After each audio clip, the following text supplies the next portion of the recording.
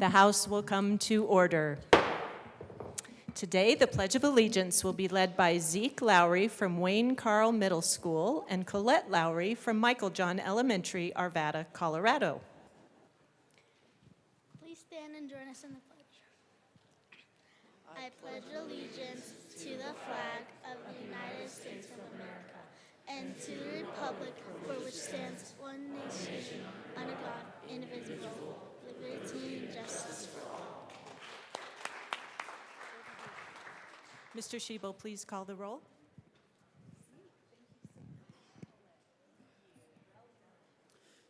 Representatives Amabile, Armagost, Bacon,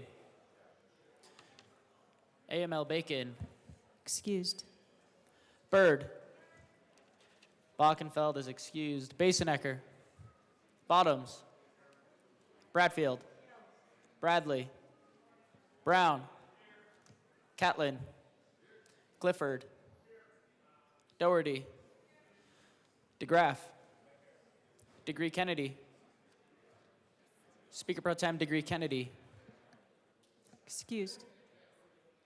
Duran, English, Epps, Evans, Frizzell, Froelich, Garcia, Hamrick, Hartsuck, Hernandez, Representative Hernandez, Herod, Rep. Herod's excused, Holtorf, Judah, is she back there? Rep. Judah is excused, Joseph, Kip, Leader, Lindsay, Representative Lindsay is excused, Linstead, that's unlike him. Representative Linstead is excused, Luck, Rep. Luck is excused, Lukens, Lynch, Representative Lynch is excused, Mabry, Marshall, Martinez, Marvin, Morrow, McCormick, Representative McCormick, Excused. McLaughlin, Ortiz, Parenti, Representative Parenti, Puglisi, Ricks, Representative Ricks is excused. Rutnell, Sirota, Snyder, Soper, Rep. Soper is excused. Story, Taggart, Titone, Valdez A, Velasco, Rep. Velasco, Excused. Vigil, There she is. Weinberg, Weissman, Wilford, Wilson, Winter, Woodrow, Young, and Madam Speaker. Here.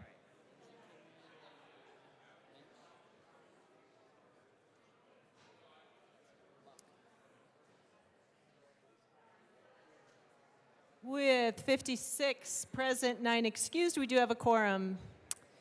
So in tribute to our graduating class, we have yet another moment to remember the whole experience by Representative Weissman. Thanks, Madam Speaker. I will continue in the tradition of prior members in sharing a little bit about my city.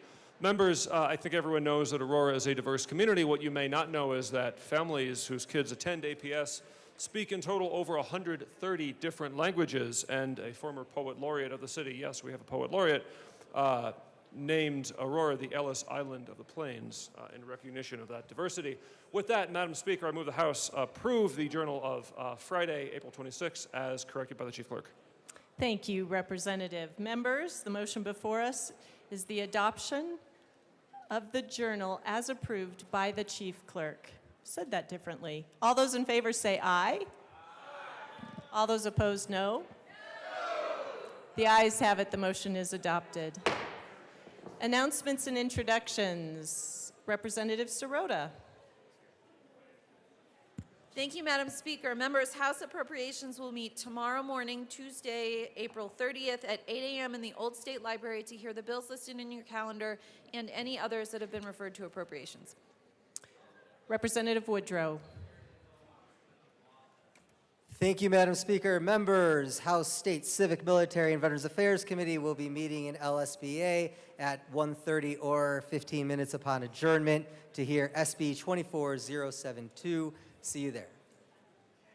Representative Snyder. Good morning. House Finance will meet in 112 at 1:30 to hear 5 Senate bills in this order. Senate Bill 204, 126, 152, 186, and 150. Thank you. Thank you. Representative Doherty. Thank you, Madam Speaker. Health and Human Services will meet at 1:30 p.m. in the Old State Library. I'll just repeat that. We're meeting in the Old State Library today. And we are here the following bills in the following order. Senate Bill 168, Senate Bill 175, Senate Bill 110, Senate Bill 191, Senate Bill 203, Senate Bill 48, Senate Bill 117, Senate Bill 202, Senate Bill 200, and Senate Bill 47. Thanks. Representative McLaughlin. Thank you, Madam Speaker. I would like to give a really big shout out to Durango today. They are the first in Colorado to design a hotel-to-housing project. They have taken an old hotel in town. They are making 120 affordable housing units, and the only people who can apply for it have to have a certain income level. And they're going to be rented out for anywhere from $600 to maybe $1,200 a month. It's going to be really affordable housing. It's very close to town to walk to. And I want to thank Jen. Now I'm blanking out on Jen's name. From Moxie Housing, Lopez. Thank you. Javi knows her well. She is absolutely fantastic getting this whole thing organized. And I hope you can all come down and see what Durango has done for affordable housing. It takes care of just about half of all that is requested in Durango right now. So yay, Durango.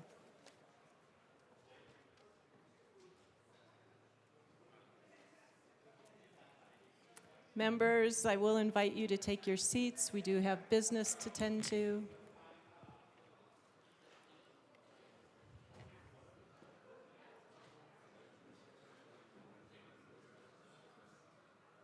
Madam Majority Leader.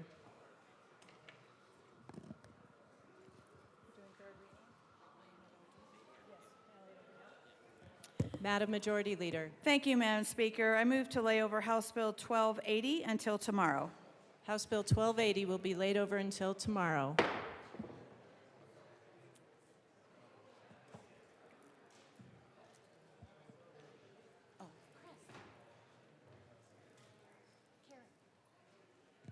Mr. Speaker Pro Tem.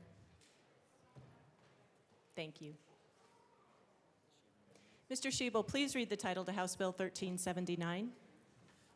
House Bill 1379 by Representatives McCluskey and McCormick, also Senator Roberts, concerning the regulation of state waters in response to recent federal court action. Madam Majority Leader. Mr. Speaker Pro Tem, I move House Bill 1379 on third reading and final passage. Representative McCormick. Thank you, Mr. Speaker Pro Tem. I humbly ask the Chamber for permission to run 2 third reading amendments. Start with fun. What? Start with fun. Yeah. So just to clarify, you'll have to ask permission the second time as well, but we'll call this your first motion for permission for a third reading amendment on House Bill 1379. Is there further discussion? Seeing none, the question before us is permission for a third reading amendment. Mr. Schiebel, please open the machine, and members, please proceed to vote. Representative Soper, how do you vote? Yes. Representative Soper votes yes.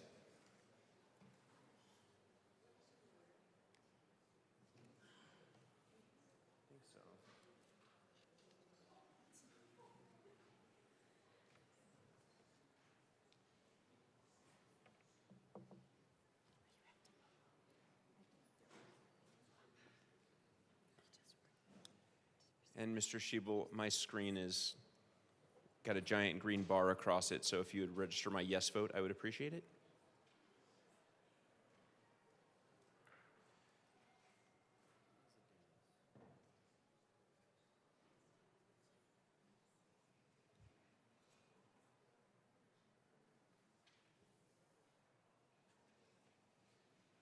I could just excuse myself.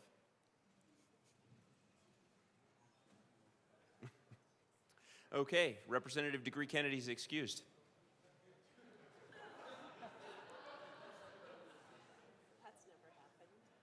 Please close the machine. With 55 aye votes, 7 no votes, and 3 excused, permission for a third reading amendment is granted. Representative McCormick. Thank you, Mr. Speaker Pro Tem. I move L080 to House Bill 1379 and ask that it be properly displayed.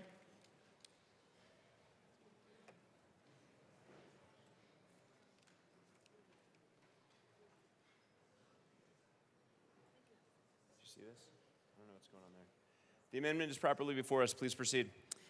Thank you. This amendment fixes a lot of the numbering, sequencing in the bill after the few amendments that we ran on Friday, and also puts the Clean Water Cash Fund in the right spot in the bill, and I ask for an aye vote. Seeing no further discussion, the question before us is the adoption of Amendment L80 to House Bill 1379. Mr. Schiebel, please open the machine, and members, please proceed to vote. Representative Soper, how do you vote? Yes. Representative Soper votes yes. It's still loading. Okay, no problem, we can wait.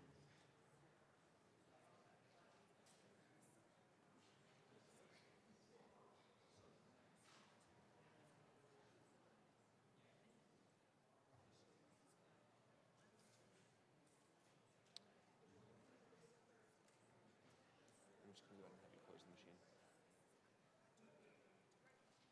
It's okay. Please close the machine. With 58 aye votes, 4 no votes, and 3 excused, Amendment L80 passes. Speaker McCluskey. Thank you, Mr. Speaker Pro Tem. I move to request permission for a third reading amendment. Is there discussion? Seeing none, the question before us is permission for a third reading amendment to House Bill 1379. Mr. Schiebel, please open the machine, and members, please proceed to vote. Okay.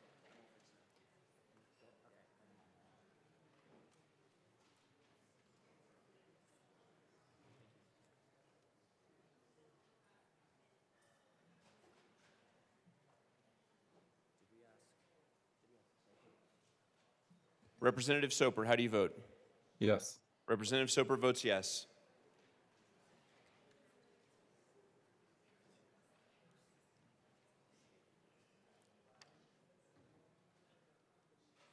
Please close the machine. With 56 aye votes, 7 no votes, and 2 excused, permission is granted for a third reading amendment. Speaker McCluskey. I move L081 to House Bill 1379 and ask that it be properly displayed.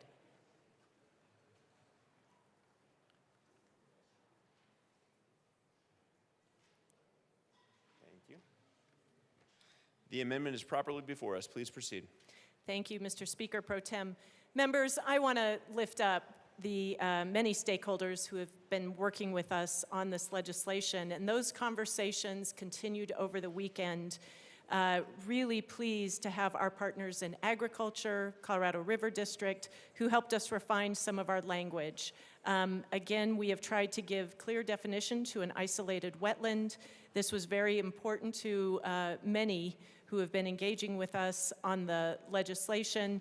We also, in a bold attempt, had tried to quantify how much was predominantly ag water in any ditch and had taken 45% as the initial mark and realized after further discussion that we just wanted to use the word primarily instead.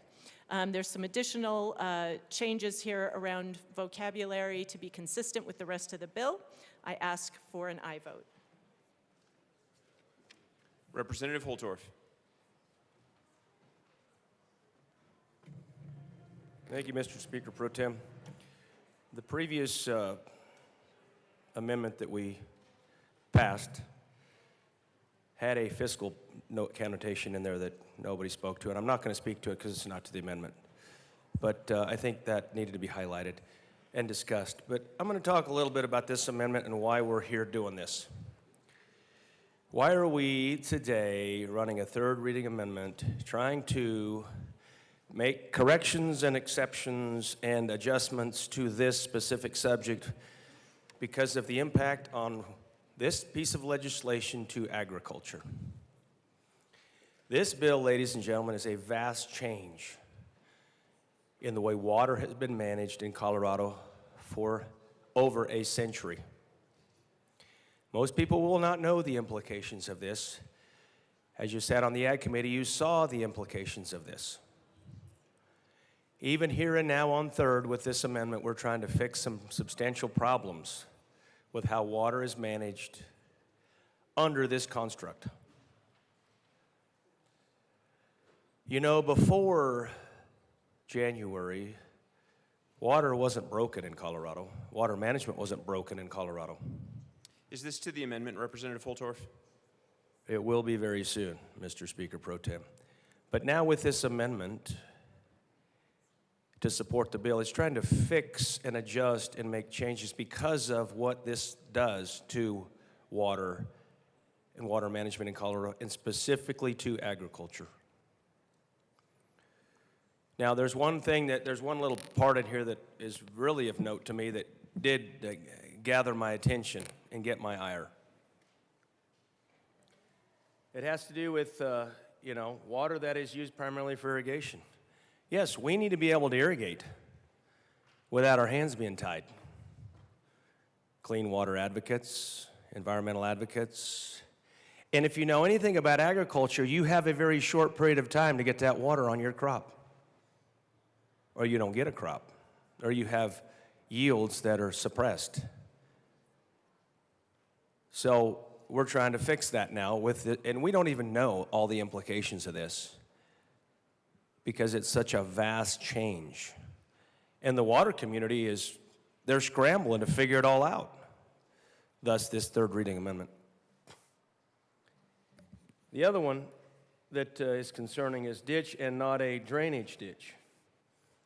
You see, with WOTUS 2.0 for Colorado, also known as House Bill 241379, we're making such vast changes now, we're even going to affect intermittent streams. Or maybe streams that only run for a week, a day, a month. There's vast implications to all of this. So I'm concerned. I'm concerned about all of it. And so is agriculture. And frankly, my people are incredibly worried about the future as we move forward. There may not be enough amendments that have even been thought of today to fix all the problems that are going to get caused by this legislation. So I don't think this goes far enough, and there's structural problems with this, and there's policy problems with this. Thank you for your attention. I think you know where I'm going. Speaker McCluskey. Thank you, Mr. Speaker Pro Tem. And I just want to assure the good representative from Akron and everyone here today that these changes are coming to us from our agricultural stakeholders and leaders. I ask for an aye vote. Thank you. Seeing no further discussion, the question before us is the adoption of Amendment L81 to House Bill 1379. Mr. Schiebel, please open the machine. And members, please proceed to vote. Representative Soper, how do you vote? No. Representative Soper votes no.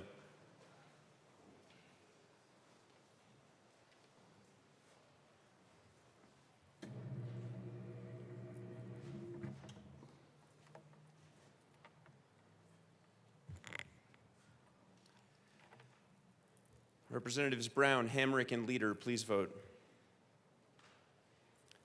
Please close the machine.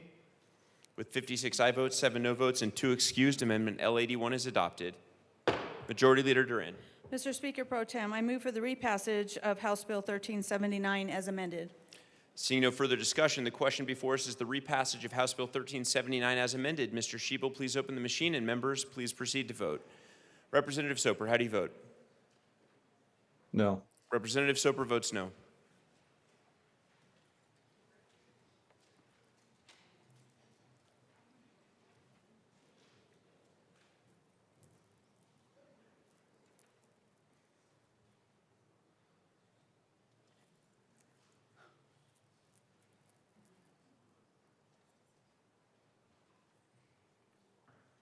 Please close the machine. With 43 aye votes, 20 no votes, and 2 excused, House Bill 1379 is passed as amended.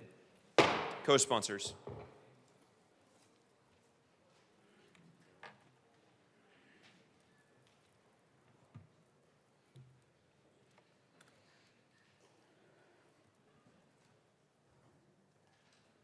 Please close the machine.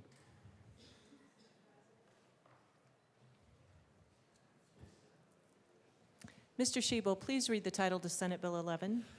Senate Bill 11 by Senators Winterreff and Cutter, also Representatives Duran and Wilford, concerning measures to increase protection from harm caused through the use of technology. Madam Majority Leader. Madam Speaker, I move Senate Bill 11 on third reading and final passage. The motion before us is the adoption of Senate Bill 11 on third reading, final passage. Mr. Schiebel, please open the machine and members proceed to vote. Representative Soper, how do you vote? No. Representative Soper votes no.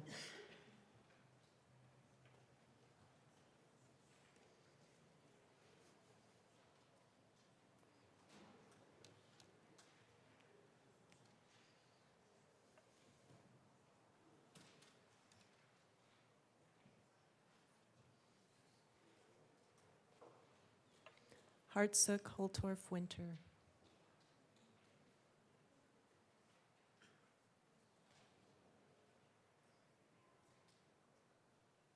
Please close the machine. With 51 aye, 13 no, and 1 excuse, Senate Bill 11 is adopted. Co-sponsors.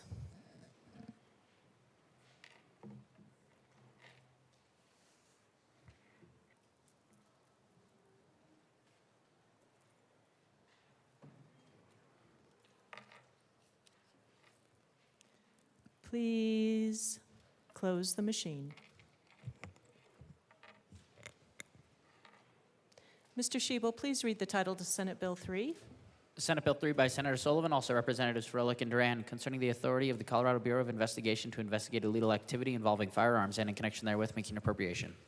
Madam Majority Leader. Madam Speaker, I move Senate Bill 3 on third reading and final passage. Representative Evans. Thank you, Madam Speaker. Colleagues, here we are again, talking about another gun bill. It's changed a lot, so I have the revised version in front of me and just wanted to highlight a couple of things about this, again, as explanation for why I'm going to be a no vote on this. Page 2, it's the intent of the General Assembly that the Colorado Bureau of Investigation investigate egregious attempts to purchase firearms. We had a lengthy conversation about this. We had amendments about this.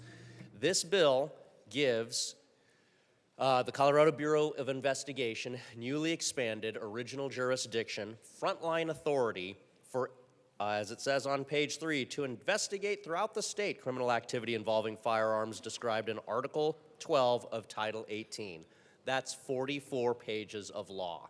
There is a lot that is contained in those 44 pages of law to include things like concealed carry permit issuance.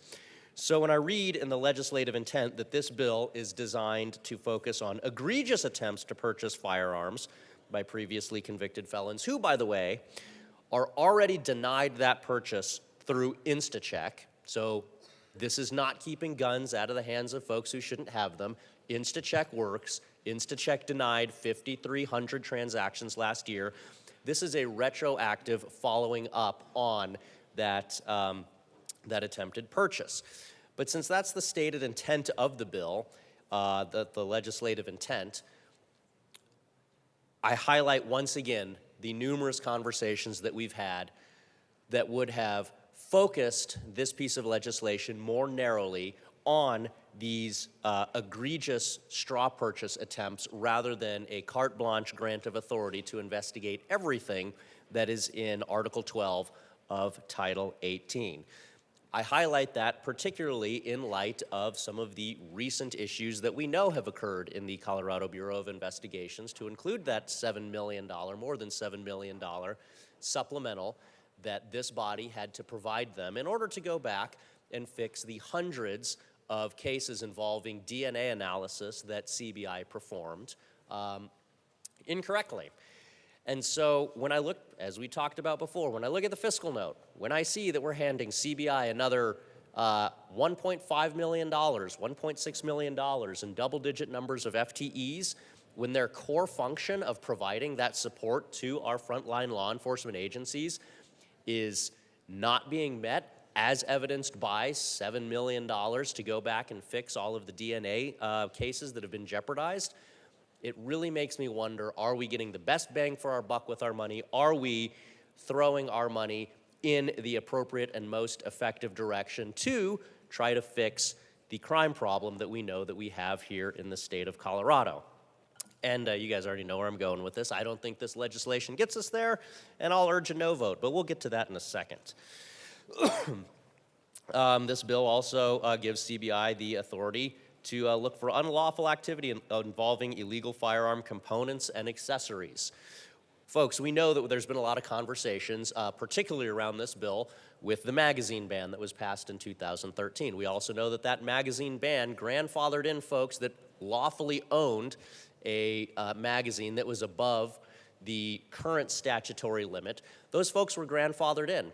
And so I want to make sure that there are protections for those individuals who have lawful property that they lawfully own, even under the 2013 magazine ban bill.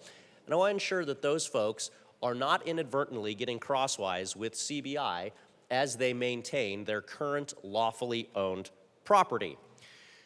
Tips and information related to firearms violations as they receive, specifically focusing on straw purchase and personally manufactured firearms, commonly known as ghost guns. Anytime we've got another tip line, there's always the question for me about how will that tip line be used and what is the potential for abuse of that tip line for those lawful firearm owners who want to continue to lawfully and responsibly own their property, and making sure that there are guardrails around that tip line. I don't see those guardrails in this piece of legislation. Moving on, General Assembly finds that the Colorado Bureau of Investigation has operated in partnership with local law enforcement agencies on criminal investigations. Well, we heard through the second reading debate that, yes, there are some law enforcement entities that support this particular piece of legislation, but it is by no means unanimous. The organization that represents all 22, soon to be 23 elected district attorneys, is still in opposition to this piece of legislation because of concerns over insufficient guidelines and guardrails around how these investigations will be conducted, and will these investigations then create a situation in which the core functions, the core responsibilities of CBI, which, as we've discussed, are not being adequately met because of that DNA fiasco. Is this going to create a situation where that trust is further eroded because those core functions that many of our law enforcement agencies and prosecutors rely on isn't there because of more attention and more money being given to the new shiny object as described in this bill, the authority to have that original frontline jurisdiction to investigate firearms crimes. So I have concerns about all of those things. And as you've heard me say before, and I'm sure I will say again every time we have another piece of legislation that is designed to potentially go after law-abiding individuals, particularly, as I said, with that tip line and with that expansion of authority to look at firearm components. We all know that violent crime in Colorado is trending the wrong directions. is trending the wrong direction. We've seen double-digit numbers of legislation regulating firearms, and crime committed by criminals with firearm in Colorado over the last 10 years has more than doubled, from 4,019 crimes committed with firearms in 2013 to 9,921 committed in 2023. And that is despite double-digit numbers of legislation focused on guns, which are an inanimate object, being passed. So I don't think that the money that is spent in this particular piece of legislation will get us to where we need to go. I don't really see this reducing incidences of violence in our communities, because as we stated at the beginning, or as I stated at the beginning of this conversation, InstaCheck already denies those purchases. This piece of legislation will do nothing to keep guns out of the hands of criminals, because InstaCheck works. 5,300 times those transactions were denied last year. This is just the retroactive follow-up on those cases. But again, there's no gun that was ever actually transferred. So for these and a variety of other reasons, I will be a no vote on this, and I urge a no vote as well. Thank you. Representative Holtorf. Thank you, Madam Speaker. So we're here on third reading today with one of a package of bills uniquely designed to fence in citizens and gun shops, fence them in and corral them up. Now, I'm from rural Colorado in the open range, and people out there like to be free. They don't want to be fenced in, boxed in. But unfortunately, sponsors from the majority have brought a nice package of bills, more than 10, and this is one of them. Now, it has huge infringements on local government and local law enforcement. Not to mention the expansion of government. You're going to hire 10 or 11 of these today, tomorrow, whenever the bill goes into effect. But that's only the beginning, Colorado. Make sure you understand that. This is only the beginning. The $1.6 million appropriation is only the beginning. As you have first-line jurisdiction, or front-line jurisdiction, I'm not sure what I think front-line jurisdiction is, law enforcement personnel call it, which means they've got a gun and a badge, and they can use it anywhere in the state they want to. And they don't even need to talk to anybody about it. We offered amendments to address that, but no, we're not going to have that. We're going to have the state. The state is going to take care of this. The state's going to have law enforcement that's going to descend upon all across Colorado, all 64 counties, without any need, based on the way this legislation is written, to talk to local law enforcement, municipal law enforcement, county law enforcement. You've written that out. State control. Well, it's a concept that people from eastern Colorado do not embrace. We reject it. We don't like those socialist constructs. We don't like them. State control. There's many people in this chamber that plead for constitutionality and respecting the Constitution. Even here recently, over the weekend, pleading for protections from the Constitution, constitutional protection, which is antithetical to state control and socialist policies. Representative Holtorf, Yes, ma'am. please speak to the content of the bill. Thank you, ma'am. Thank you. I didn't think anybody'd know what I was talking about, but I'll continue to talk about the bill. You see, with this new law enforcement team of law enforcement officers that you're building, which will go from 10 to 20 to 30 and more, which will be a $1 million, $2 billion, $3 million appropriation, mark my words, or larger, in future time. you will start to build that fence and corral Colorado citizens and their Second Amendment rights. Many of you say, oh no, that's not what our intent is. It will never get or turn into some Gestapo-style situation. It will never go there. We just want to make sure people are following the law in the gun stores, which is another bill, and other such bills that take away our Second Amendment rights in this package of bills. To this bill, Representative Holtorf. Thank you. Thank you, Madam Speaker. So many of us who are constitutionalists and respect the Constitution and say, no, we don't need this in Colorado. The system wasn't broken before. I'll use the comment. The system wasn't broken before. The people that have come out of incarceration that are felons, the ones that want to do right, you know what they're doing? Because I know a lot of them. They're not buying guns, and they respect the fact that they can't own them.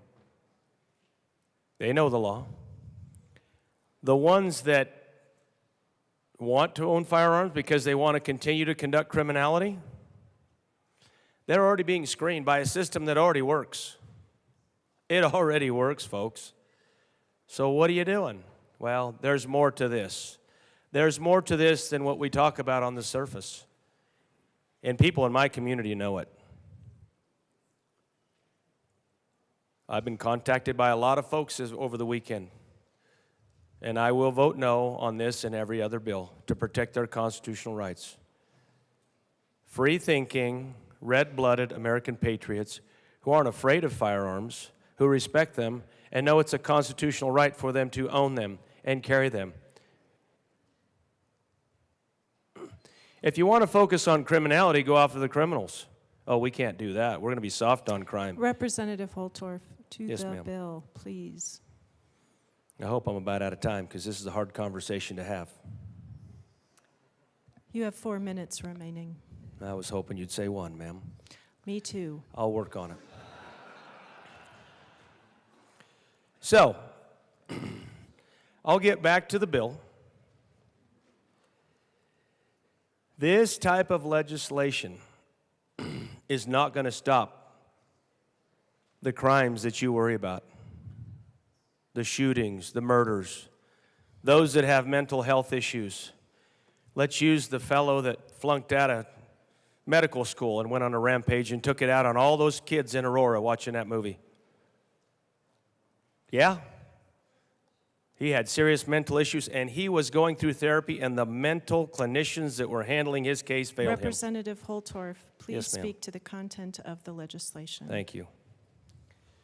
So we're going to pass this type of legislation. We're going to get more badge-carrying, gun-toting state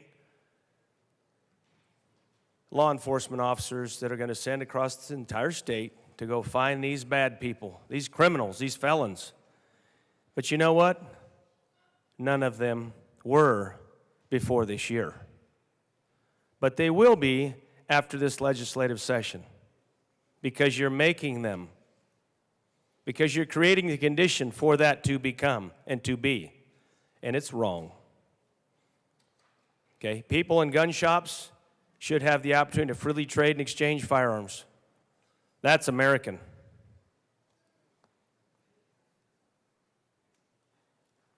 The state shouldn't be coming down with additional law enforcement, superseding local law enforcement and local control to go and get after these criminals.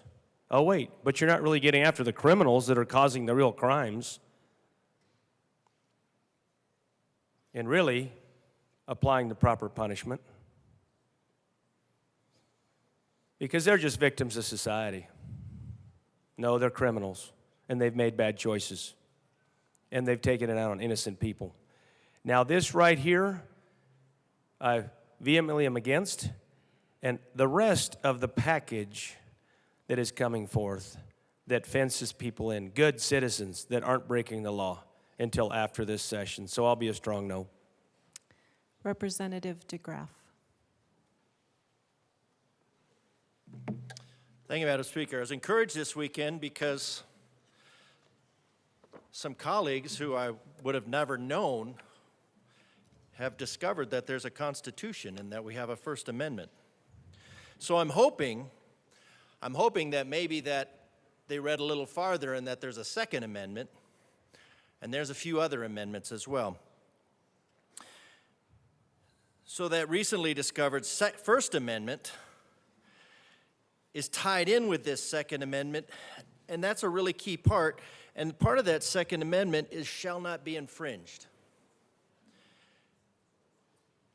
And so we have to come to bills like this and recognize what I consider legislation 101, that what it says it is, it ain't. And what this ain't is just concerning the CBI. This is about making criminals out of law-abiding citizens. This is about the idea of bring me the man, I'll give you the crime. And I get it. Law enforcement has a degree of support. Well, you add FTE, you add jurisdiction, you add all kinds of different things. But what we're doing is we're further creating a police state where only the police have, well, no, I shouldn't say that. Not only the police have guns, only the police and criminals have guns.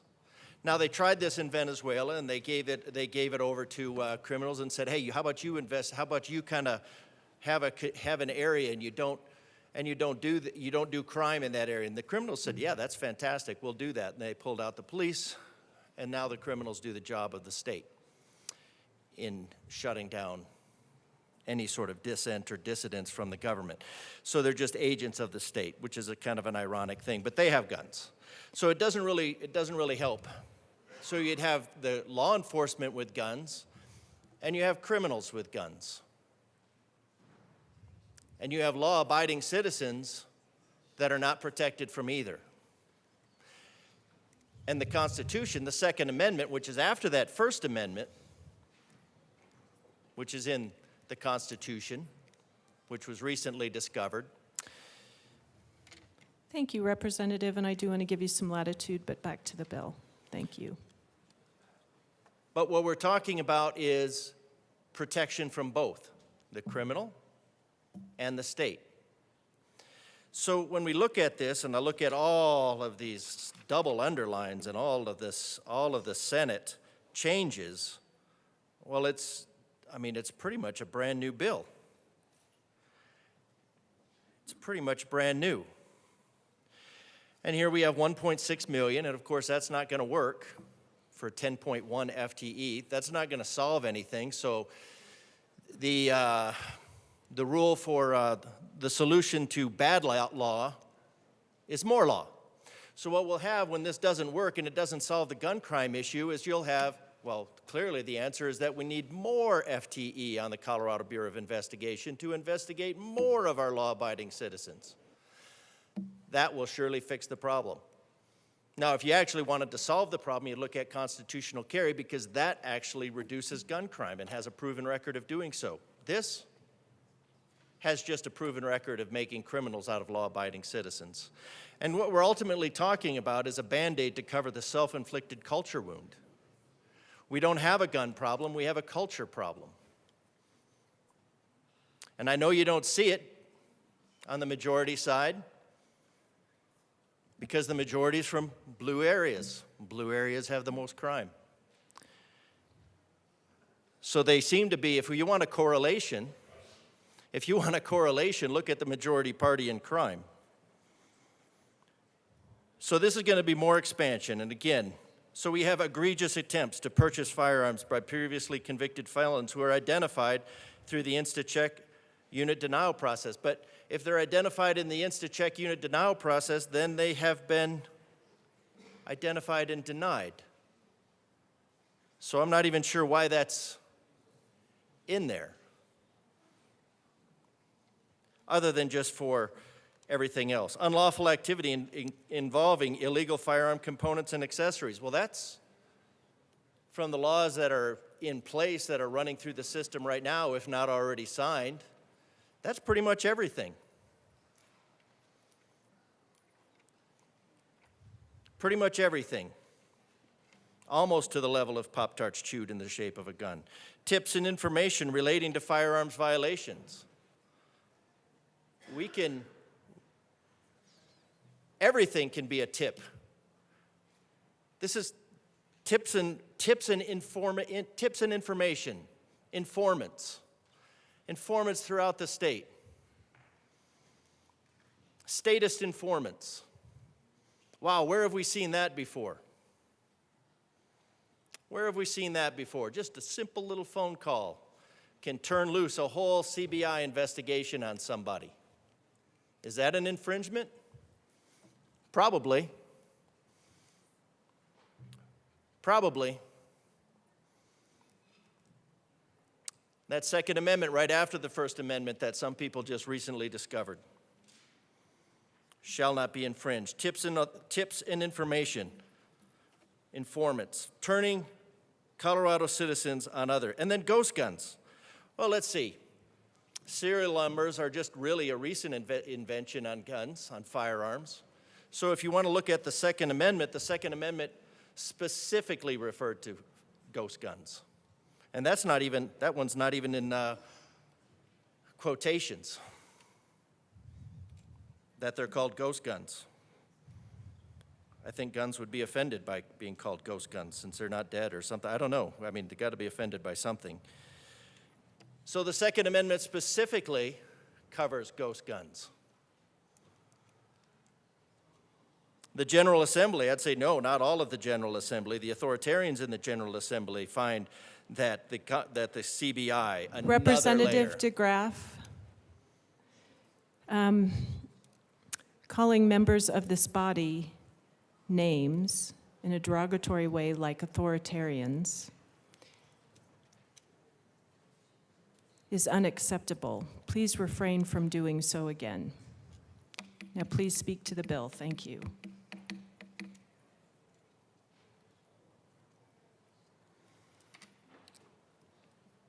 I don't know why it's considered derogatory. It's speaking to a specific style of governance. We will stand in a brief recess.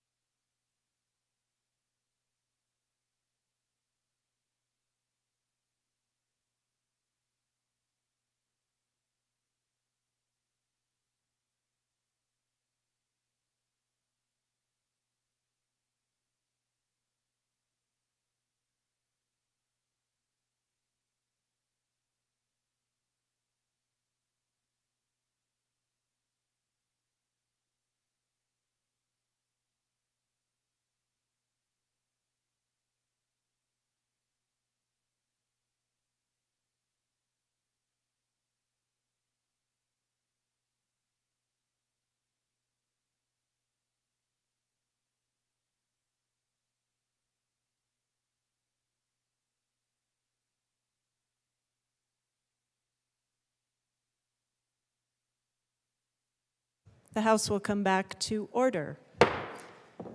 Representative DeGraff. Thank you, Madam Speaker, and the opportunity to clarify that we're talking about authoritarian policy, not authoritarian motivations.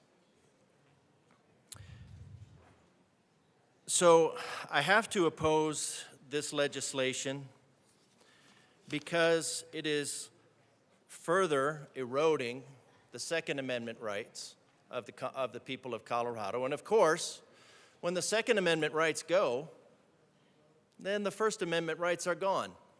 So if somebody cares about the First Amendment, you probably ought to support the Second. That's just the way they work.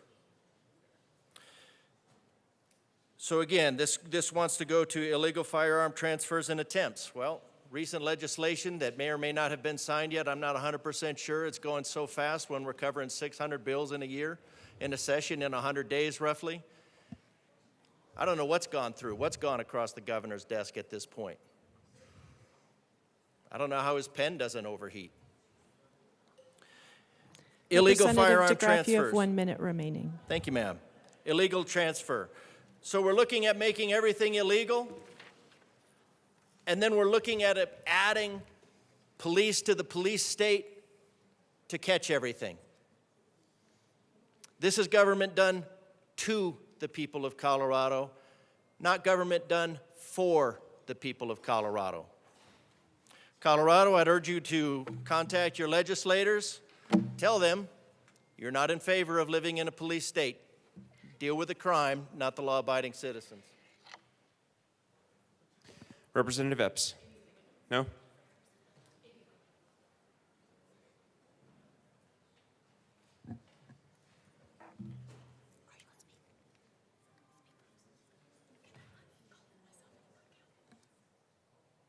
Seeing no further discussion, Representative Luck. Thank you, Mr. Speaker Pro Tem. I ask for a third reading amendment. No hissing. Man. Thanks. Please explain your request, Representative Luck. Thank you, Mr. Speaker Pro Tem. So on Friday, there was a bit of confusion around an amendment that the representative from Delta introduced related to qualified immunity. If you've been here for any length of time, or if you've monitored what has happened in the law enforcement space, especially in 2020 and 2021, you know that there's been conversation around qualified immunity and making sure that our citizens have the ability to access the courts in the event that their constitutional rights are infringed upon. There was some confusion as to whether those actions actually covered CBI investigators, and in fact, it doesn't. And so I would like a third reading amendment in order to clarify that, in fact, CBI investigators are truly to be subject to the same standards as all other law enforcement officers. I can provide some statute. So for instance, in the original section, section 1321-131, it talks about that a peace officer that is covered by this is described by section 2431-9013. In that section, it says that any person required to be post-certified is encapsulated.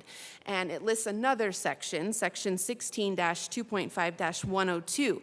If you look at that particular list, it is not included. CBI is not included in that list, and it's an extensive list. I think it misses no peace officer other than maybe a dog catcher. In addition, in the section 16-2.5-113, where the CBI peace officer is actually categorized in statute, it says that a CBI peace officer may be post-certified. It's not a requirement. Therefore, this qualified immunity piece does not encapsulate these CBI officials. I think that we should clear that up. I think we should make sure that all of our law enforcement is held to the same standard. And so I ask for permission. Thank you. Representative Froelich. Thank you very much, and thank you to the representative, and thank you for the discussion about this previously. And we're going to ask for a no on permission. Thank you. Seeing no further discussion, the question before us is permission for a third reading amendment. Mr. Schiebel, please open the machine, and members, please proceed to vote. Representative Soper, how do you vote? Yes. Representative Soper votes yes.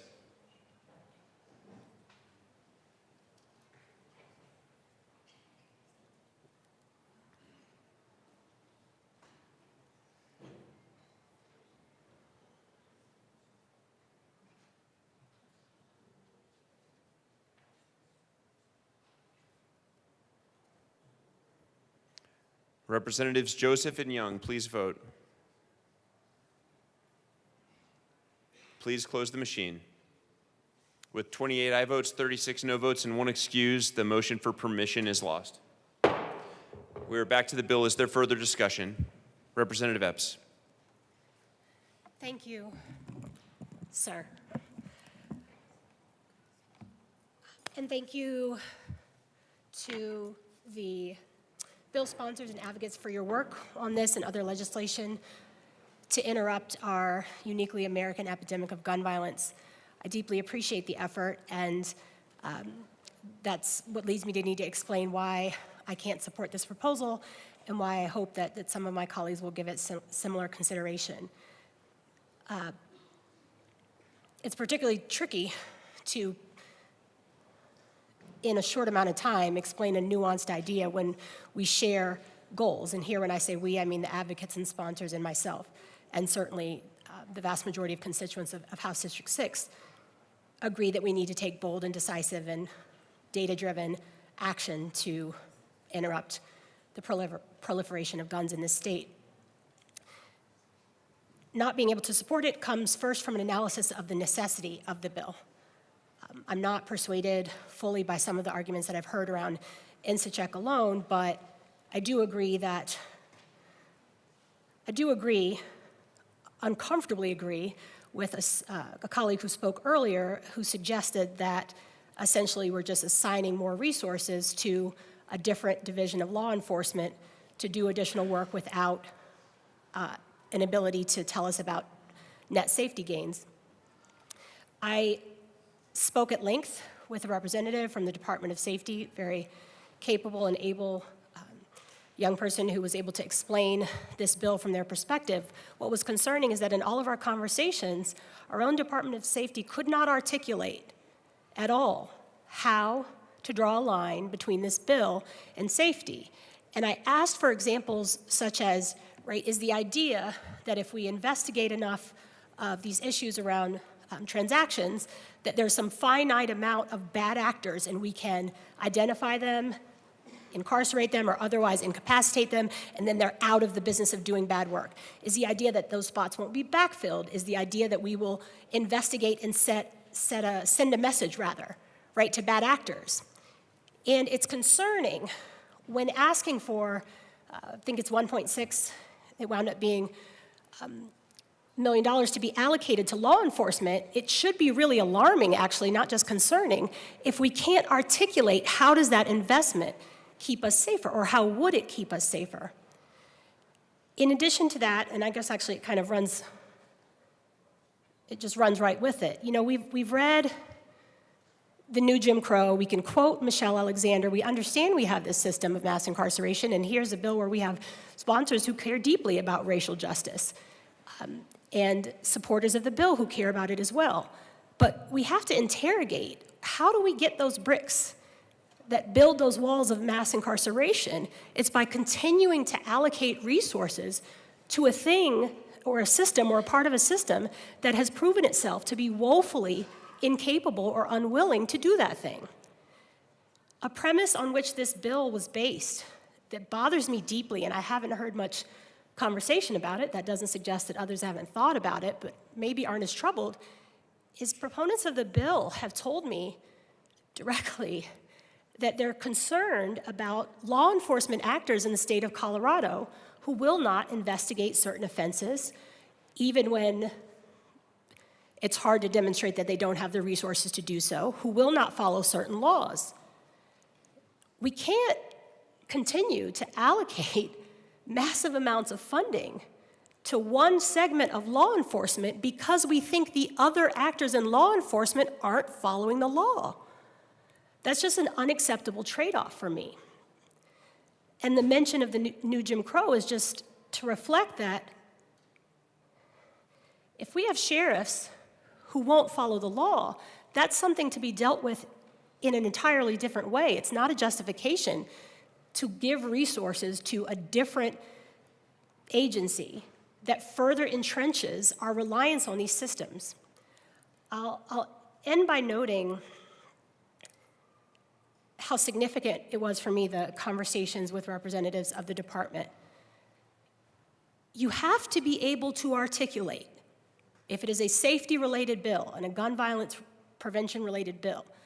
You know, these bills aren't a package, despite what some folks would say. You have to be able to articulate how does doing this, if it works ideally, how would it keep us safer? And they can't. And so it's the gap between that, right? Voting no on this bill for me is no reflection that I'm okay with the behavior of certain bad actors, but it's that if certain folks in law enforcement aren't following the law, it's not an appropriate use of resources to align 1 point however many millions of dollars to another division to do it. It is incumbent upon us to do the work of gun violence prevention in ways that don't double down on the carceral work that increases our reliance on systems that don't keep us safe instead of investing in that which does. I hope that a few of us taking the time to articulate this tension will encourage folks who are in the department and who are going to be stewards of these resources to expect that folks are going to ask every year, hey, did it work? Are we safer? Do we have less guns out there? This is a bill that falls into the category of I really, really am rooting against myself. I hope I'm wrong. I hope this investment does keep us safer. I haven't heard the department be able to articulate how it will, and for those reasons, I'll be a no. Representative Luck. Thank you, Mr. Speaker Pro Tem. I appreciate the prior speaker's willingness to put on record one of the perceived motivations for this bill, which is to do what certain law enforcement at local levels has decided not to do.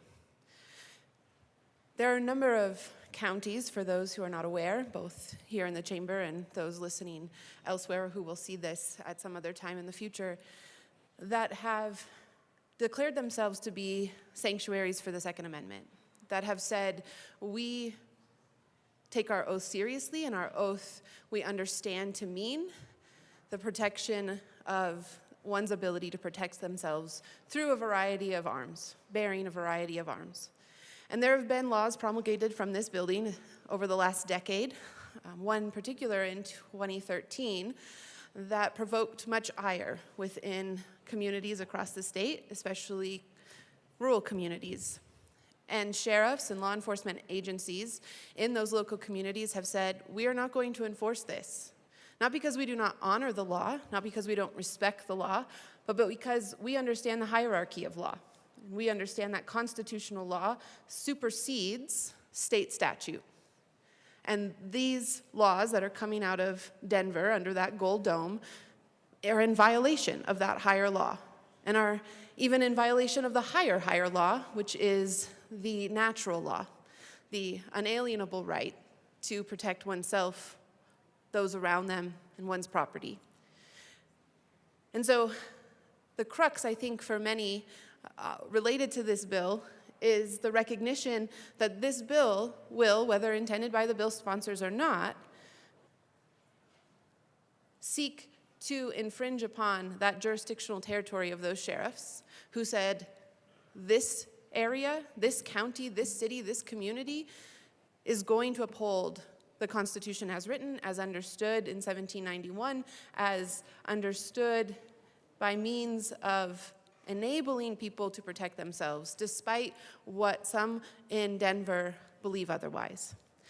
That is a valid conflict to be worked out, to be hashed out. It's unfortunate that instead of working that out, instead of again recognizing the differences of perspective and lifestyle and culture across this beautiful state, this body seeks to impose, to control, to say, how dare you, to the local officials who believe themselves to be honoring the oath that they took. For that and many other reasons, I'll be a no. Seeing no further discussion, the question before us is the passage of Senate Bill 003 on third reading and final passage. Mr. Schiebel, please open the machine, and members, please proceed to vote. Representative Soper, how do you vote? No. Representative Soper votes no.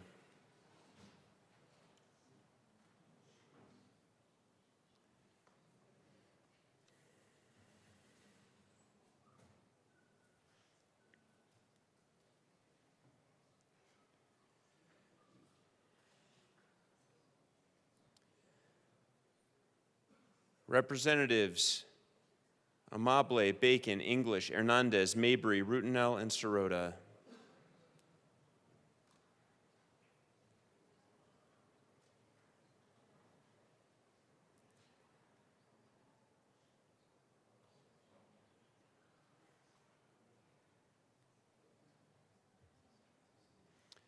Please close the machine.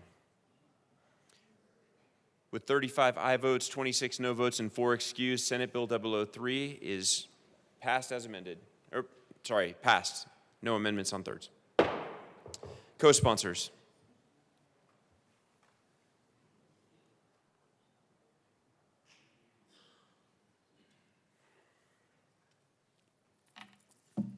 Please close the machine.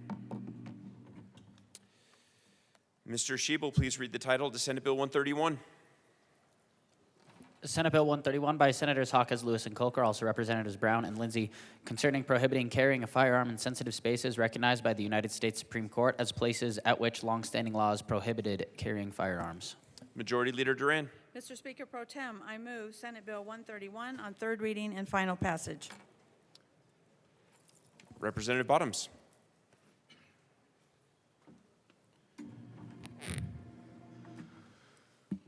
Thank you, Speaker Pro Tem. I do want to address this again.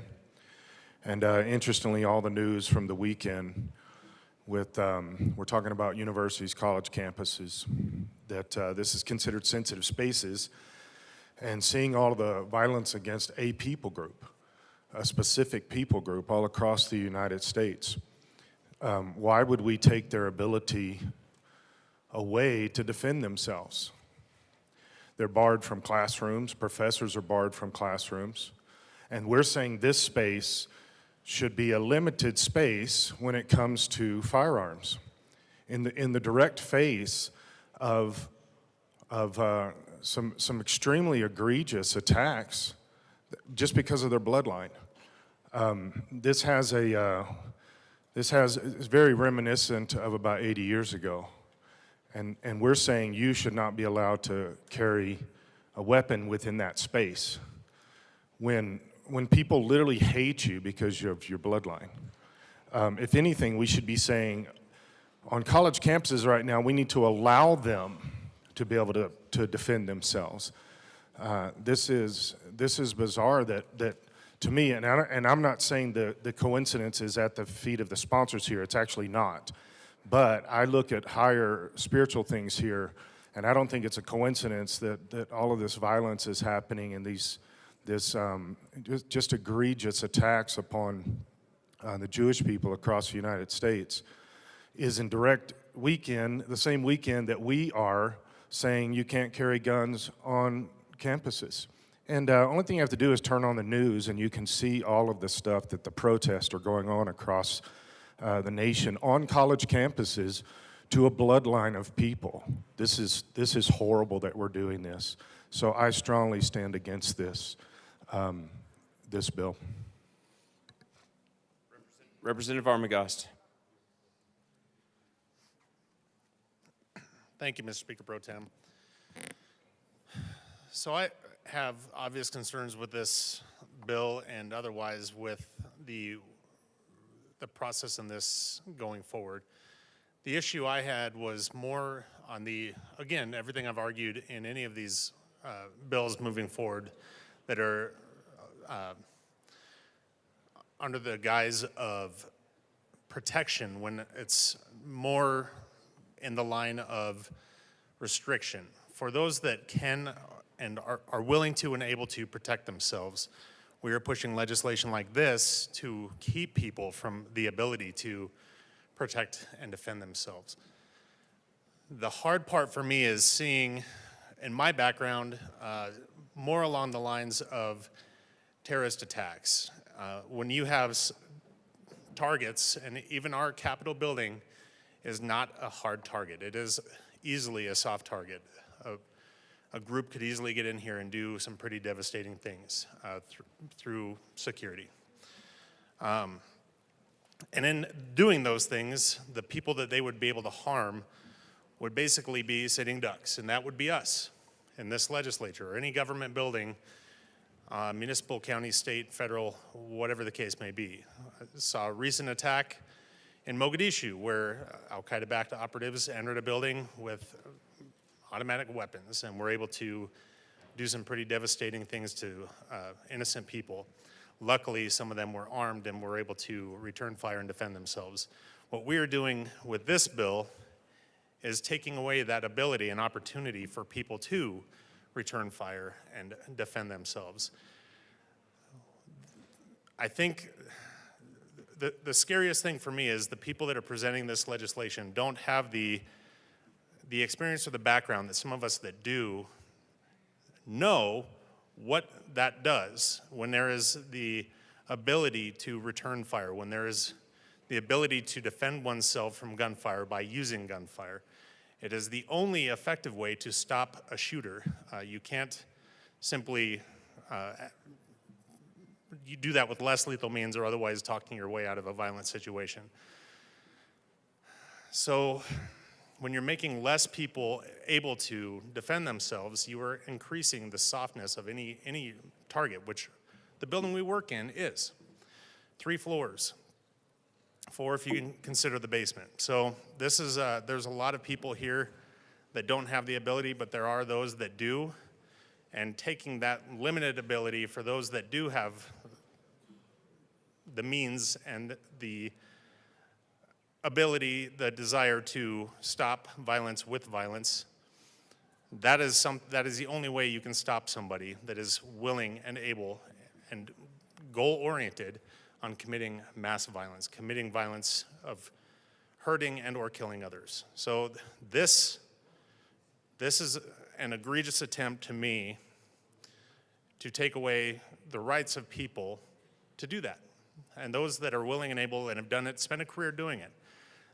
The other disappointment I have is when there have been a lot of these bills a lot of us don't agree with, but the fact that there was enough concession and compromise to make something a lot less worse than what it is moving forward from the point that it's introduced to the point that it is signed by the governor. When bill sponsors are not willing to take amendments, it is also disappointing to me. When we're not willing to make simple adjustments to at least make something somewhat less egregious, somewhat less offensive, and somewhat less extreme. And that is what this bill is going to be from start to finish. We're on the tail end of things here on this bill, and it's going to move forward as it is, basically. Not as it was introduced, but when it gets to the House floor and we have more minds that are willing and have the ability to say, hey, this is something that you can make this better by. And the simple answer without any consideration is nope. That's unfortunate.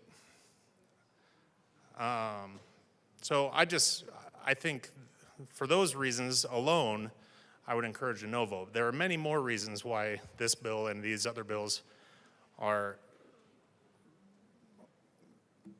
not good for any of us, but not good for our constituents, not good for our state, not good for affording people their ability to simply protect themselves.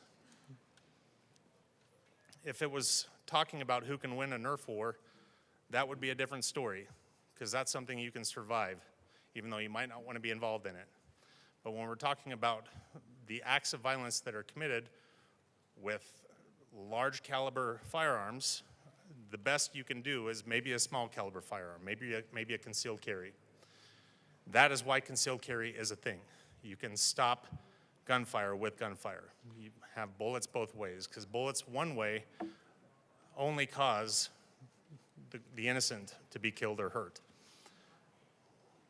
not giving the innocent the ability to defend themselves by stopping an attack. So I am obviously a no vote. I would strongly encourage a no vote. I'd like to say we've gone a step too far, but we've gone a mile too far this session and last session, but especially this session. And this bill takes a giant leap in just a horrible direction. I encourage a no vote. Mr. Assistant Minority Leader Winter. Thank you, Mr. Speaker Pro Tem. Good morning, colleagues. This bill touches a little bit to home in a few places. We've discussed about some of the rural colleges in my district and how they may feel, and the students that, how they may feel about this piece of legislation. And I asked if they were chatted with about this. I don't think they were, so I did speak for them during seconds. I will say that recently in the news we've seen numerous places, especially churches, where somebody went in to do harm and somebody with a firearm stopped that person from doing harm. I think most recently it happened in Texas at maybe a Joel Osteen church. I don't want to be misquoted or say it wrong, but it does happen a lot. And then one of the churches that my family attends, they actually have a security team, so you know, they take good care of their parishioners. One thing we hear in this chamber a lot around this building is separation of church and state until it's time for the government to levy their ability to protect their parishioners, which is kind of disheartening to me. But we talked about lived experiences all the time in this building, so I want to talk about a lived experience. I don't think there's a single legislator in this building that hasn't received a death threat at some point based on a policy position that they have or based on something that they've said or done inside this building. Last year, I do want to say, I think there was about 10 or 11 of us that received postcards to our offices early on in the year.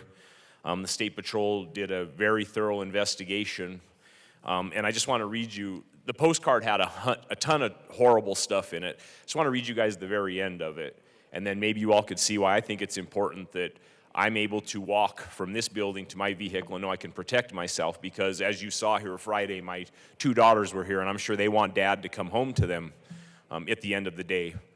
You know, I'm up here fighting for my constituents and what I believe in, but this gentleman that I'm going to read the excerpt, he had read an article where a quote of mine was mentioned in the Denver Post, and that's where this postcard came from, but it closed with, "I'm going to remember your name, I'm going to find your address, and you don't want me to know where you live. I am not completely lucid some of the time, so keep your shit behind your door, locked, loaded, and ready." That's what came on the postcard to myself and about 10 of my colleagues. So if you didn't know, the State Patrol investigated, found out the gentleman actually had a plan. He had our addresses, he had our pictures. I installed a $5,000 security system in my home, which it's a long ways from, thank you, it's a long ways from home to here, thank you.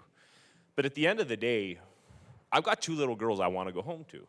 And I think I should have the ability to protect myself walking out of this building to my vehicle. As Assistant Minority Leader, I spend a lot of time here, and there's one representative that actually has teased me here and there about you are the first to show and last to leave. A lot of times I leave here late. That doesn't mean this individual can't wait for me one evening. So I think it's inherently wrong to tell me that we talk about protecting life in here. Representative Winter, your life isn't important enough that you want to protect it from this building to your vehicle. And that's how I take it, personally. I mean, you may disagree, but that is how I take it. Thank you all for standing. I appreciate you standing. I don't expect you to stand while I speak about this. But I think that that's important, that I have the ability to feel like when I walk out of this building that I'm able to protect myself from here to my vehicle. And to some that may not seem important, but when you read words like this, and when they go into this gentleman's house and find that he was plotting these things, that does mean something. Like I said, there isn't one legislator in this building that hasn't received a death threat. I know we all have. But it's the choice to be able to protect myself. I've said it up here a million times, and this has kind of been my theme. You do you, let me do me. And it puts me in a real tough position to where if this passes next year, I want to know that when I walk out here, I can protect myself.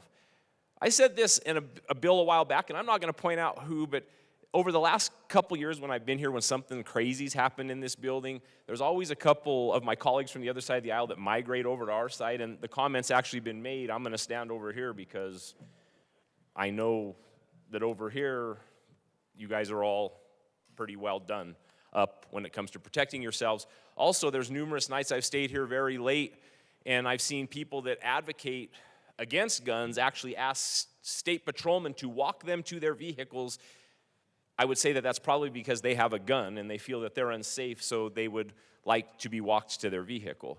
But I just want you all to think before you vote on this that there are real repercussions to this. You guys may look at it as a gun violence issue, but I look at this as a self-preservation issue. And I want to be able to preserve myself to go home to my family, and I think all of you should have that right too, whether you want to or not. And that's when it comes to the choice of this thing.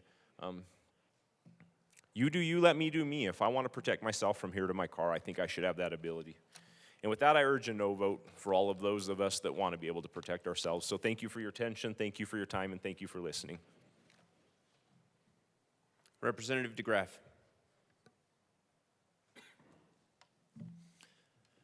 Thank you, Mr. Speaker Pro Tem. So, I thought a great name for this bill would be the Fish in a Barrel Act. I thought about a third reading amendment, but I didn't really want to put the effort into it. All of these, one of the things that, say, the vast majority of shooting events, mass shooting events have in common is that they're in gun-free zones. So if you want to correlate, and I wouldn't make that a causative statement, gun-free zones certainly don't cause mass shootings. That's a cultural issue, and we talked about that earlier. But if you want to correlate something, then gun-free zones are more correlated to mass shootings than guns are correlated to mass shootings. There's millions of guns, hundreds of millions of guns in the United States. So why is it that the vast majority, if not all, of these shootings occur in gun-free zones? And that's because they're soft targets. And so strangely, somebody who's mentally deranged, and I think you do have to be mentally off to take the life of an individual. You certainly have to be outside the realm of viewing that individual as created in the image of God and possessing the right to life. That's a different cultural, that cultural issue ties in directly with this. So again, it's a cultural issue, and largely we have a Denver problem. And we're imposing a statewide solution. So perhaps Denver and areas similarly situated culturally should maybe evaluate why they have such a cultural issue that embraces death so readily, as opposed to going down the road, going down this path, and making more places vulnerable. You know, if you have a completely disarmed sensitive space zone,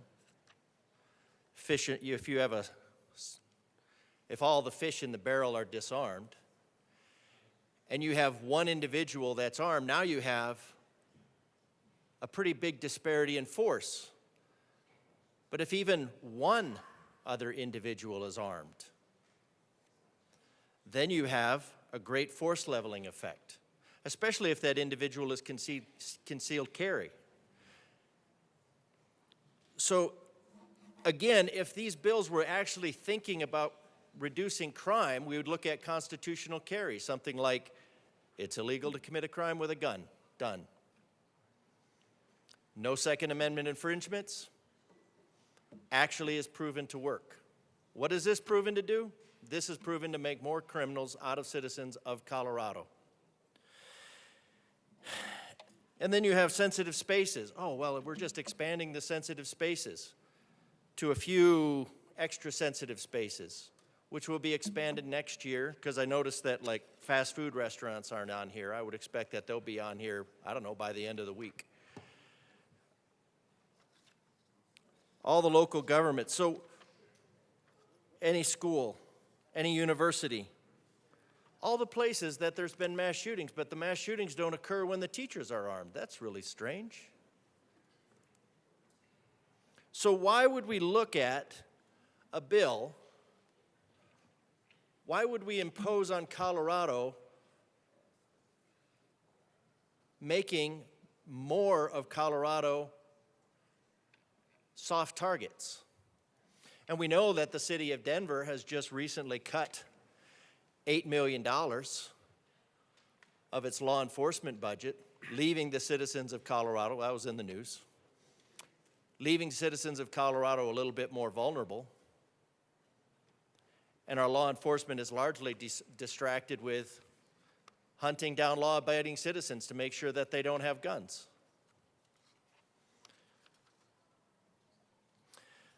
So every place becomes a sensitive space. Every place becomes that barrel full of unarmed fish.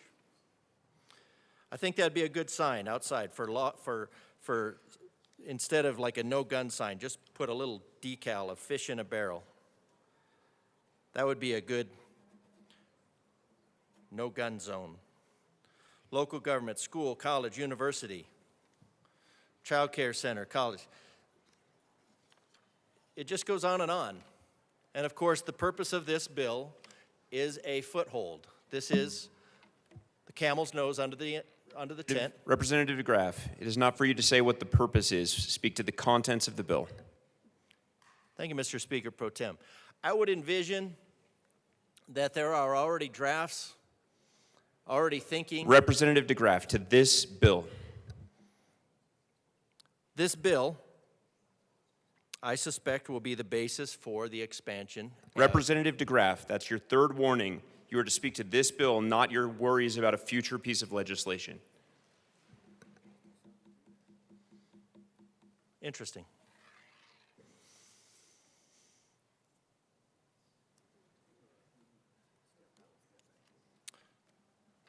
I think I'm going to wait a little bit and figure out what my where the pause on my 1A while speaking about 2A.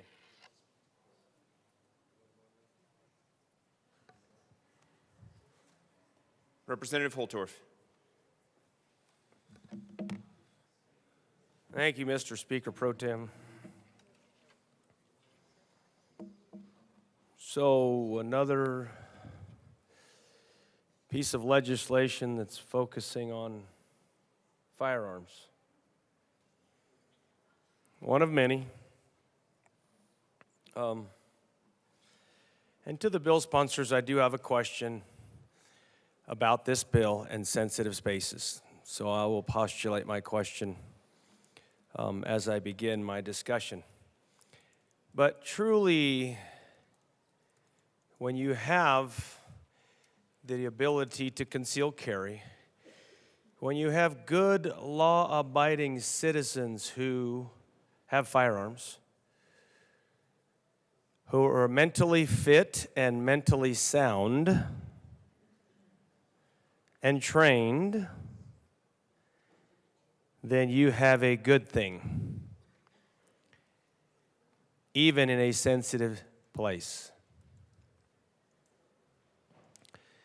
Now, to my bill sponsors, I wonder if this piece of legislation would not allow or have a prohibition of carrying firearms in a, let's say, concert, open-air concert, in Colorado or some other place in the country, or anywhere in the world, I guess.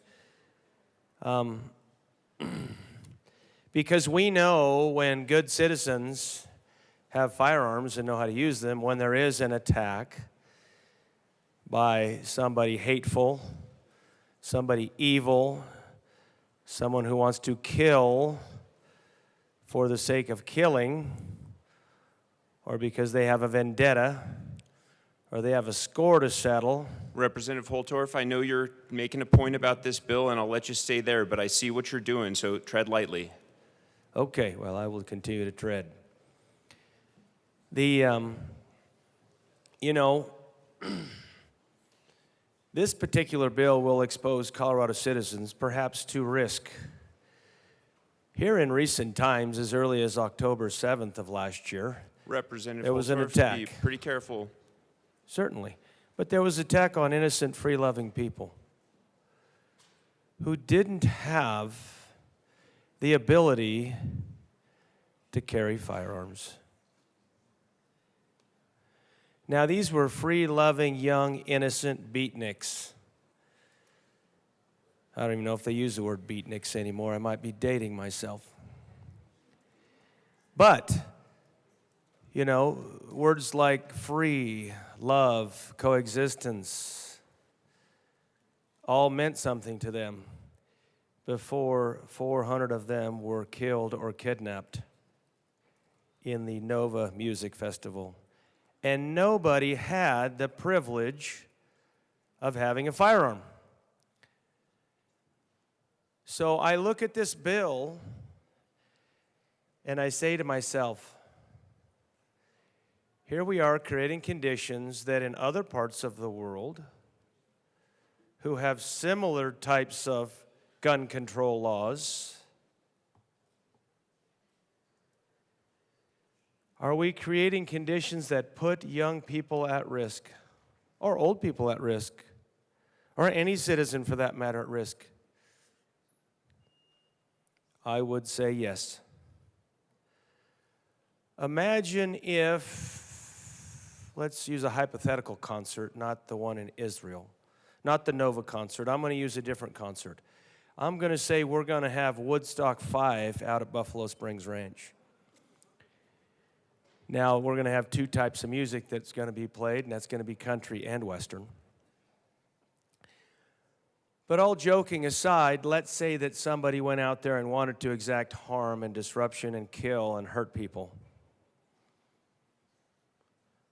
But there were people that had firearms, and boy, if you come out to my part of the state, oh man, God help them. It wouldn't go very long. It'd end pretty fast. And the shooter would, unfortunately, not have an opportunity to be tried. They'd be at a funeral, and it would be their own. But let's just say that we didn't have this, so we didn't pass this type of legislation, and we allowed people to protect themselves or others. Imagine the difference. When you take all the guns away, which is what the intent of legislation like this is, and this is only the beginning, because the means justify the end for this type of policy. Representative Holtorf, when you're speaking to the intentions, that is the same as impugning motives. Please stick to the contents of this bill. Thank you, Mr. Speaker Pro Tem. But unfortunately, more people are injured or killed. It is unfortunate that the bill sponsors and others that promote this type of policy don't have a good understanding of what I speak of with Representative respect to... Holtorf. Yes. When you speak about what you believe is the understanding of other legislators in the body that is impugning motives, please stick to the content of this bill. Thank you. So the point I'm trying to make is when we have policy like this, we actually put more people at risk. We create conditions where people are less safe. Even, I'll use the example of these college campuses, which now are having protests and are turning violent. And young Jewish students are fearful for their lives to even go to class or walk across campus. Yet you're going to pass legislation like this that says, no, you can't protect yourself because this is a safe space and other spaces. We should be addressing the problem of hate, hatred. We should be addressing the problem of why can't we coexist? Why can't we love? Why can't we work together? Well, people want to build that hate and the opposition, and it's unfortunate. But it is wholly unacceptable for people not to be able to protect or defend themselves. And this type of legislation is what supports that fear for those citizens. Because maybe a firearm is what they need. Now that means used responsibly to defend themselves.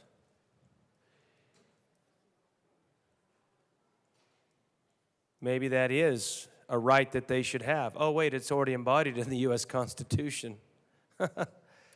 But no, it's not, and it's not going to be in this case because we're going to expand the scope of and the limitations of Second Amendment rights by this far-reaching legislation that is all these bills, and this is one of the package that fences in Second Amendment rights. That's what we're going to do this year in this legislative session. And it puts more people at risk. Oftentimes people don't understand that. But like I said 3 years ago, when a colleague of mine who's so much in favor of this type of policy, not in this chamber anymore, who would rant about this and continues to do so, I said in that discussion, some of you are here and may remember, that in Boulder, in that gun-free zone that you created with your policies, just like this, no carrying, it's a sensitive place, that deranged young man went there to exact harm because he knew it was a soft target and he was not going to be Representative killed. Holtorf, you have 1 minute remaining. That's good, because I was just winding this thing up, closing it up. But imagine, ladies and gentlemen, if one individual, like myself or others in here who carry, would have been there that morning. Imagine how quickly that criminal would have stopped criminalizing. Imagine. Because it would have happened. And it has happened. Just read about Texas. Let's go down to Texas a little bit and look how they handle things. God bless Texas. Because, you know, when some of these things are tried, even in Colorado, there's examples of this. That firearm used in a responsible manner to end a criminal's actions, it ends it very fast, and people are protected and lives are saved. Representative Holtorf, your 10 minutes have expired. Thank you, Speaker Pro Tem, for your leadership in guiding us in this very difficult conversation. Assistant Majority Leader Bacon. Thank you, members. And thank you for those of you who are listening. Every once in a while, when we hear from our colleagues, we think we should at least get a few words in there just to be sure folks know that not everybody agrees on things. Sometimes we get up to speak to let people know our convictions about particular talking points, and even though, you know, we want to be sure that we can allow folks to debate healthily, there needs sometimes for one person to just get up and say, not always, not exactly, not today. So I hope to be that just for a little bit. I'm not entirely sure if we're debating this bill, because I think we're talking about, you know, kind of like culture and mindset. And so I want to share with you why many of us are supporting this bill, why I am supporting this bill, by responding to some of the things that we've heard this morning. I'm sorry, Mr. Speaker Pro Tem, I'm going to take a little latitude in responding to what I heard today. I heard some talk about what people need to do to mitigate anxiety. This is a nice way of putting it, and particularly talking about bloodlines. And I'm not entirely sure who someone was speaking for, or because certainly there's a lot of people that I know who have been targeted because of their bloodlines. They didn't necessarily ask for that to be the solution that be proposed today. And quite frankly, I personally found it to be out of line. I think for me to make statements like that, even within my own culture, takes an incredible amount of hubris. But as someone who comes from, unfortunately, a legacy of people having been targeted for their bloodline, and when we're talking about the culture that I think we've been debating around this bill, I also just want to recognize that it is a conscious choice to not engage with violence. We have also talked about in this space what it means to feel safe. And I do think that if you ask any group of people who have either been colonized or put in a caste system, you're not the only people who got an issue with trusting government. However, our most impressive cases to change culture have been with conscious decisions not to shoot back or to have bullets flying both ways. And quite frankly, to hear and I'm just quoting, that the only way to solve violence is with violence, and quite frankly, to hear that we need bullets to go both ways disrespects to me, my mother, Fannie Lou Hamer, Dr. Martin Luther King Jr., Gandhi. Don't even get me started about any apartheid culture, including in South Africa. And I said it because my culture had to figure out how do we put humanity first, which is what we were fighting for, before we ask our questions of how do we respond to the violence that was pursued against us as a matter of government to tell us the only solution is to shoot back. Let's just be honest of what would have happened if slaves had guns. Let's just be honest, because we've talked about the Panthers in here. This is the culture problem. It is not a Denver problem. It is the problem recognizing that some people who have the authority to make laws believe the only way to deal with violence is with violence. Then think about the rest of the world and not just a college campus, which people expressed their First Amendment right to assemble and speak with no weapons. So this bill is about culture change. It makes me worry about people who believe that the only way to put this down is with violence, and then simultaneously would not recognize how many people are oppressed today because of that mindset. They don't speak for me. I'm not sure who they speak for. I don't remember saying, please go down there and talk about how to defend yourself or certain people of a bloodline. So when I think about, too, how people are talking about this space, it makes me worry and it makes me feel unsafe that there are people who believe they need a gun in this space. And as many times I have been in committee, I am a legislator. I have had no shortage of death threats because of what people say in here. But when people say to me, you have metal detectors, that don't stop guns in this space. And I am wholly concerned about how people expect me to listen to what I heard today and come in here and vote. I hope you hear what people are saying as I try to deliberate on how I'm going to make a decision. And so when we are talking about sensitive spaces, this place is one.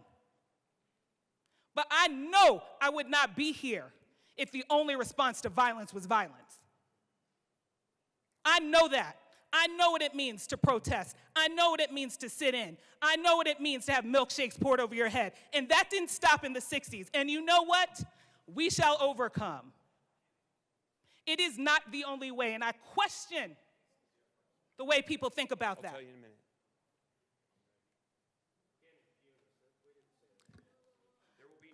There will be no outbursts from the room. I am watching this carefully. I'm trying my very best to uphold the standards, the same to speakers on both sides of the aisle. Representative Bacon, you may proceed. I heard a quote, and that is what I am responding to. That is what I'm responding to.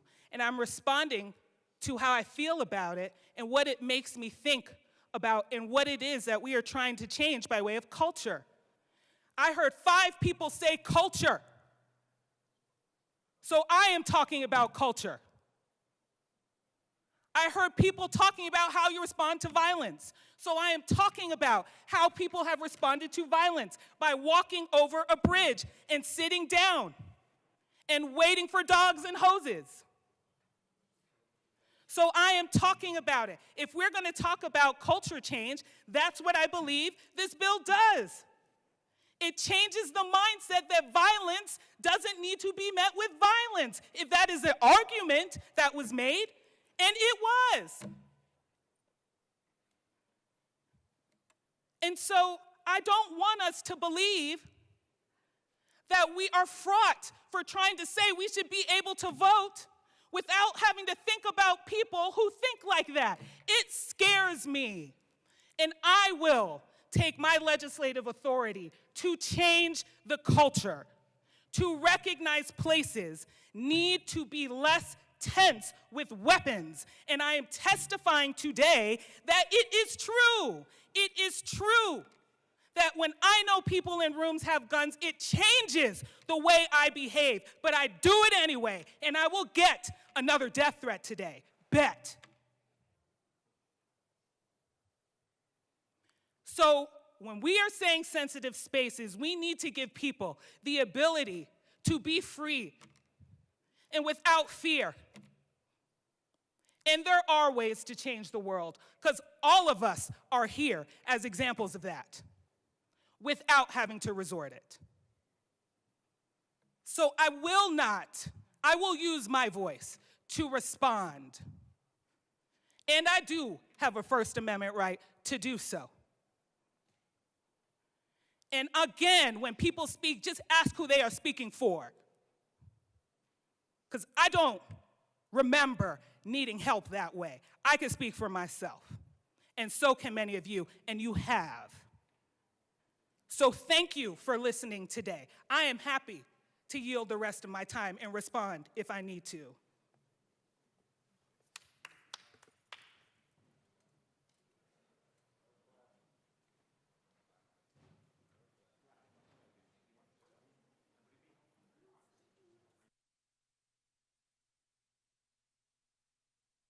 We're going to take a quick recess.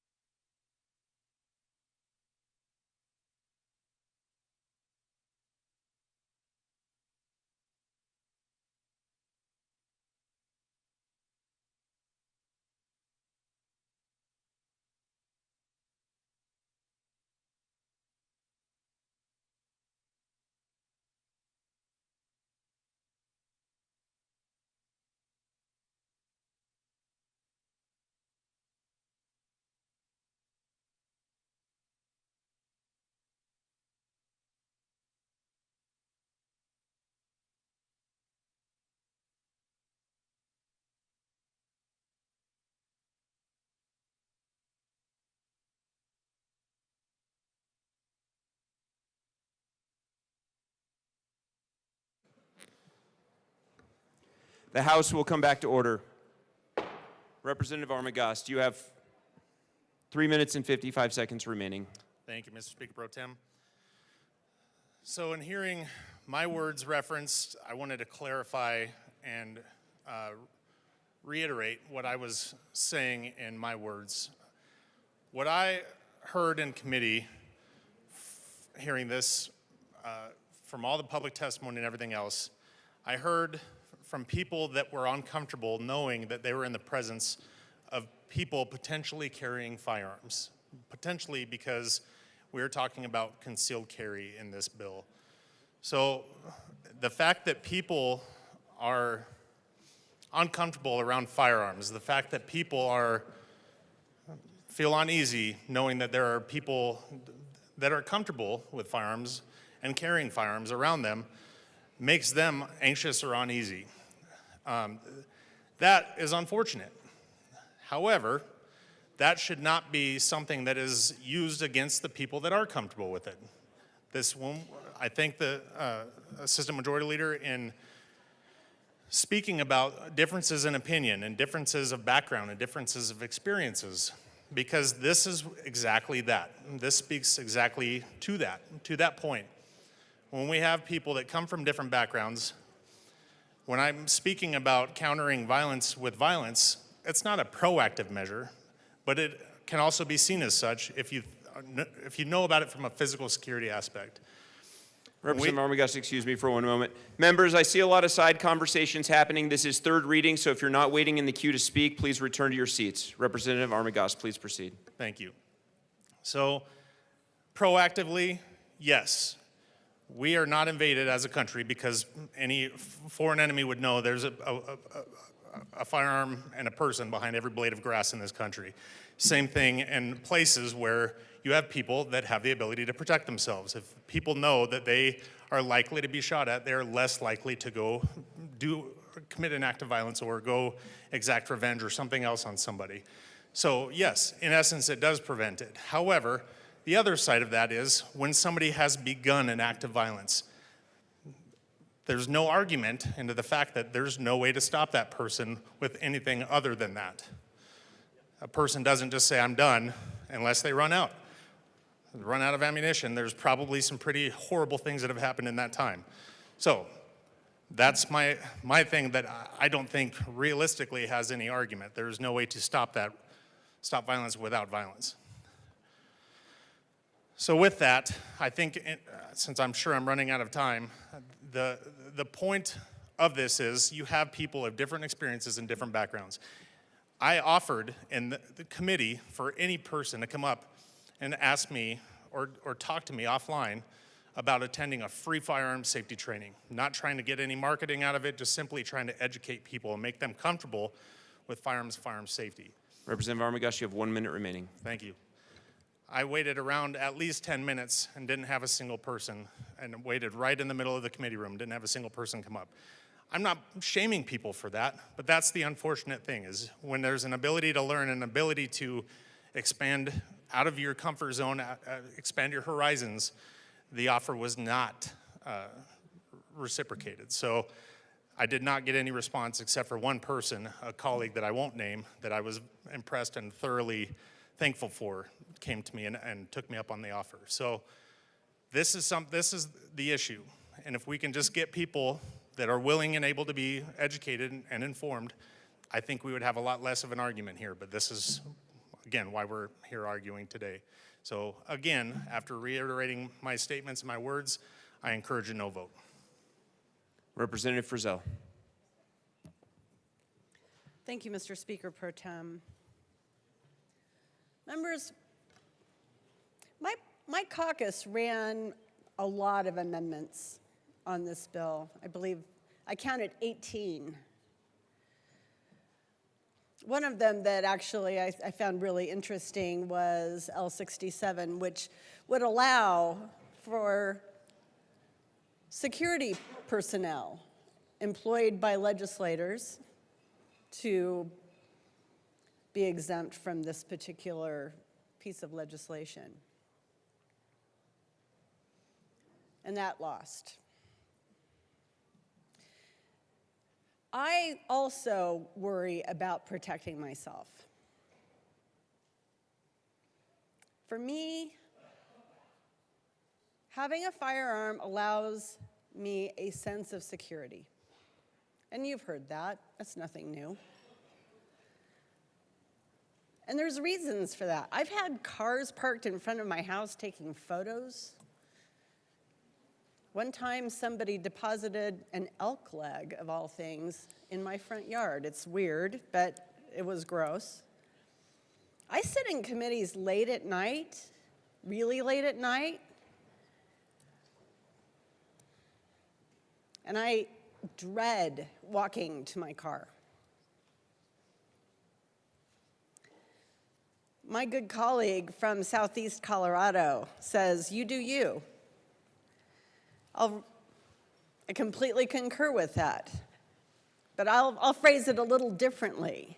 I respect your choice not to arm yourself. I respect that. But at the same time, I expect you to respect my choices. You don't have to agree with them. I'm just asking you to respect them. Members, this bill is an infringement. It picks and chooses where and when a person can carry a firearm, where and when they can defend themselves. This is a heavy-handed infringement of our Second Amendment rights. That's what it is. It does not keep guns out of the hands of criminals, but it will stop law-abiding citizens from stopping criminals. It doesn't stop crime.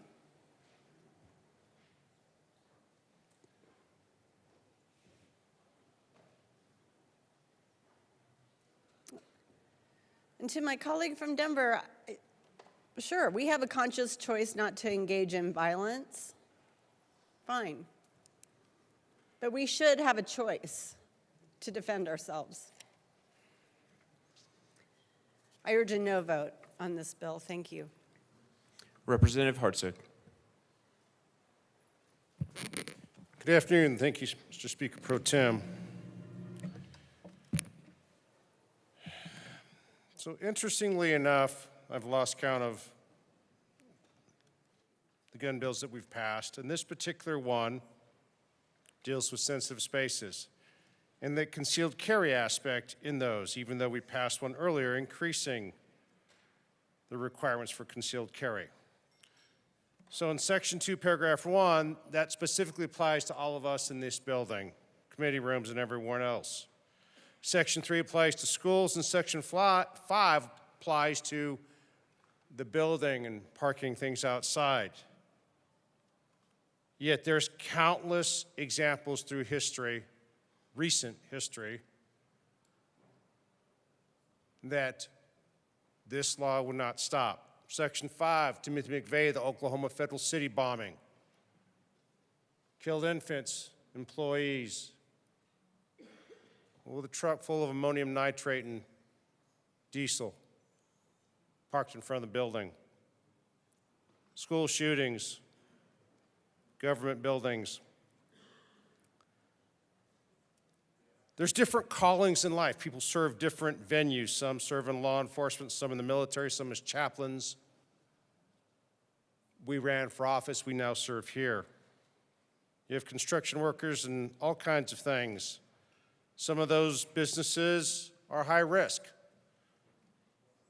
Some of those people are authorized by their position to carry a weapon. Others get the training and the licensing to carry the weapon because they're in a situation that puts them at risk.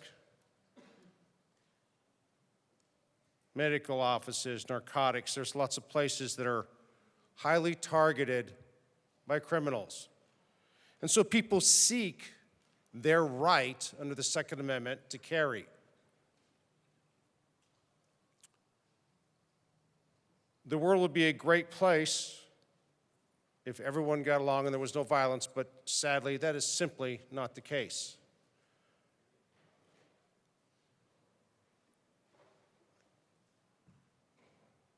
Obviously, I'm not a pacifist.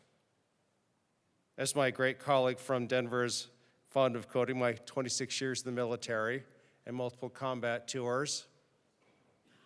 We don't seek violence, but we absolutely seek to stop those that are intent on visiting violence upon us and our allies. That's what law enforcement does around here. That's what people who have a concealed carry do. They don't seek violence. They seek to be prepared when violence is intent upon visiting them.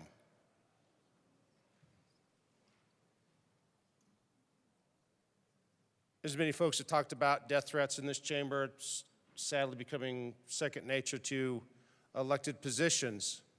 It seems that every state, every level of government, somebody wants to kill somebody who's elected because they disagree with their voting, their policies, their issues, whatever the case happens to be. There's tons of raving, psychotic lunatics out there. They seek violence. They seek death. And people who choose to arm themselves in accordance with the Second Amendment seek to be prepared to stop them should that occasion arise. They don't go looking for them, but they're prepared. You don't want to be caught off guard, because usually that ending goes badly. This bill strips that ability. You leave this building, you walk across the street late at night. We've all been here many, many times debating late into the evening. You walk over to the SSB building, and we all know what we can see up and down Colfax and on the corners going down. There's many members that will not walk out walk over to their offices because of what's going on. So once more, we're going to infringe upon the Second Amendment and take away a right of people that are not seeking violence but are seeking to be prepared. When you go to war, you're not there seeking violence because you know you lose friends. But we go because we intend to be prepared to protect others that cannot or don't believe in doing it. There have been a number of conscientious objectors in the military that have not carried a weapon.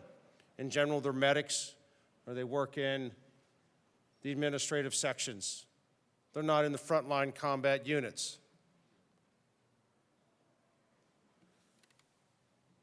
Those people are very admirable. Same goes for chaplains. They walk out into a combat zone without a weapon.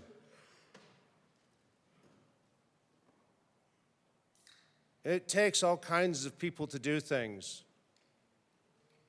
That's why we have the First Amendment to advocate for that, and that's why we have the Second Amendment to defend for it. And until such day that the world lives in peace, and I sadly don't see that happening anytime soon, the Second Amendment exists so we can be prepared when evil people wish to visit violence upon us. And for that, I will be a no vote on this bill. Thank you. Representative Bradley. Thank you, Mr. Speaker Pro Tem. Very, very passionate arguments on both sides. And I do listen to the people that come up here that aren't in agreement with me. And I hope that the same happens with people that aren't in agreement with me. I am scared too. I am scared that we have underfunded schools for security. So you want to talk about being scared? Every day my 4 children go into schools that we have cut the cost by, this year, $14 million for schools to determine how they're safe. $30 million 2 years ago, $16 million last year, and I begged for $2 million this year. So let's talk about that. Let's talk about how unsafe our children are in schools. That's what keeps me up at night, knowing that we are legislating bills in here that mean my kids are sitting ducks. And now going to college, I have a whole new worry to think about. We talk about feelings, and I don't come up here to talk about feelings. I come up here to talk about stats. My concern is this, that 48 mass shooting events have occurred between Columbine and the terrorist attacks in San Bernardino and Orlando. 74% of those events and 85% of those deaths occurred in gun-free zones. So I'm at a loss for what this is doing. If 85% of deaths from 48 mass shootings occurred in gun-free zones, then why is legislating gun-free zones going to make anyone safer? It's not. This is a feel-good bill. Civilians in those gun-free zones were disarmed by state law, school policy, federal statutes, or private policy. So in response to that, in response to the 48 mass shootings in gun-free zones, where 85% of people died, we have decided that we're going to curb gun violence by gun-free zones. That just does not make sense to me. I wish somebody could help this make sense to me. If you had 48 mass shootings that occurred, and 74% of those happened in gun-free zones, then how is legislating more gun-free zones going to help solve the mass shooting process? I mean, if you can tell yourself that at night, more power to you. The data shows that schools, churches, public and private businesses, and other locations that advertise themselves as gun-free aren't keeping themselves safe. Instead, they're doing the exact opposite. But that begs the question, should anywhere be gun-free? And if so, what responsibility does the governing body of that area or building have for keeping occupants and visitors safe? I tried to run an amendment. You have to, if you're in a gun-free zone, you at least have to have adequate security measures. You at least have to have a place where people walk through that will detect a gun, maybe software that I ran earlier that will detect guns, or a gun locker so that when you're a sitting duck on a college campus, you can go get your gun out of the locker, and all of them were refused. 18 amendments that my caucus brought, all of them refused because we know the answer to the situation without any input from 46% of Coloradans that we represent. Today, most of our nation's colleges carry that same virtual blinking neon light stating, "No one will stop you here." It's evident. Allowing eligible students, parents, and staff to be armed provides them with the same protection on school grounds that they enjoy off campus. The simple fact is that removing school grounds from the gun-free zone list will deter the next deranged individual who is angry at the world from looking to take out his rage on innocent and unarmed victims. And we're seeing it across college campuses. We are facilitating an environment of hate and hostility. And now we are going to take guns away from the people that we're facilitating hate towards. The claim that more guns on campus will lead to accidental shootings or shootings of opportunity is without merit. Today, the states of Colorado, Idaho, and Utah have laws in the books allowing concealed carry on campus by students who have applied for and received permit and passed a background check. And no incidents in those 3 states where we have allowed these students to carry have happened. So come to me. The bill sponsors should come to me and say, in these 3 states, we have had mass shootings because we have allowed kids to carry on college campuses, but not one, not a single incident in the 3 states where we have allowed college students to pass a background check and receive a permit to carry. So again, what's the bill for? Tell me 48 mass shootings have happened in Colorado, Idaho, and Utah because we've allowed kids to carry guns, but nope, zero incidents have happened. But we are going to legislate against these students who have gone on to get a permit and a background check because we know better in this body. We know better. And let's look at the evidence. In Colorado, we have over 650,000 concealed carry permits in Colorado. 15% of the total population here own a gun. 1 in 9 have a concealed carry permit. If we had a problem, guess how many mass shootings would happen if law-abiding citizens were doing the mass shootings? We'd have a freaking epidemic. We'd have mass shootings every day. And you know why we don't? Because 650,000 people aren't freaking mass shooting. They're the ones protecting all of us from the mass shooters. And our response is to take away their ability to protect us.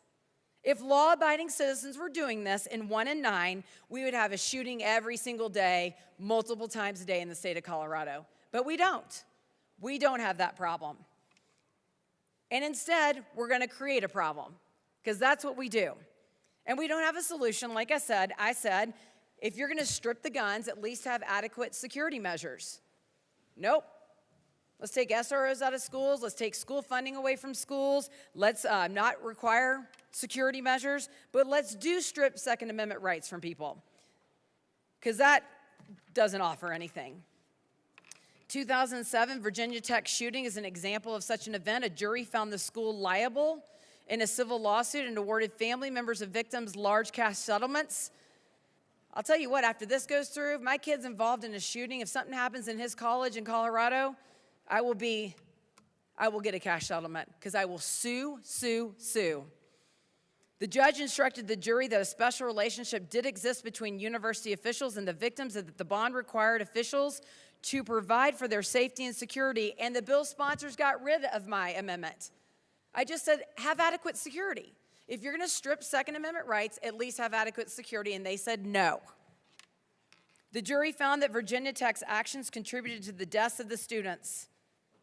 And with what's going on across college campuses, we will see more. We will see more shootings, and the only thing that will change is that we won't have anyone be able to defend against the shooter that will be the only one with the gun.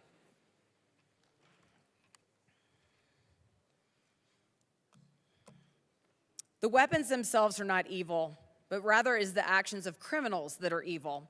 We can trust the citizens of Colorado and should not limit their freedoms based on the illegal activities of a few, but we continue to do it, bill after bill after bill. Local control starts with our citizens by protecting their constitutionally guaranteed individual liberties. Colorado license holders are not a threat to our security. Again, 650,000 out of 6 million people own guns, concealed carry permits, and they are not going around shooting up schools and college campuses. We should not tread on their rights while at the same time taking no steps to prevent criminals from bringing illegal guns into public buildings. Good Coloradans with guns make all Coloradans safer. And we told you, I heard violence does not beget violence, but I will tell you 3 million people that have pulled a gun have stopped a crime. They weren't being violent. They just brandished their gun and the crime stopped. 3 million people, 400,000 violent attacks have stopped just by brandishing a gun. That's not violence begetting violence. That is, I'm going to protect myself, and if you come any further, problems are going to happen. I don't understand it. I don't understand this bill. There's no evidence, and we just continue to strip Second Amendment rights, and college campus shootings will increase.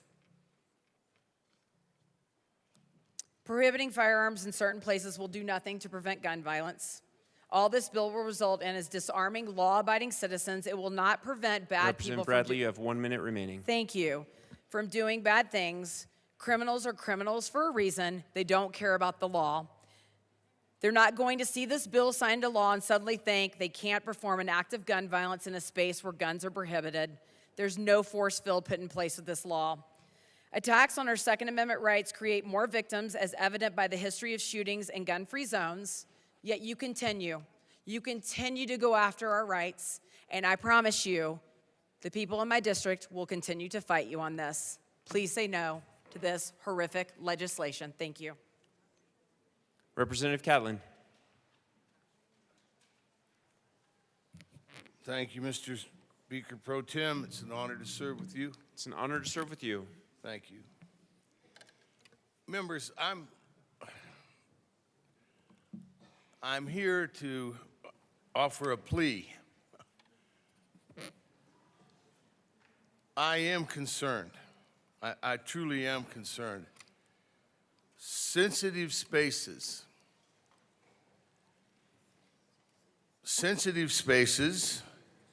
and people's feelings mean more than rights.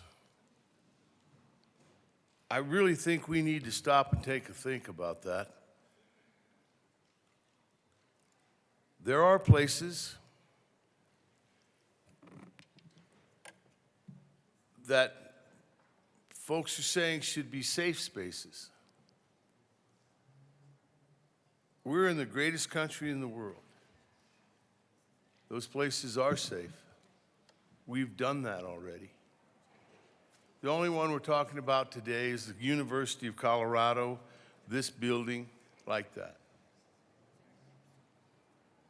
I really worry about us chipping away at rights that we have currently. They're less today than they were 50 years ago.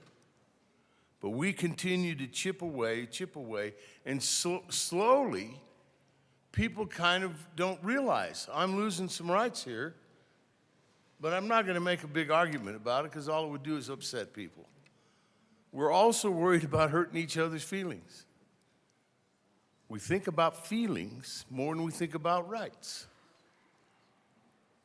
That's probably a good sign. The country's getting to be a lot more sensitive.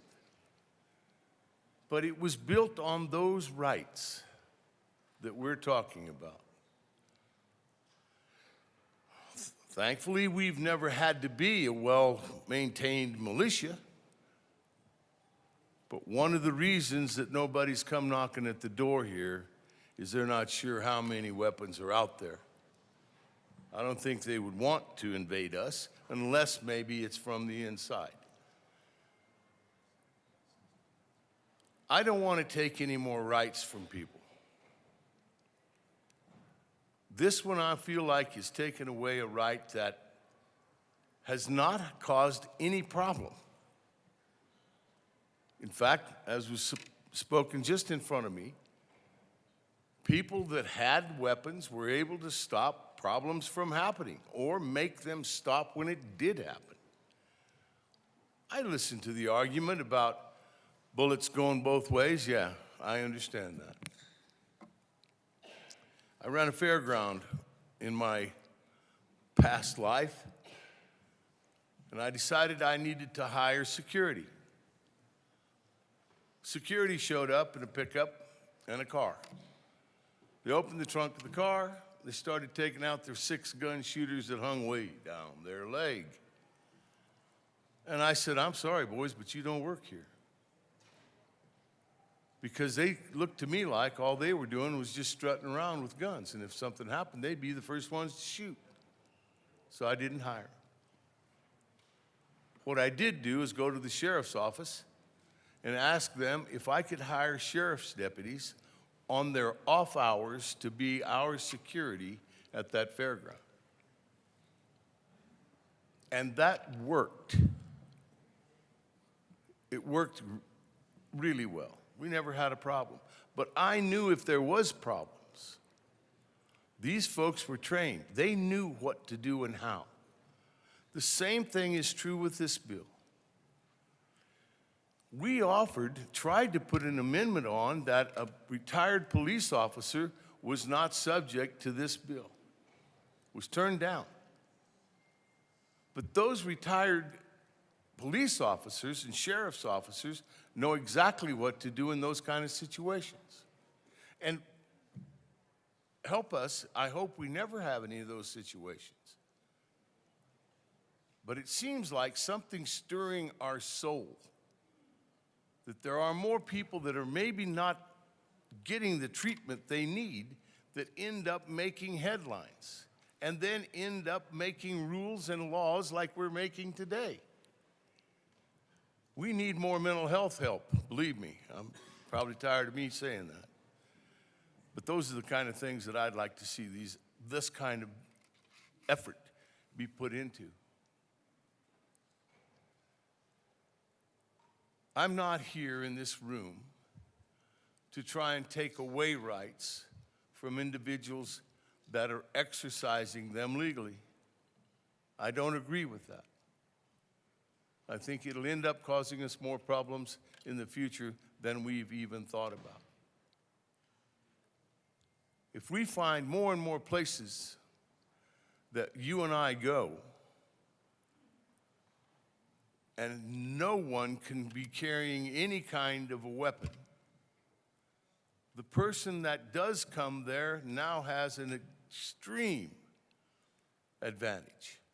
And if we're not going to spend the money on putting security in those places, we're just asking for more and more trouble. I understand wanting to feel safe. I'm from Montrose.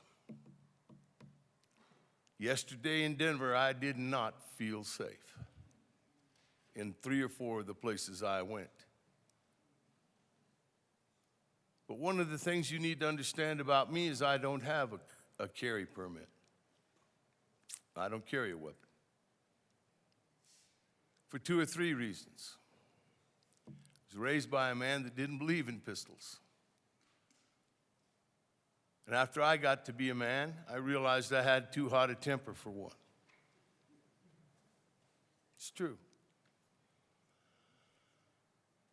So I've never been accustomed to them. I don't own one today. Not to say that I haven't thought about it. I've had a young woman ask me, Dad, do I need a gun? And I had to say, you know, babe, I don't know.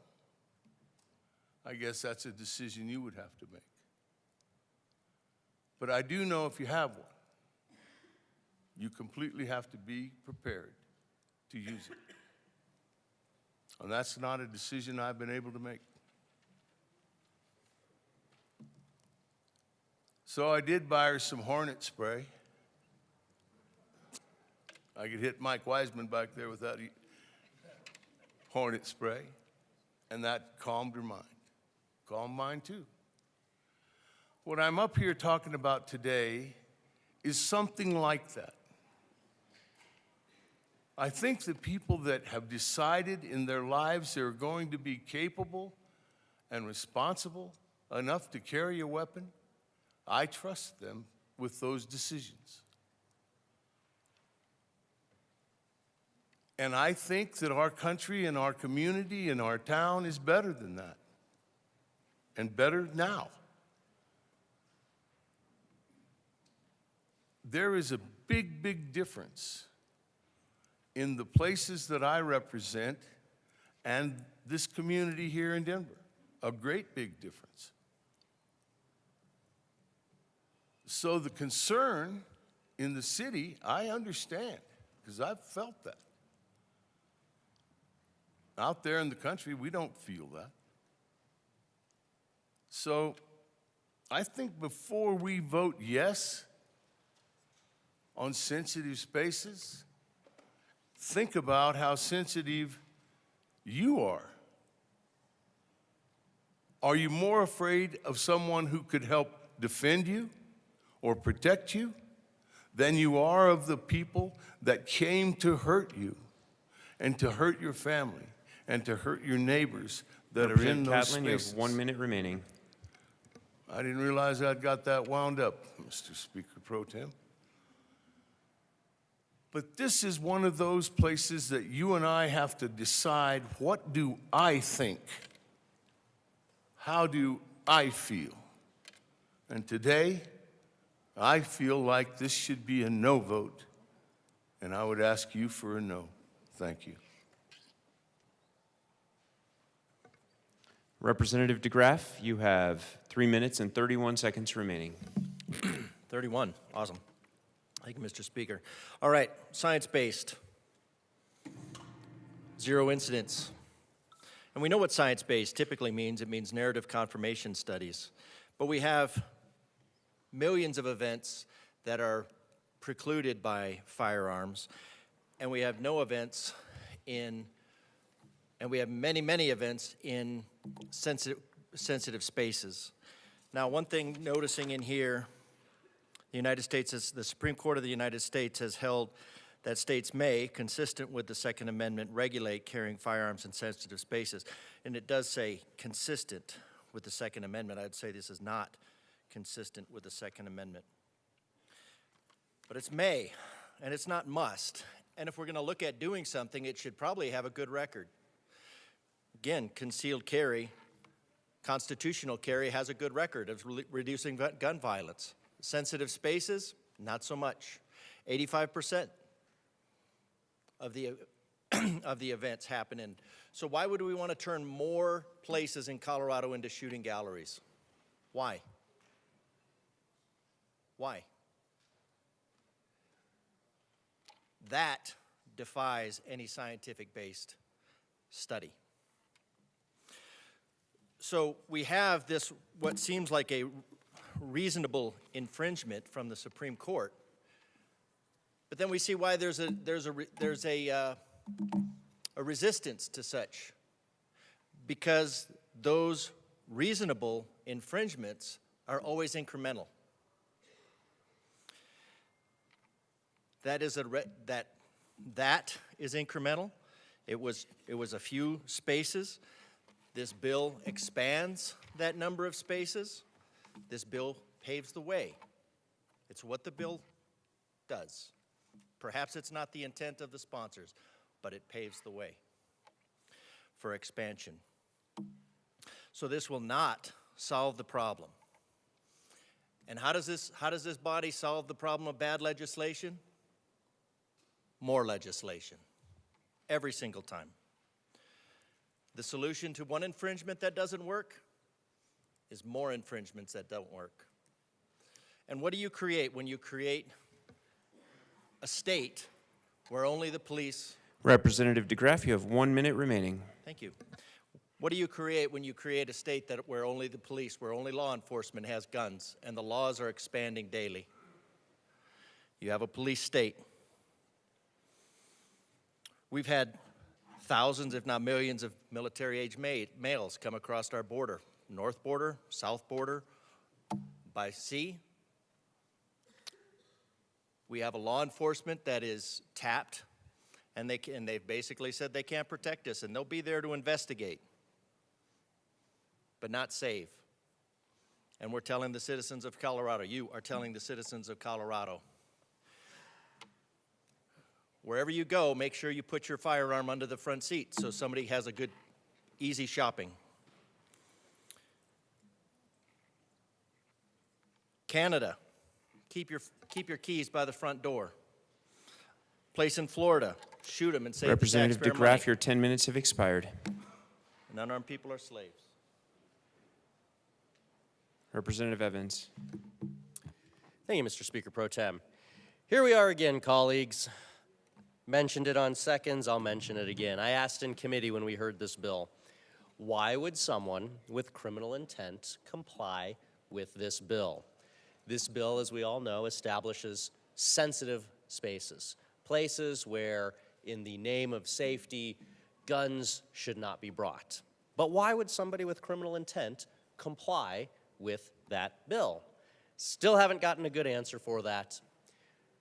We talked all through committee about tragedies that have occurred. We talked about a shooting that occurred on a college campus here in Colorado.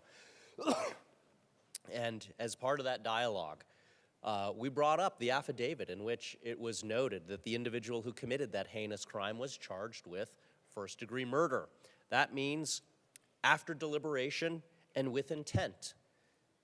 I see nothing in this bill that would stop somebody after deliberation and with intent who is seeking to commit a violent crime and to use a firearm in the commission of that violent crime. And that's why you hear from pretty much everybody on my side of the aisle. Because it harkens back to that Pew Research study that I mentioned, which was, why do people buy guns? We always have that chicken or the egg conversation about, is our society less safe because there's more guns? Or do people feel less safe, and so then they go and they buy a gun? Well, we have the answer to it in that poll, which said 91% of Americans who purchase a firearm do so because they have worries and they have fears about their own personal safety, and that purchasing that firearm makes them feel more safe. It gives them the personal responsibility and the tools and the training to be able to keep themselves safe in an increasingly unsafe world. And that unsafe world ties back to policies like this piece of legislation. Why would somebody with criminal intent comply with this bill? Why would somebody, after deliberation and with intent to commit a heinous crime, obey a law that says, sorry, you can't bring a gun onto this college campus here. They've already, after deliberation and with intent, decided to commit a murder. That is the mens rea. That is the mental state. And I see nothing in this particular piece of legislation that would prevent such tragedies from occurring. Rather, I see the opposite effect.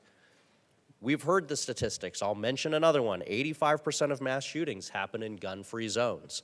I mentioned the court case the last time I was up here, U.S. Supreme Court case, Castle Rock v. Gonzalez, which says that public safety does not have general liability. They are not generally responsible for all the bad things that happen in society. They are only specifically liable for those things that they know about and can actually do something to stop it. As a cop, I get to make the joke, right? When seconds matter, the police are only minutes away.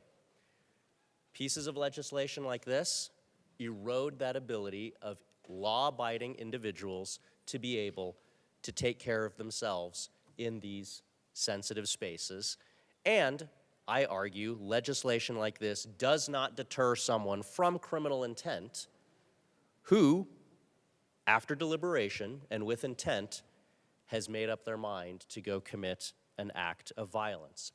We had conversations about the quantity of firearms in public. Well, as I mentioned last time I was up here, the county where I live, Weld County, the sheriff has made it as least expensive as possible for law-abiding citizens to be able to get their concealed carry permits. The statutory minimum fee that has to be charged to get a CCW is $52.50. He's worked to lower it to that level. And as a result, in my county, per capita, the number of concealed carry permit holders has doubled. If that made society less safe, I think we would know about it. But actually, what we see is a recent news article from about a week and a half ago that says that the top 4 safest cities in Colorado are in Weld County, where the number of concealed carry permit holders has doubled in the last 10 years. We hear conversations about free speech. This piece of legislation talks about polling places being sensitive locations and how the fear of a firearm being present there might stifle someone else's free speech. The problem with that is Supreme Court cases and circuit court cases have found the exact opposite. You have Laird v. Tatum, a 1972 U.S. Supreme Court case, which talks about the perception or a subjective chill. Just because someone is afraid of something doesn't mean that that is a First Amendment infringement on their free speech. If I am afraid of guns, that does not allow me to infringe upon somebody else's lawful and constitutional right to lawfully carry that firearm openly or concealed as permitted by law. That reasoning was reaffirmed in a 2018 circuit court case out of the Fifth Circuit, in which something very similar to what this legislation contemplates occurred. A group of college professors working at a university brought suit and said that allowing concealed firearms on campus and in the classroom might chill the freedom of expression. Unfortunately, or fortunately in my case, because I agree with the ruling said that that would be considered an example of self-censorship. Again, just because somebody is afraid of firearms does not mean that that fear rises to the level of a First Amendment abrogation of free speech. Finally, I'll bring us back to where we started. Why would somebody with criminal intent comply with this bill? We know that 91% of people who purchase a firearm do so because of fears for their personal safety, fears for their personal self-defense. You guys all know that I teach a concealed carry firearms class when I'm not down here at the legislature. I teach hundreds of Coloradans every year about how to responsibly and lawfully carry a firearm that they lawfully own.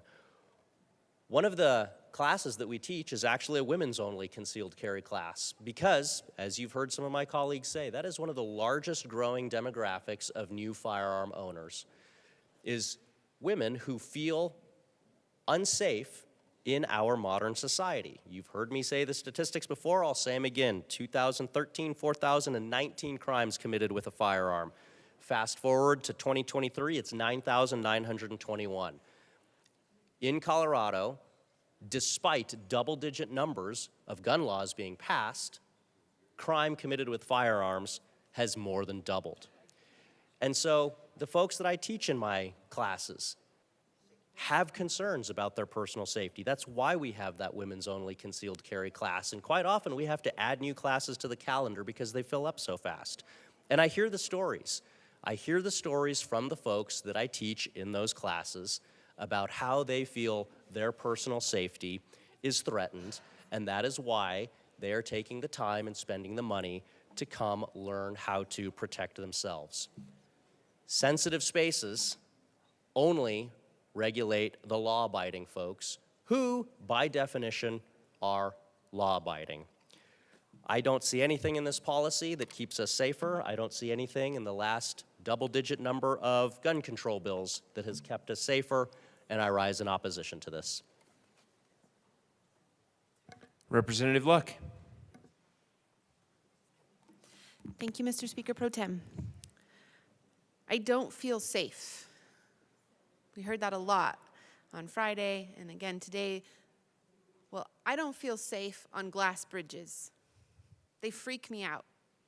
Has anybody been on a glass bridge or in those glass platforms on the top of a really tall building and you look down and you're like, whoa, no, thank you. I don't feel safe there. But my feelings have to be taken captive to reason, to rationality, to engineering.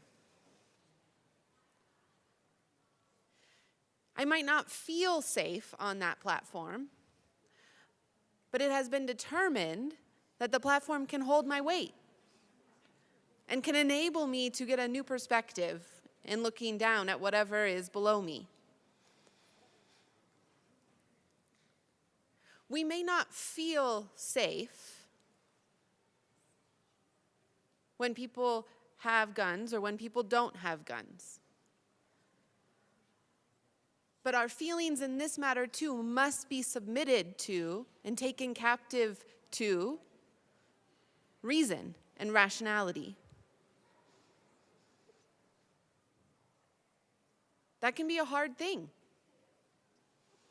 especially for those who have found themselves on the other end of a gun being pointed at them in a particular situation.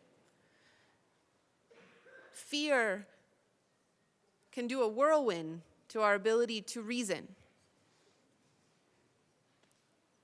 But this legislation and others like it that impact upon the right to self-defense, as we know, is serious. We are literally dealing with people's lives. It is life or death. We cannot allow feeling to govern. We should allow for ration. You have heard from many of my colleagues about the data.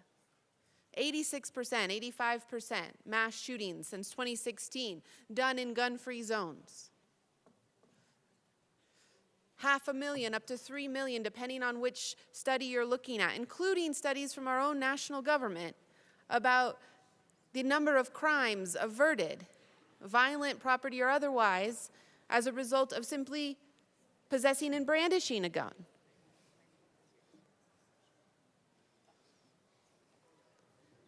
What actually does the data point to?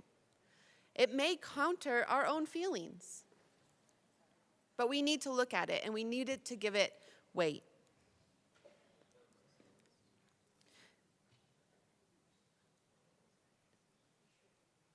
A couple of things. One, with respect to the specifics of this policy. This policy, as we noted on Friday, inverts the rules around preemption for local governments.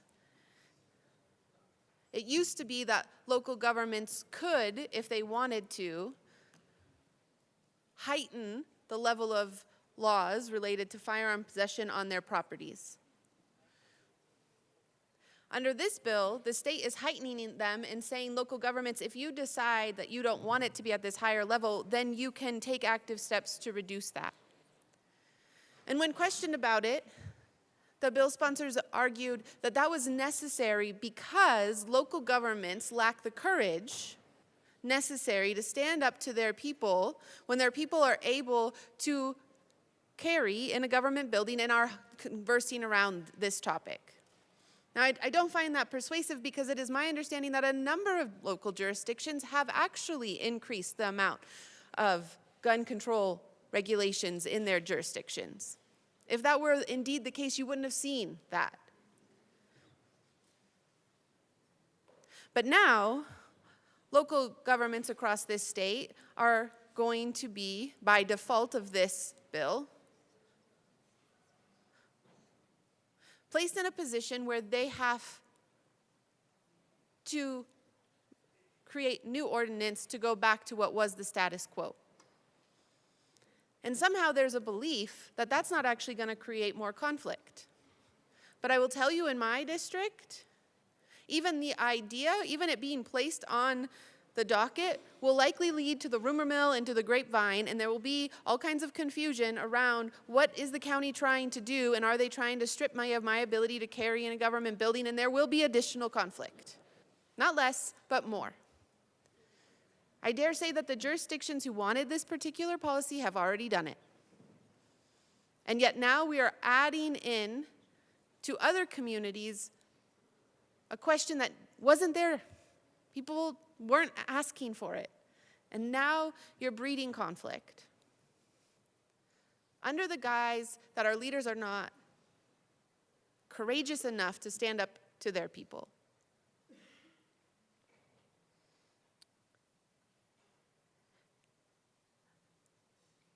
We don't have, the police do not have, by court precedent, a duty to protect.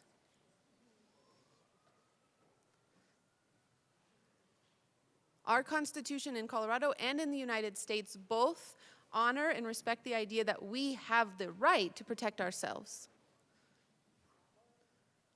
As we continue to remove that, when we say, you don't have the right to protect yourself, and oh, by the way, we're not going to protect you either, what are we actually conveying to the people of Colorado? Just be vulnerable to any and all harm? Anybody who wants to do you harm? I don't want a violence culture, but men are fallen. Men are not inherently good. If you have a 2-year-old, you know this. Right? You didn't teach them to steal. You didn't teach them to have a temper tantrum. It just is. Then you have to guide them and teach them what is honorable and moral and upright behavior. To govern as if men are inherently good only leads to more devastation and harm. You have to take what you're given. If you want a culture that honors life, you have to cultivate that in a way that says you have an obligation to stand up and to defend against those who would cause harm.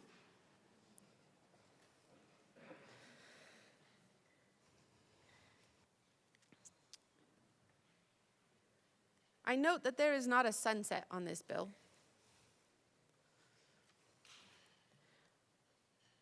And I think it would have been a good thing to try and discuss, to add a sunset that says in 3 years' time, in 5 years' time, we come back to this policy and we ask, did it actually do anything? Did it actually help? Do we see more violence in these so-called sensitive spaces or less? Do we have the humility to do that? Because it's been pointed to over and over again on these particular debates, Second Amendment, self-defense, right of self-preservation debates, that what has been passed in this chamber has not been seen in any good way in the data out in the world. You might feel good knowing that nobody around you has one of those scary firearms. But does ration and reason and stats and real-world experience actually prove to you that you are safer? And I dare say that the data does not bear that true. Please, please, please, don't make us, even in this room, sitting ducks. In my first year, a representative from my caucus was walking from her office to the apartment she had down the street and was attacked. The only thing that prevented greater harm to her was the fact that she was carrying. Representative Luck, you have 34 seconds remaining. Thank you, Mr. Speaker Pro Tem. 34 seconds.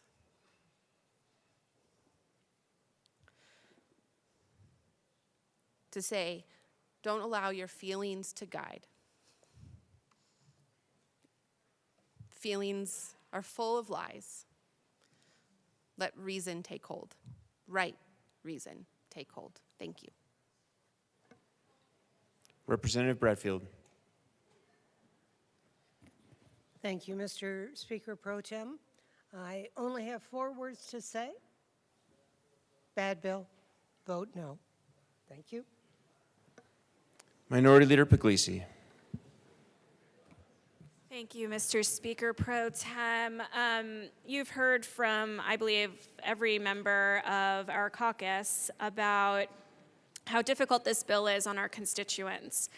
And I told a story on one of the other bills that was related to firearms that when I had gone to my precinct caucuses and done town halls, there were 2 bills, this being one of them, that really engaged my constituents in conversation. And the common theme for both was, why does the legislature continue to try to make us into criminals? We are law-abiding citizens. We're doing everything right, and yet we still feel like we're being treated as criminals. And I take that sentiment to heart, because I think it's hard for them to see this infringement on their rights, and they have done everything right. And so for those reasons, I will be a no. We've heard from my caucus as to our caucus as to why this bill is so difficult on their constituents and why they will be no's as well. I just think it's really important that people be able to choose how they defend themselves, and we shouldn't take that away from them. And so with that, I'm a no vote. Thank you. Representative Lindsay.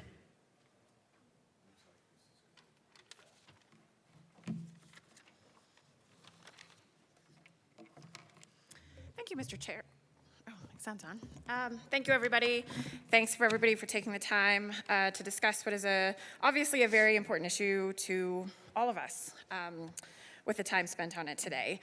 I wanted to start by mentioning, I heard that we all have various experiences, and that is absolutely true.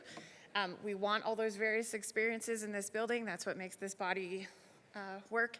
So I wanted to talk about a couple of mine that, bring me to this bill, that bring me to being a sponsor on this bill. I grew up in Littleton, Colorado. I went to Chatfield High School. Columbine was my rival high school. I happened to be working at South Glen Mall the day that Columbine happened and watched police officers run from the mall, from the junior department where I worked, to go respond. That was a life-shattering incident that happened in my community. I happened to have 2 classmates of mine in my same grade that had siblings murdered at Columbine. I was like 20 years old at the time, though, so we had some other colleagues talk about how they've grown up with this violence since they were 2 years old. That was the first time it happened to me. I had the luxury of becoming 20 before this issue was really forefront in my mind, in my community's mind. Some years later, I'm a mom, I have 4 kids. I know I talk about it all the time. You're probably sick of it. We were at City Park, Jazz in the Park. There was a shooting there where my daughter had bullets grazing the ground inches in front of her feet. That obviously impacted my daughter. We had to run and scramble and cover all of our children in the grass. That was an impactful moment for me in 2012. About a month later, the Aurora Theater shooting. If any of you don't know, that theater is in my district. It's one of the most affordable theaters in the metro area, so guess what? My family of 6, that's where we go to see our movies. We were planning on seeing Batman there the next night. It's a movie theater that I still go to. It's still really affordable, thank goodness. So I've seen that in my community. As far as workplace, before I came here, I worked at a job that dealt with the community, and at my desk, when I'm having people come up and speak to me, a gentleman came in with a gun on his hip, on his belt. I'm not a gun person, I'm surprise, surprise. So I don't know what it was or whatever, but it was a gun out on his belt. This was a place that had a couple hundred people in it. And he made very clear how upset he was to be in this place. And you could see in this sea of 200 people that as he's starting to get upset and yell, and as I have a gun in my face, right where this microphone stand is, everyone's hair on the back of their necks is rising, worrying about, we're about to be involved in a shooting incident. Those are some of the things that guide me, that shape the kind of policy that I come here to do. And part of it is, and I'll talk a little bit about here in a second about culture, because I think there is a conversation to be had about that. But this bill specifically is not just about mass shootings like Columbine or things that we all know happen and have happened in places. It's also about heated arguments or heated situations like at my workplace. It's about people being afraid, things escalating, people pulling guns, bullets both ways, which I think is not ideal. That to me just feels like war zone. That is not my ideal state of being in public anywhere. And obviously accidents and suicides. And I've really tried to handle this issue quite respectfully, and I believe in that. My first session when I came here, I didn't realize that guns were allowed in the chamber. And the only way I found that out is because of an accident that happened in this building. And I happened to sit fairly close to that person. And I have felt unsafe in this chamber since then. And not from intentional actions. I'm not worried that anybody here would intentionally hurt me. But we have had situations every year that I've been here where accidents have happened. Accidents happen. I'd like them not to involve firearms. And so that's why I come to this bill wanting to keep myself safe and every other person in this building, in this chamber. And I value our state patrol. You are right, we all get threats. It's really gross, but it happens to us all. If I ever feel unsafe, I will absolutely take the state patrol up on an offer to walk me to my car. They are trained professionals. I am not. I don't want to be a soldier. I don't want to be a police officer. But I will handily rely on the folks who do serve that job in our community and in this building. As far as culture, I think we have a culture problem. And it's been going on for some decades as we are, when I was a kid, this focus on this issue wasn't quite where it is now. So it's taken some decades to get here. You all know I'm a super movie fan. I love post-apocalyptic movies, really into Mad Max. Furiosa is coming out this summer. I don't want to live in that world. I have 4 kids. Again, I didn't give birth to 4 kids so that they can grow up in a post-apocalyptic hellscape where it's every man for themselves, where it's a personal arms race, and that there is no trust or feeling of safety in our world. I don't want to live that way. I don't want my kids to have to live that way. And I heard earlier, and I heard it in committee, I appreciate my colleagues' offer to offer firearms training, and if I ever want to pick up a new hobby, I will absolutely take him up on that. I don't want to have to use it as like a desensitization therapy for me to get comfortable being in a society with guns. I don't want to have to get comfortable being surrounded by firearms every hour of every day. I heard another colleague talk about peace. Sounds like we all want peace. I happen to believe that it's not something that's just going to happen one day. We have to make it so. We have to work every day to try to make our communities more safe, more peaceful. It will not happen overnight. But that's the work that I'm here to do. And Representative Brown and I have talked a lot while prepping for this bill and acknowledging outright, this bill will not solve 100% any problem. Hardly any law here will, to be frank. We recognize that this is like decades-long work to get us out of this like heightened state we are, where no one feels safe. And I'm here to take the time to do that work. I don't expect massive change overnight, but I will put in the work to do the things for my family, for my children. And I want to finish. If any of you see me crying or like eyes welled up with tears the last couple of weeks, it's because my mother-in-law died the Friday before last.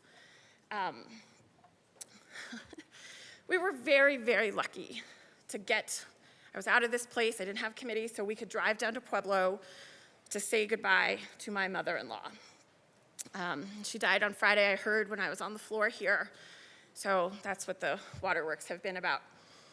When we went to Pueblo, I was in her living room after I took a break from being at her bedside. My mother-in-law was this wonderful weaver, this kind of hippie artist. And in her living room, she had a loom, like an old school loom. And she had a project on the loom that was unfinished. She had been working on it until the day she had the stroke and was in hospice. And I think about that loom and why I even bring it up. It's because that means something to me. I have no idea how this problem will get eventually solved or how long it will take. But I'm going to keep doing the work every day until we get there.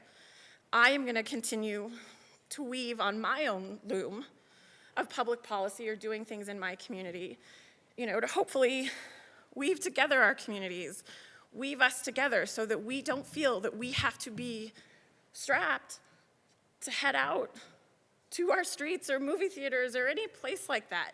That's the work that I'm here to do. Representative Lindsay, you have 30 seconds remaining. Perfect timing. The work continues.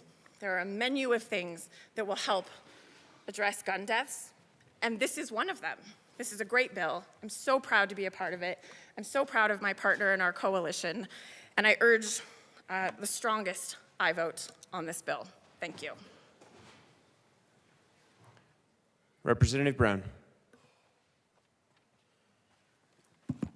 Thank you, Mr. Speaker Pro Tem, and thank you for bearing with us, colleagues. I appreciate everyone's comments. The Supreme Court, in opinions written by Antonin Scalia and Clarence Thomas, have found that restricting the carrying of firearms in government buildings, polling places, preschools, and college campuses is presumptively lawful and consistent with the Second Amendment. The data that we presented in committee and on second reading show that where we have more firearms, we are also more likely to have more homicides, suicides, and accidental deaths. Dozens of states, many of them red states, have laws similar or stronger than this one.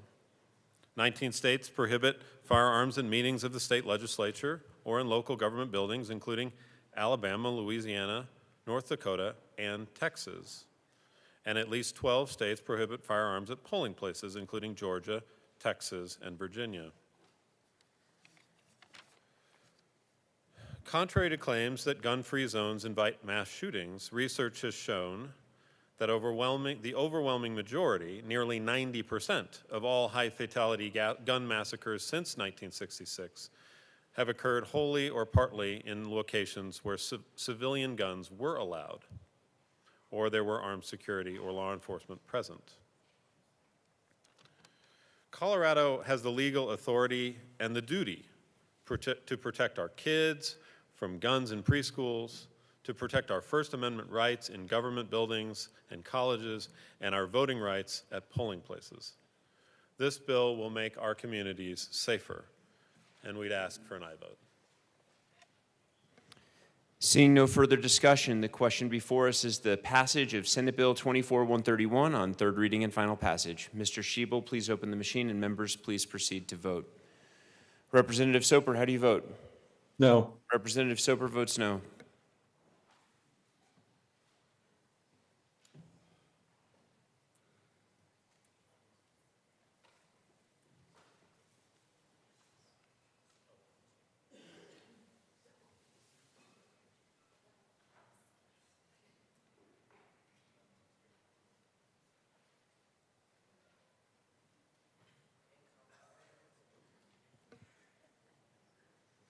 Please close the machine. With 43 aye votes, 21 no votes, and 1 excused, Senate Bill 131 is passed on third reading. Co-sponsors.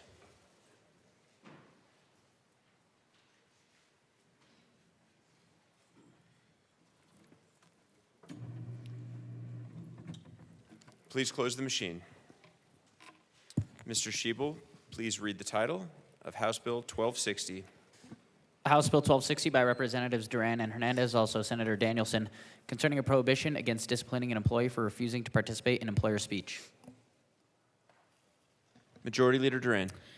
Mr. Speaker Pro Tem, I move House Bill 1260 on third reading and final passage. The question before us is the passage of House Bill 1260 on third reading and final passage, and it looks like there is debate. Representative DeGraff.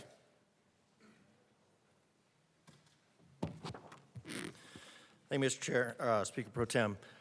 I just thought it was hypocritical looking through this quickly that we're not supposed to be, that employees are not supposed to be subject to political or religious meetings without fear of retaliation of employer. But this goes on and then says, well, it is important to provide protections to the employee. The protection should not interfere with the ability for employers to provide, which provide now becomes not so much a provide, but impose diversity, equity, and inclusion training to employees, which is a highly political and some would say religious endeavor.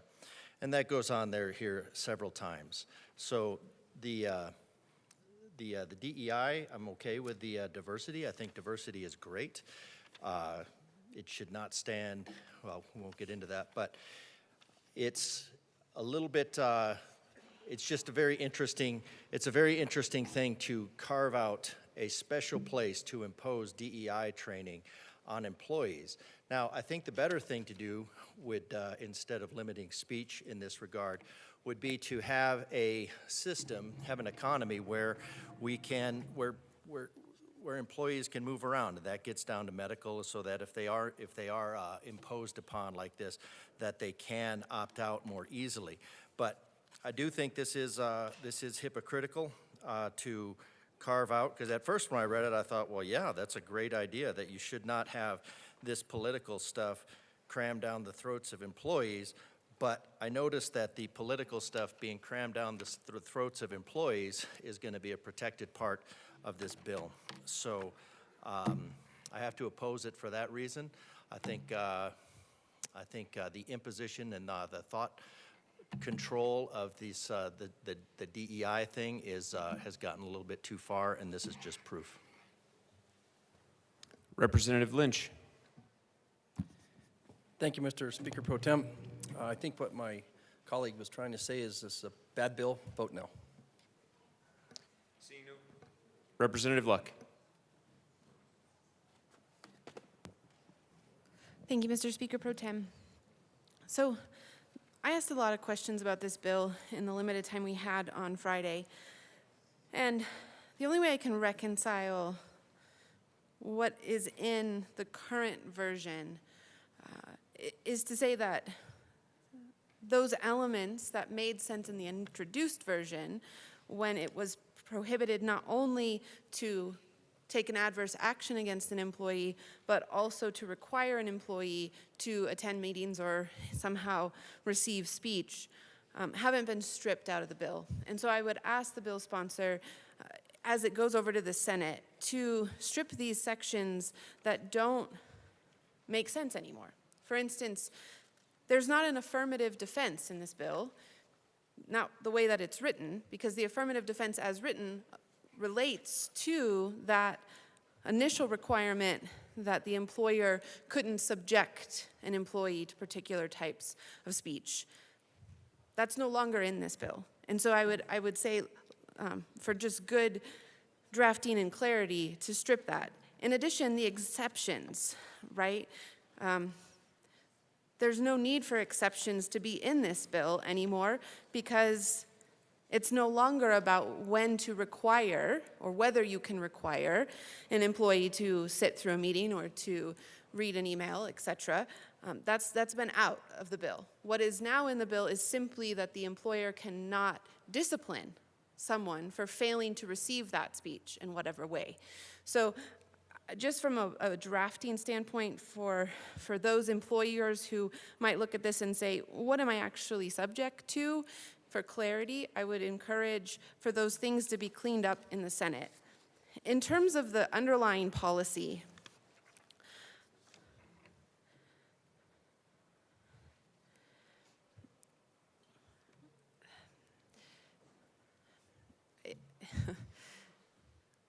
that's a much broader conversation, and I struggle for words because it again goes back to the kind of culture we want to live in. I happen to like diversity. I happen to like the idea that if I start an ice cream shop, I can create it in my own image, and I can encourage other people who align with my understanding of what that should look like to join me in running that ice cream shop. The freedom of association is what it was understood to be at our founding. Freedom of association is an important freedom. It may rub some people the wrong way, especially if they don't like how people have decided to associate. But it is a valid freedom. And I believe that this bill infringes upon the freedom of association. If I want to hire individuals who align with me in particular ways, or if I want as an employer to be able to expose my employees and to create a culture that speaks into certain aspects of what our work is that happens to be defined as religious or political, I should be able to create that. And in a free market society, if my employee doesn't like it, they should be able to find another job. That is the freedom of association. And one who says, you know, those folks who would struggle to find another job shouldn't be hindered and shouldn't be exposed to this. Well, the reality is people are exposed to ideas that they don't like all the time at work.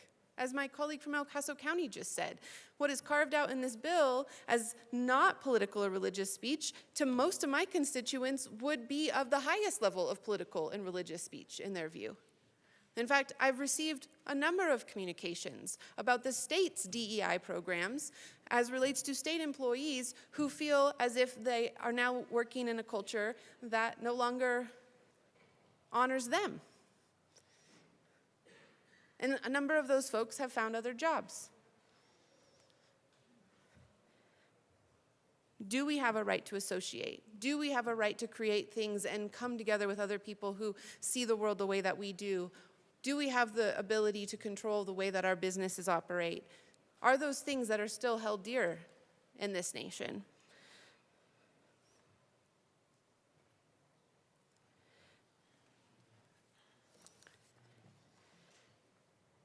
You know, there's another part in here that talks about that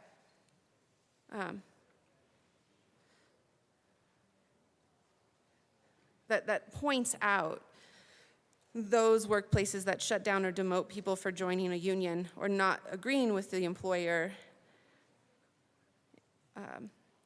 disparaging union organizers, that sort of thing, that the unions are upheld as basically having a special protected class in this bill. And what I find interesting is, I've told you before that my father was very big in the unions. And when I was growing up, we attended a lot of union meetings of varying types in this state and other states. It's kind of the way that our family vacations got ordered, was through where was the national convention for unions.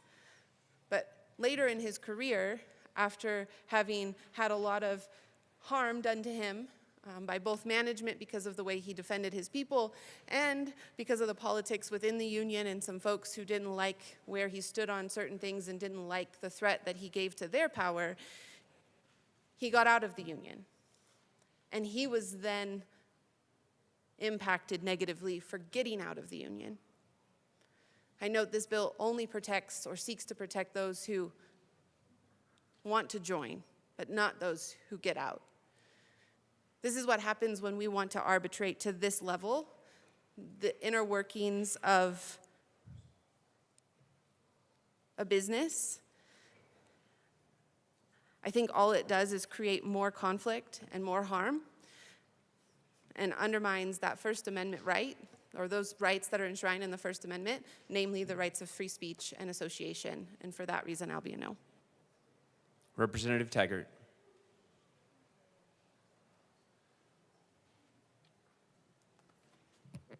Thank you, Mr. Speaker Pro Tem.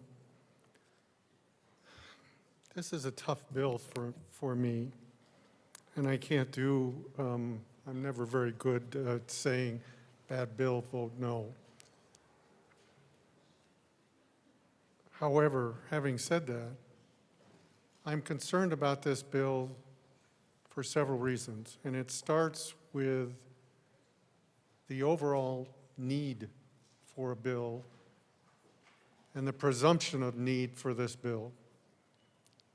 Many of you may be aware of the fact that the Wagner Act, which some people refer to as the National Labor Relations Act, has been in place since 1935. It is a federal act. It is an act that makes it very clear in its statements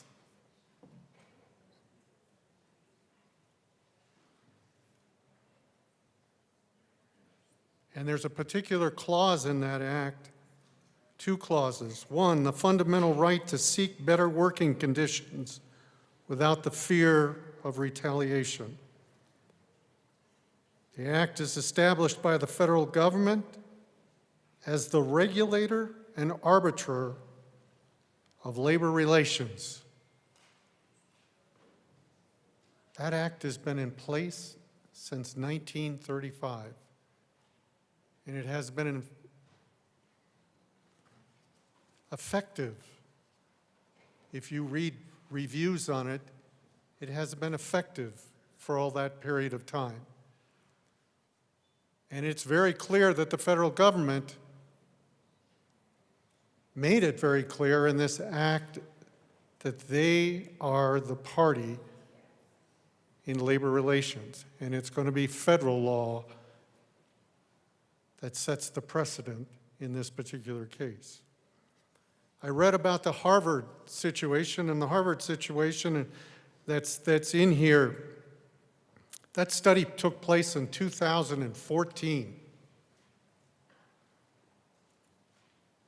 And it was a result of a Supreme Court action that took place under Citizens United in 2010, which was an interpretation of the National Labor Relations Act. And Harvard chose to weigh in largely because of that Supreme Court case. So I'm concerned about the need for this, number one, and then I'm concerned about some of the statements in this. Statements that if we talk about politics or religion, that we have to have a very good reason to do that. Yet those reasons are written very vaguely and could be interpreted broadly. And I gave you a couple of examples when I spoke on this in the second reading, and I'll give you a couple more.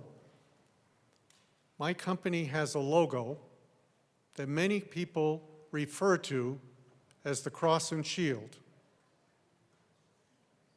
And if you ever look, I have to use the name of the company, unfortunately. If you ever look at one of the Swiss Army products that I wear either on my wrist or always have in my back pocket, you will see that it is a good description of a cross and shield. I had to have a conversation very early on when we had timepieces that particular logo was not complementary and/or it was problematic in the Middle East. And I had to have a conversation with my team as to why we created a second logo for that particular market without the cross and shield. It wasn't a legal issue. This document talks about it from being a legal issue. It was a respect issue for the religions of the Middle East.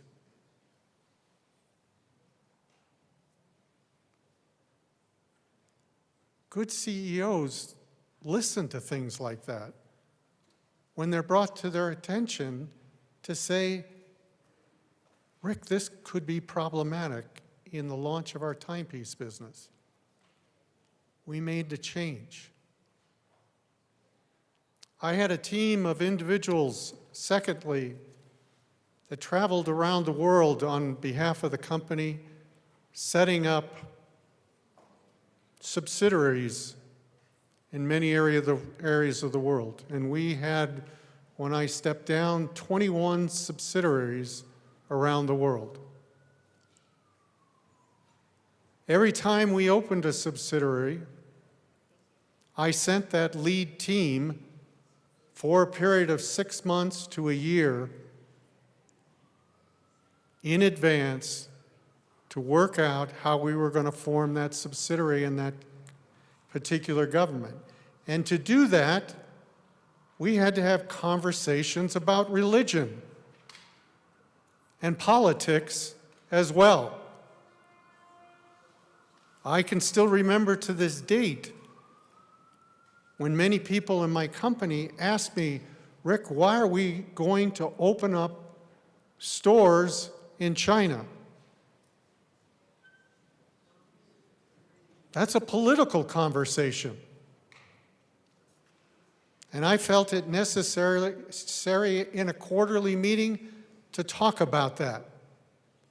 And one of my number one reasons was if we don't proactively open that market, it's going to be completely flooded with counterfeits.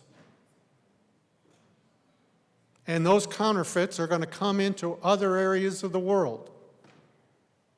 Is that a legal reason? No. That's a business reason. So I worry when we start stepping into things like this, we don't know the cause and effect of them. I made the statement, and I'll make it softer today, that I don't understand why, if we stakehold these things the way we do, why we don't talk to the other side of the aisle, and why don't we talk to people that have expertise in a subject of this manner? We talk about politics. We have to on a global basis. We talk about religion. In some cases, we talk about it from a standpoint of what I said about a logo. In some cases, we have to talk to our teams that travel about a very sensitive subject called dress.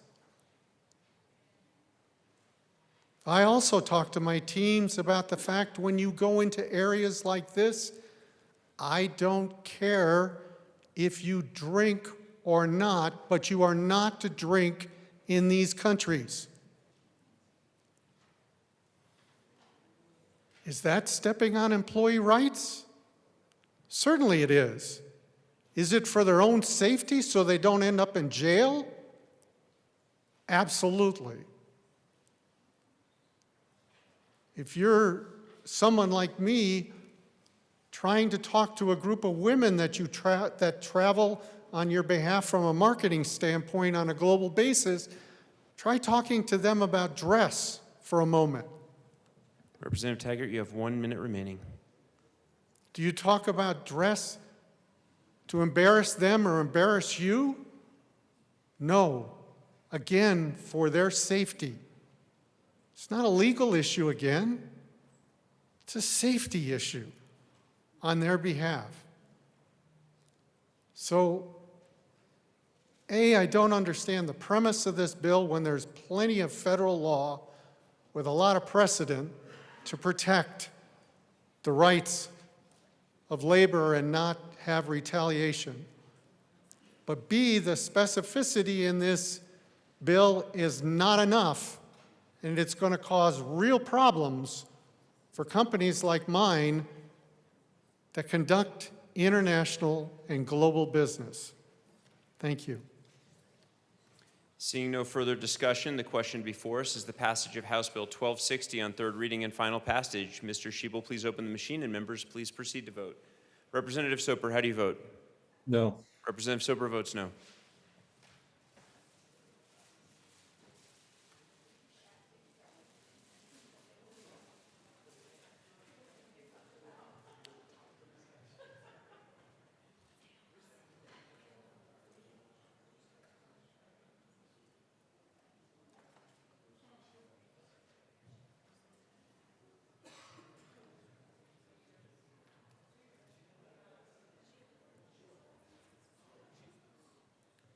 Please close the machine.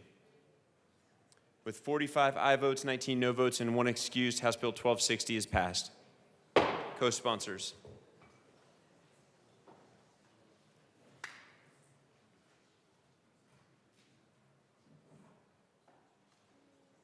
Please close the machine. Mr. Schiebel, please read the title to Senate Bill 179. Senate Bill 179 by Senators Simpson and Hendrickson, also Representatives Catlin and Story, concerning the establishment of a floodplain management program for development and in connection therewith making an appropriation. Majority Leader Duran. Mr. Speaker Pro Tem, I move Senate Bill 179 on third reading and final passage. The question before us is the passage of Senate Bill 179 on third reading and final passage. Mr. Schiebel, please open the machine, and members, please proceed to vote.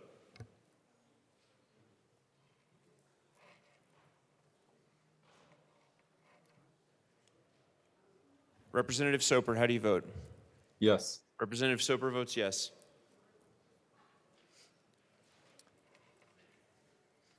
Representatives Bacon and just Representative Bacon, please vote. Okay, please close the machine. With 64 aye votes, 0 no votes, and 1 excuse, Senate Bill 179 is passed. Co-sponsors.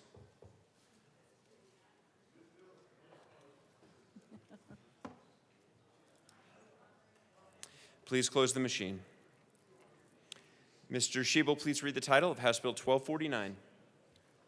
House Bill 1249 by Representatives Winter and Martinez, also Senators Pelton, R., and Roberts, concerning a state income tax credit for active agricultural stewardship practices and in connection therewith making an appropriation. Majority Leader Duran. Mr. Speaker Pro Tem, I move House Bill 1249 on third reading and final passage. Seeing no debate, the question before us is the passage of House Bill 1249 on third reading and final passage. Mr. Schiebel, please open the machine, and members, please proceed to vote. Representative Soper, how do you vote? Yes. Representative Soper votes yes.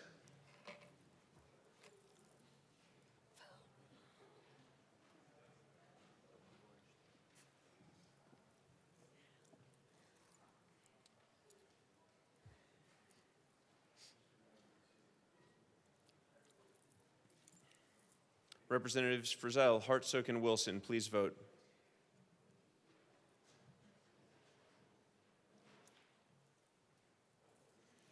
Please close the machine. With 57 aye votes, 7 no votes, and 1 excuse, House Bill 1249 is passed. Co-sponsors.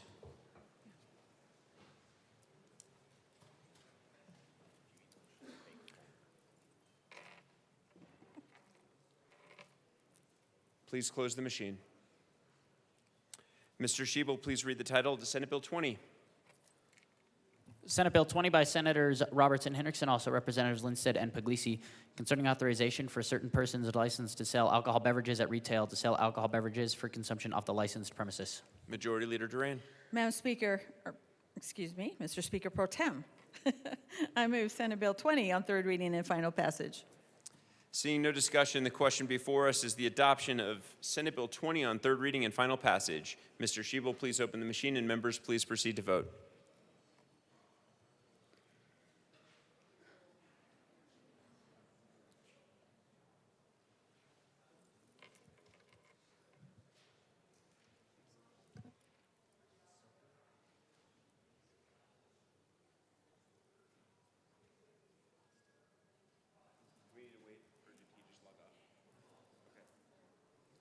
Representative Soper is excused.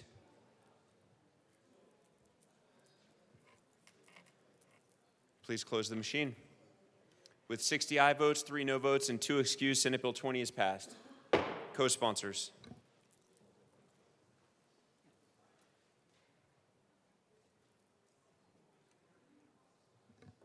Please close the machine. Mr. Shebel, please read the title of the Senate Bill 169. Senate Bill 169 by Senator Exum, also Representative Snyder, concerning Public Employees Retirement Association job classifications for state employees whose duties relate to wildfire mitigation. Majority Leader Duran. Mr. Speaker Pro Tem, I move Senate Bill 169 on third reading and final passage. Seeing no discussion, the question before us is the passage of Senate Bill 169 on third reading and final passage. Mr. Shebel, please open the machine, and members, please proceed to vote.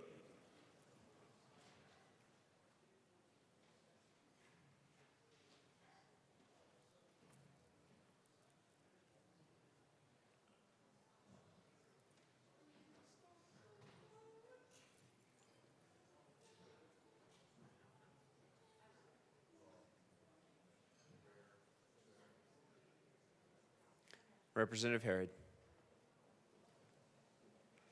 Please close the machine. With 63 aye votes, 0 no votes, and 2 excused, Senate Bill 169 is passed. Co-sponsors.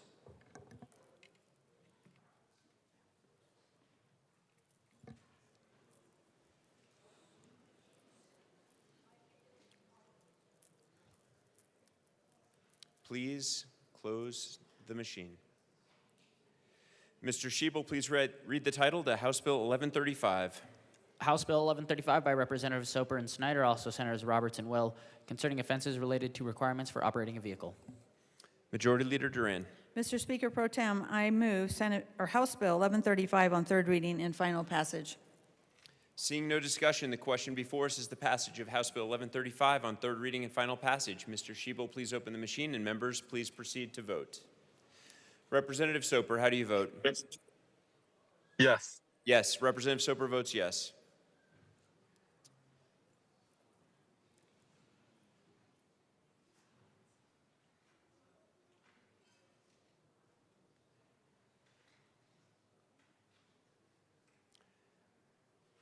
Representatives Catlin, Joseph, and Winter.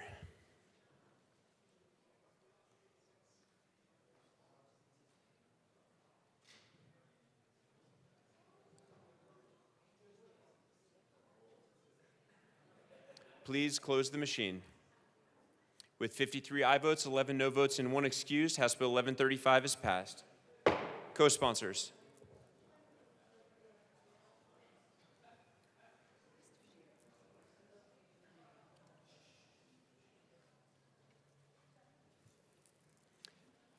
Please close the machine. Mr. Shebel, please read the title to House Bill 1001. House Bill 1001 by Representatives Lukens and Taggart, also Senators Roberts and Simpson, concerning reauthorization of the Rural Jumpstart Zone program. Majority Leader Duran. Mr. Speaker Pro Tem, I move House Bill 1001 on third reading and final passage. Seeing no discussion, the question before us is the passage of House Bill 1001 on third reading and final passage. Mr. Shebel, please open the machine, and members, please proceed to vote. Representative Soper, how do you vote? Yes. Representative Soper votes yes.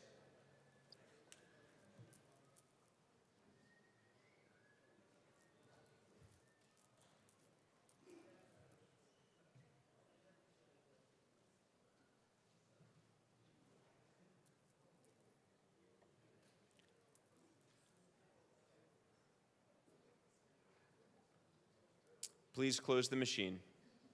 With 59 aye votes, 5 no votes, and 1 excuse, House Bill 1001 is passed. Co-sponsors.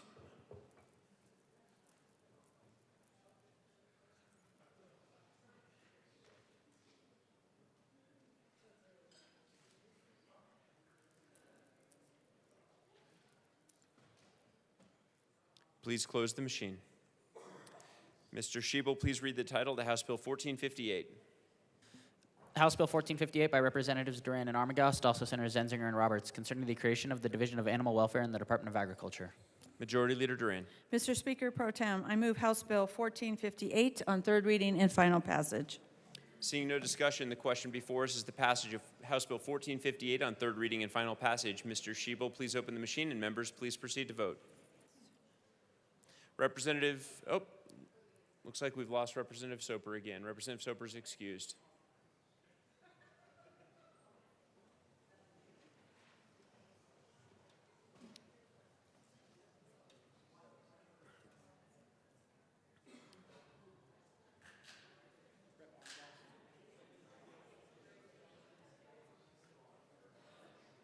Representatives Bacon, Brown, Epps, Garcia, and Lindsay, please vote.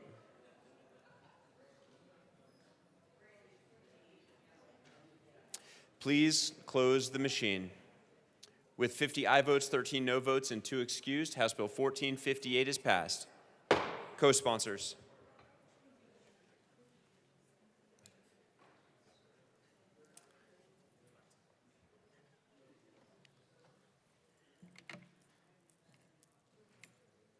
Please close the machine. Mr. Shebel, please read the title to House Bill 1036. House Bill 1036 by Representatives Weissman and Frizzell, also Senators Hansen and Kolker, concerning the adjustment of certain tax expenditures. Majority Leader Duran. Mr. Speaker Pro Tem, I move House Bill 1036 on third reading and final passage.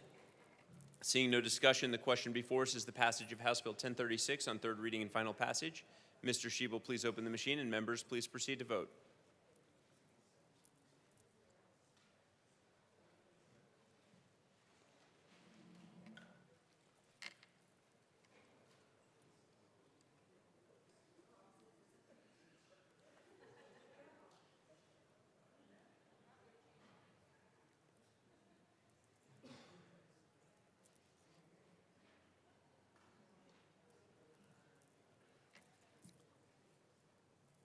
Please close the machine. With 59 aye votes, 4 no votes, and 2 excused, House Bill 1036 is passed. Co-sponsors.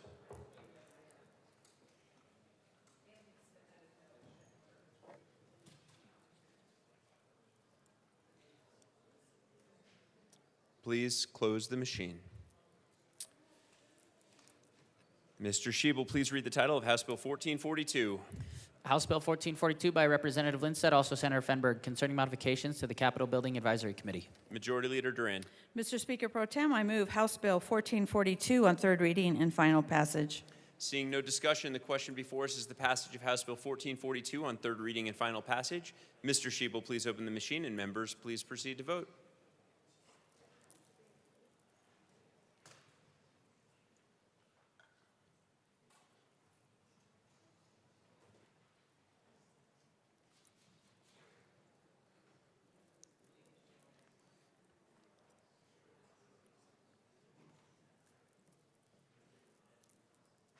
Representative Ricks, please vote. Please close the machine. With 63 aye votes, 0 no votes, and 2 excused, House Bill 1442 is passed. Co-sponsors.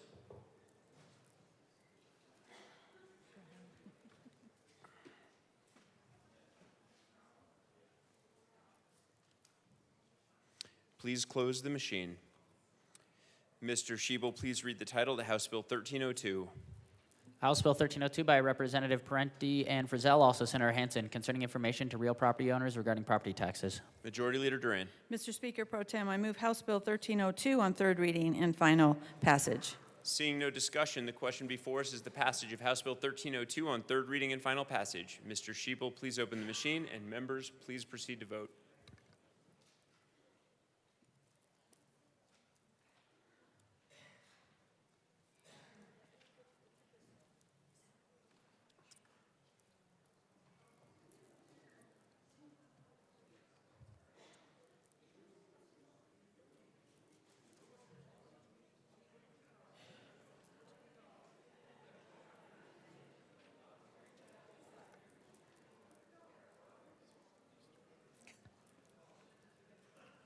Please close the machine. With 63 aye votes, 0 no votes, and 2 excused, House Bill 1302 is passed. Co-sponsors.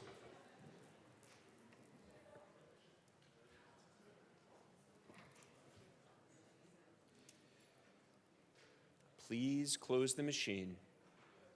Mr. Shebel, please read the title to Senate Bill 89. Senate Bill 89 by Senator Rodriguez, also Representative Doherty, concerning the Colorado Firefighter Heart, Cancer, and Behavioral Health Benefits Trust. Majority Leader Duran. Mr. Speaker Pro Tem, I move Senate Bill 89 on third reading and final passage. Seeing no discussion, the question before us is the passage of Senate Bill 89 on third reading and final passage. Mr. Shebel, please open the machine, and members, please proceed to vote.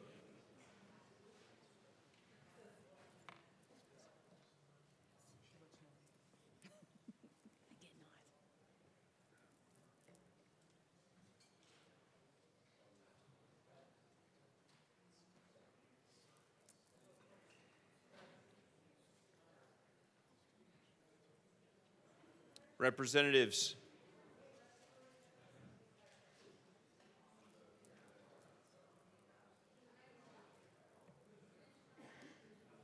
please close the machine. With 60 aye votes, 3 no votes, and 2 excused, Senate Bill 89 is passed. Co-sponsors.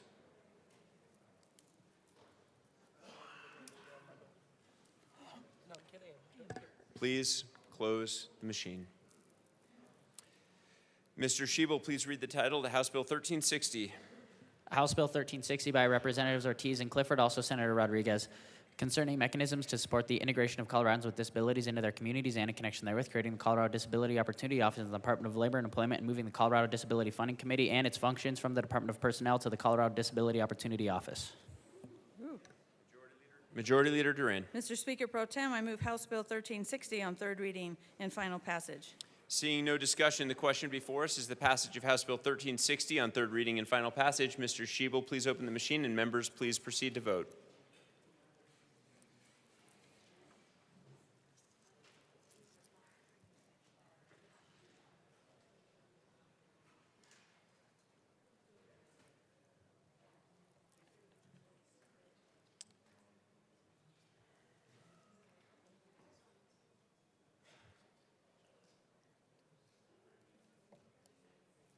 Please close the machine. With 51 aye votes, 12 no votes, and 2 excused, House Bill 1360 is passed. Co-sponsors.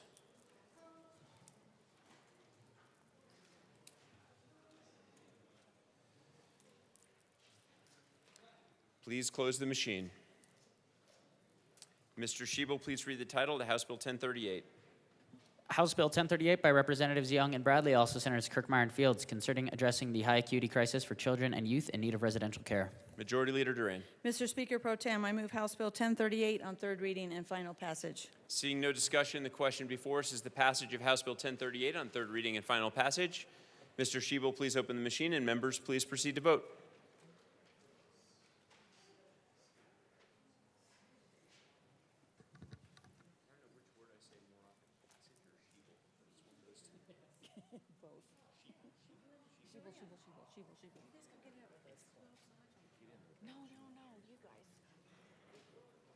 Representatives Catlin, Frizzell, Hernandez, Holtorf, Joseph, and Woodrow, please vote.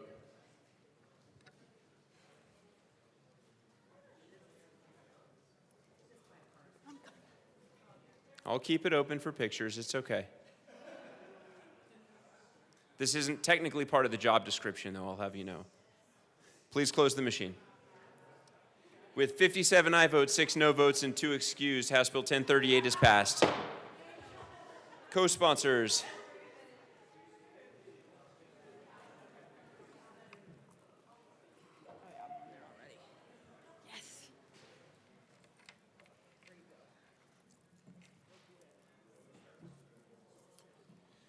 Please close the machine.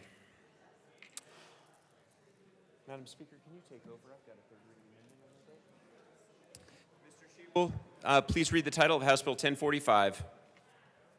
House Bill 1045 by Representatives Armagost and Degree Kennedy, also Senators Mullica and Will, concerning treatment for substance use disorders. Madam Majority Leader. Madam Speaker, I move House Bill 1045 on third reading and final passage. Speaker Pro Tem Degree Kennedy. Thank you, Madam Speaker. Members. Yeah, bring it on. They didn't say anything. They just see it coming. I would like to ask for permission for a third reading technical amendment. Please briefly explain. Thank you, Madam Chair. This is something the drafter brought to our attention after second reading. It really is purely technical. It's renumbering of sections to make sure that all the cross-references are correct. Seeing no further discussion, the motion before us is permission for a third reading amendment on House Bill 1045. Mr. Shebel, please open the machine and members proceed to vote.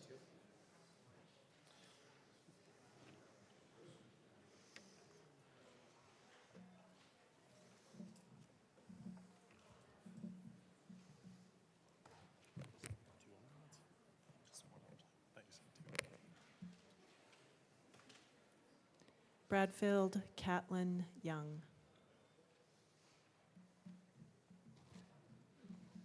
Bradfield is, oh, there she is.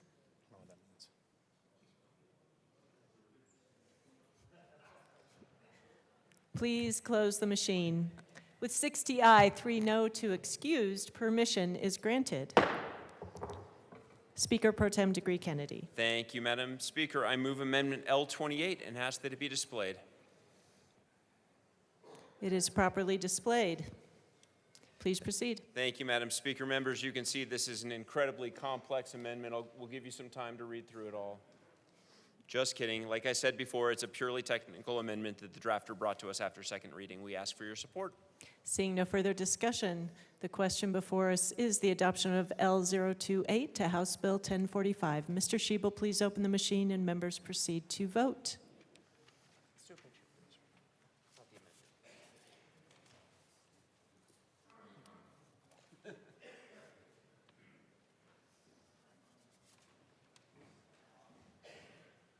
Please close the machine.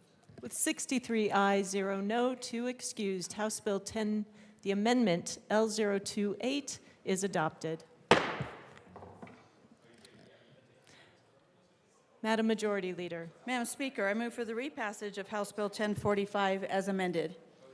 The motion before us is the passage of House Bill 1045 as amended. Mr. Shebel, please open the machine and members proceed to vote.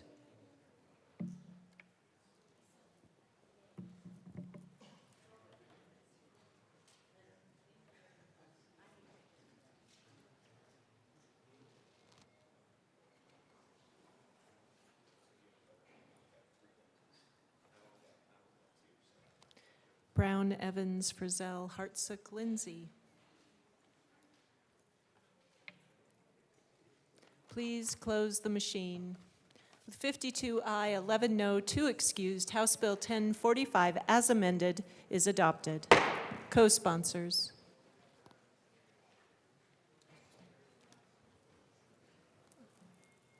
Do you want back? Okay.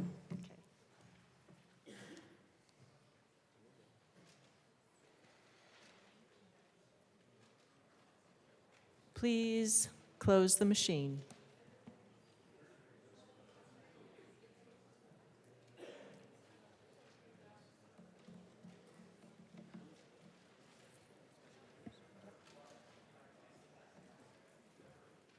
Madam Majority Leader. Madam Speaker, I move that the following bills be made special orders on Monday, April 29th, 2024 at 1:48 p.m.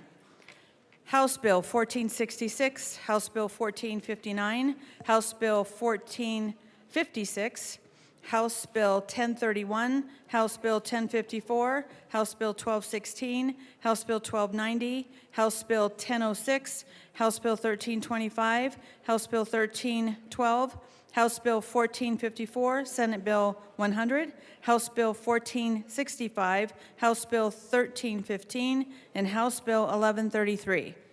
Seeing no objection, the bills listed by the Majority Leader will be made special orders on Monday, April 29th at 1:48 p.m. Representative Martinez.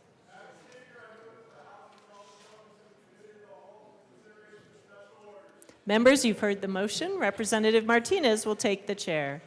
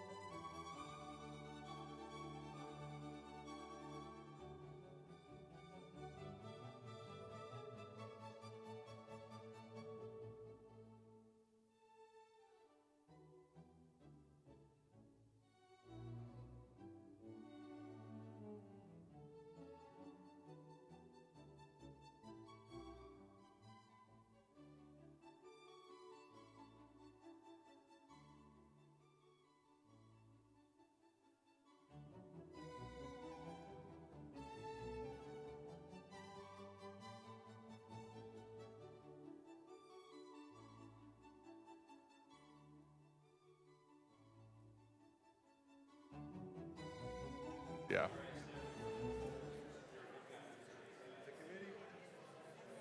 The committee will come to order. With your unanimous consent, the bills will be read by title unless there is a request for reading a bill at length. Committee reports are printed and in your bill folders. Floor amendments will be shown on the screen and on your iPads. Bills will be laid over upon motion of the Majority Leader, and the court roll is definitely relaxed. Mr. Schiebel, will you please read the title of House Bill 24-1466? House Bill 1466 by Representatives Byrd and Taggart, also Senators Zenzinger and Kirkmeyer, concerning exchanging money received from the federal Corona State Fiscal Recovery Fund with state money and in connection therewith, ensuring that money received from the federal Coronavirus State Fiscal Recovery Fund is spent in accordance with deadlines established in federal law and making and reducing appropriations. Amazing work, Mr. Schiebel. Representative Byrd. Thank you, Mr. Chair. I move House Bill 241466 and the Appropriations Committee report. To the Appropriations Committee report. Thank you, Mr. Chair. In the Appropriations Committee, we just added references to our bill, to a bill number 1465. And we ask for a yes vote. Is there any further discussion on the Appropriations Committee report? Seeing none, the question before us is the adoption of the Appropriations Committee report. All those in favor say aye. Aye. All those opposed say no. The Appropriations Committee report is adopted. To the bill, Representative Byrd. Thank you, Mr. Chair. I move Amendment L002 and ask that it be properly displayed. That is a proper motion. Give us a moment to get that on screen. That is displayed. Representative Byrd. Thank you, Mr. Chair. Members, this amendment just makes sure, it clarifies that the transfers made in this bill are subject to our reserve requirement. And there are also, there's a fix to language that was included in House Bill 1231 to ensure that this bill and House Bill 1231 work together as intended. We ask for a yes vote. Is there any further discussion on Amendment L002? Seeing none, the question before us is the adoption of Amendment L002. All those in favor say aye. Aye. All those opposed say no. Amendment L002 is adopted. Representative Byrd.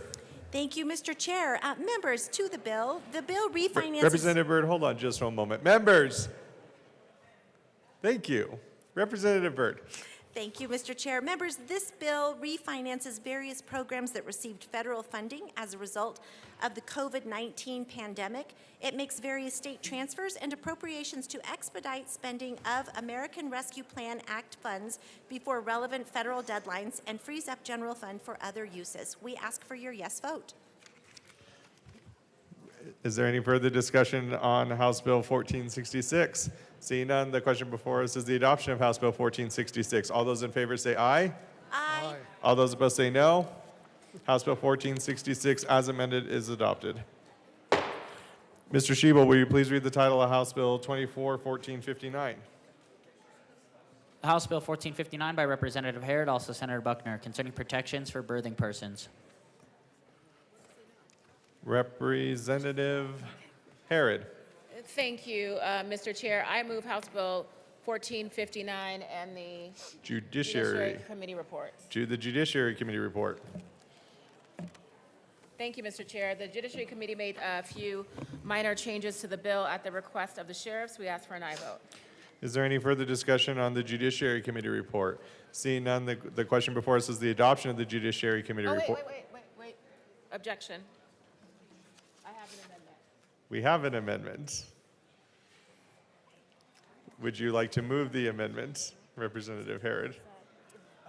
Yep. Thank you, Mr. Chair. I move amendment L004 and ask that it be displayed.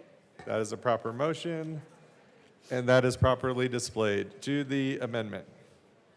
Thank you, Mr. Chair. This this amendment does clarify that. Yep, this adds jails and prisons to the Protection of Persons from Restraint and Seclusion Act with regard to incarcerated people who are in labor, so that restraints may only be used on incarcerated people giving birth pursuant to the act. I think that clarifies a lot of questions that came up in committee around maybe someone having a mental health break or needing these restraints, and this ensures that that is an available option. We ask for an aye vote. Is there any further discussion on Amendment L004? Seeing none, the question before us is the adoption of Amendment L004. All those in favor say aye. Aye. Aye. All those opposed say no. The ayes have it. Amendment L004 is adopted. To the Judiciary Committee report. Is there any further discussion on the Judiciary Committee report? Seeing none, the question before us is the adoption of the Judiciary Committee report. All those in favor say aye. Let's try that again. Members, all those in favor of the Judiciary Committee report say aye. All those opposed say no. The ayes have it. The Judiciary report is adopted. To the bill. Representative Garcia. Members, what this bill does is three key things. Colorado passed anti-shackling laws for pregnant people in 2010. With few exceptions, this bill will remove the exceptions and adds jails and prisons to the Protection of Persons from Restraint and Seclusion Act with regard to incarcerated people who are in labor. It also clarifies language to ensure that hospitals, jails, and prisons have policies in place for babies to receive the milk of their incarcerated parent that their incarcerated parent pumps for them. Currently, parents are being permitted to pump, but the newborns are not receiving the milk. And it clarifies language passed in Senate Bill 21-193 to ensure that all people involved in a perinatal transfers have clear guidelines about their responsibilities during a transfer. This update supports CDPHE in making rules that address birth centers and home birth transfers, and we ask for an aye vote. Is there any further discussion on House Bill 24-1459? Representative Frizzell.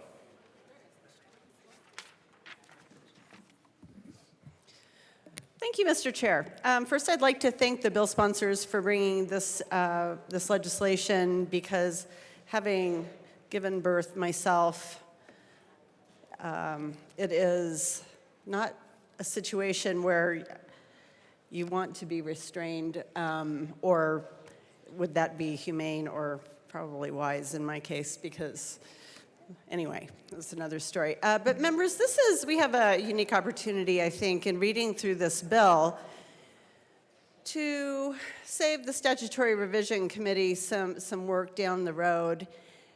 It's really important, I believe, and I know you all share this belief as well, that we have clear statutory language that provides clean and consistent definitions. So with that, I would like to move L006 to House Bill 1459 and ask that it be prominently displayed. That is a proper motion, and that is you. prominently displayed Thank to the you. amendment. Thank you, Mr. Chair. So one thing I noticed, members, in looking through this bill is that we have a lot of different references to the individual actually giving birth or being pregnant. And in some cases, such as on page 3, lines 20 and 23, that individual is referred to as a woman.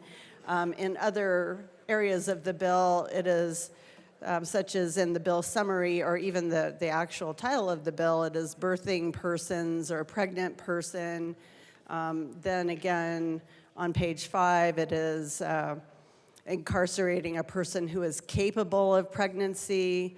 Or further down on page 5, line 17, a person with the capacity for pregnancy. So we have just lots of variations here, and I thought I would try to be helpful and provide an amendment that would clarify the language used in this bill and in statute, because some of this language is pertaining to statute. So I would request very humbly an aye vote on my amendment. Is there any further discussion on Amendment L006? Minority Leader Puglisi. Thank you, Mr. Chair. And I agree. We've had some conversations about this bill and how important it is not to restrain women in labor. I think that just sounds horrific. But to this amendment, I just want to say, as a member of the Statutory Revision Committee, it would be better to have consistency in statute, and therefore I would ask for an aye vote. Thank you. Representative Herod. Thank you, Mr. Chair. Members, I will respectfully ask for a no vote. We know that we're going to probably agree to disagree on this one, but there are transgender inmates that exist in Colorado jails and prisons, and it is incumbent upon us and something that we feel strongly about to ensure that this language is as inclusive as possible. We ask for a no vote on this amendment. Thank you. Is there any further discussion on Amendment L006? Representative Luck. Thank you, Mr. Chair. So I do think the grammarian in me and the statutory revisionist in me, which, by the way, to my leadership, I would love to serve on that committee one day.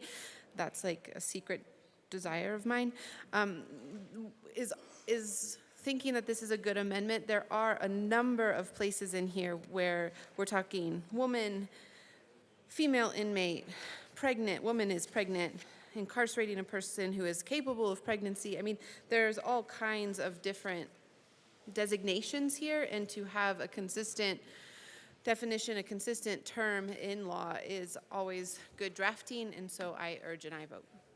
Is there any further discussion on Amendment L006? Seeing none, the question before us is the adoption of Amendment L006. All those in favor say aye. Aye. All those opposed say no. The noes have it. Amendment L006 is lost. To the bill. Any further discussion on House Bill 1459?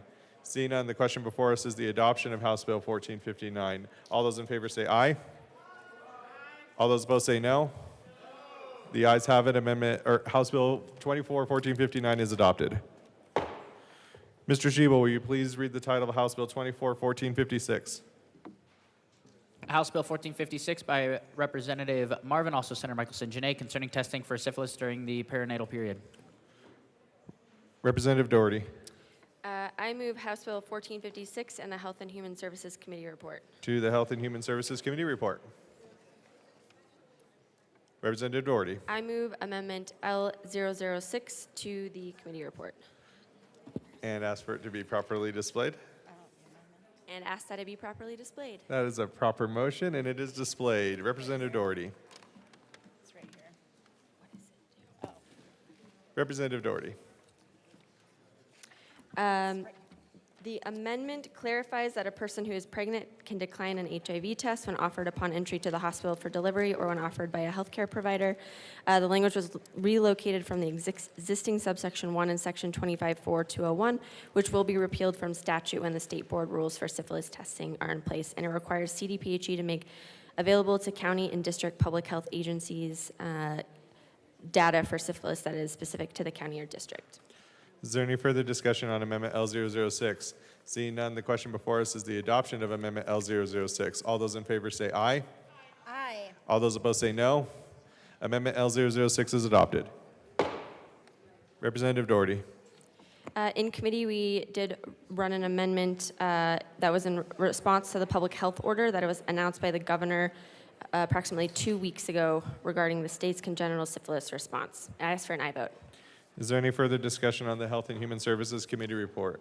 Seeing none, the question before us is the adoption of the Health and Human Services Committee report. All those in favor say aye. Aye. All those opposed say no. The ayes have it. Health and Human Services Committee report is adopted. To the bill. Representative Marvin. Thank you, Mr. Chair. It's an honor to serve with you. And an honor to serve with you. All right, so today, along with my co-prime sponsor, Representative Doherty, I bring you House Bill 1456, which will help combat the growing congenital syphilis crisis we're seeing across Colorado. The impetus for this bill started back in February, shortly after I joined the legislature.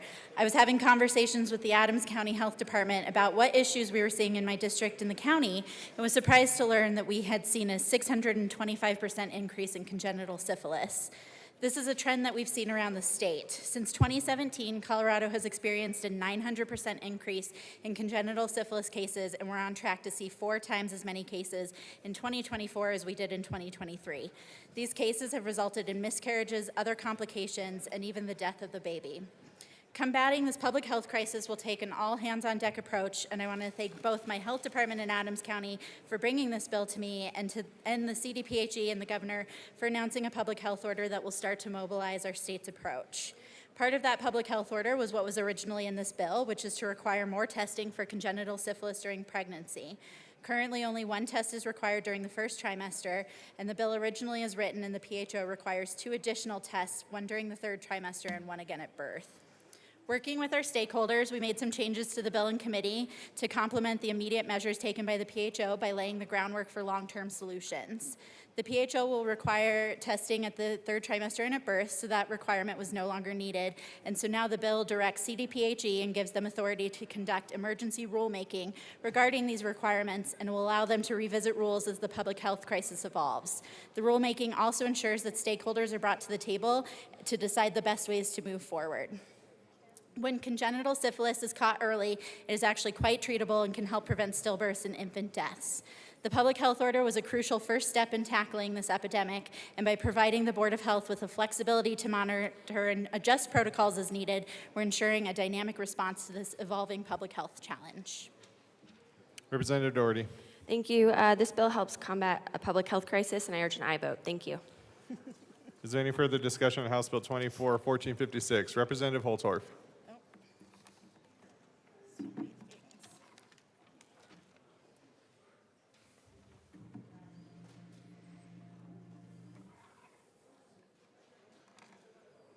Thank you, Mr. Chair.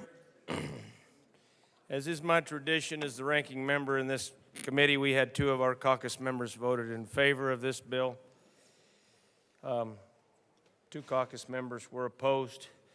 I think it's important for the entire chamber to understand some of the sentiment of my caucus.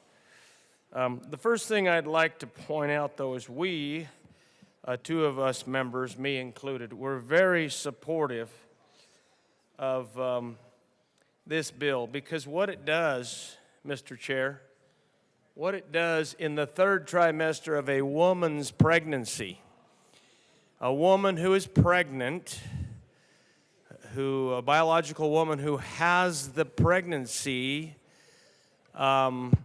she now can be tested with this bill.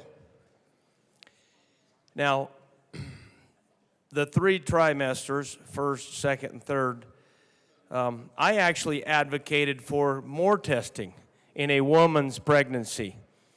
The woman that is carrying that child in her womb. But I was told that it wasn't necessary because they test at the inception of pregnancy. And during that time, there would be no damage to that little baby inside the womb, that beautiful, precious little baby that's living in the womb waiting to come out. So I am very supportive of this bill. I am thankful the bill sponsors are protecting those women who bring forth beautiful babies, and that this bill will help some of those babies not have or will not experience injury during to syphilis that causes them to have very significant physical injuries at birth. Despite what the other 2 colleagues that voted against this bill, and I do respect my other 2 colleagues very much, but I really think with respect to women and women being pregnant and women carrying babies in the womb, and this bill protecting those babies, those little precious babies in the womb that are waiting to come out to have their first birthday, I really think this is a good bill, and I thank the bill sponsors. And I just want everybody to know in here that I am in support of this bill, and I'm in support of women. I'm in support of women that have babies and bring life into this world, and I don't want those women to have syphilis, and this helps them prevent that. And simple antibiotics can cure that and protect those little babies in the womb, those precious little living children. So thank you for bringing forth this women and protecting the women and their babies from injury, from syphilis. Thank you. Representative Bradfield.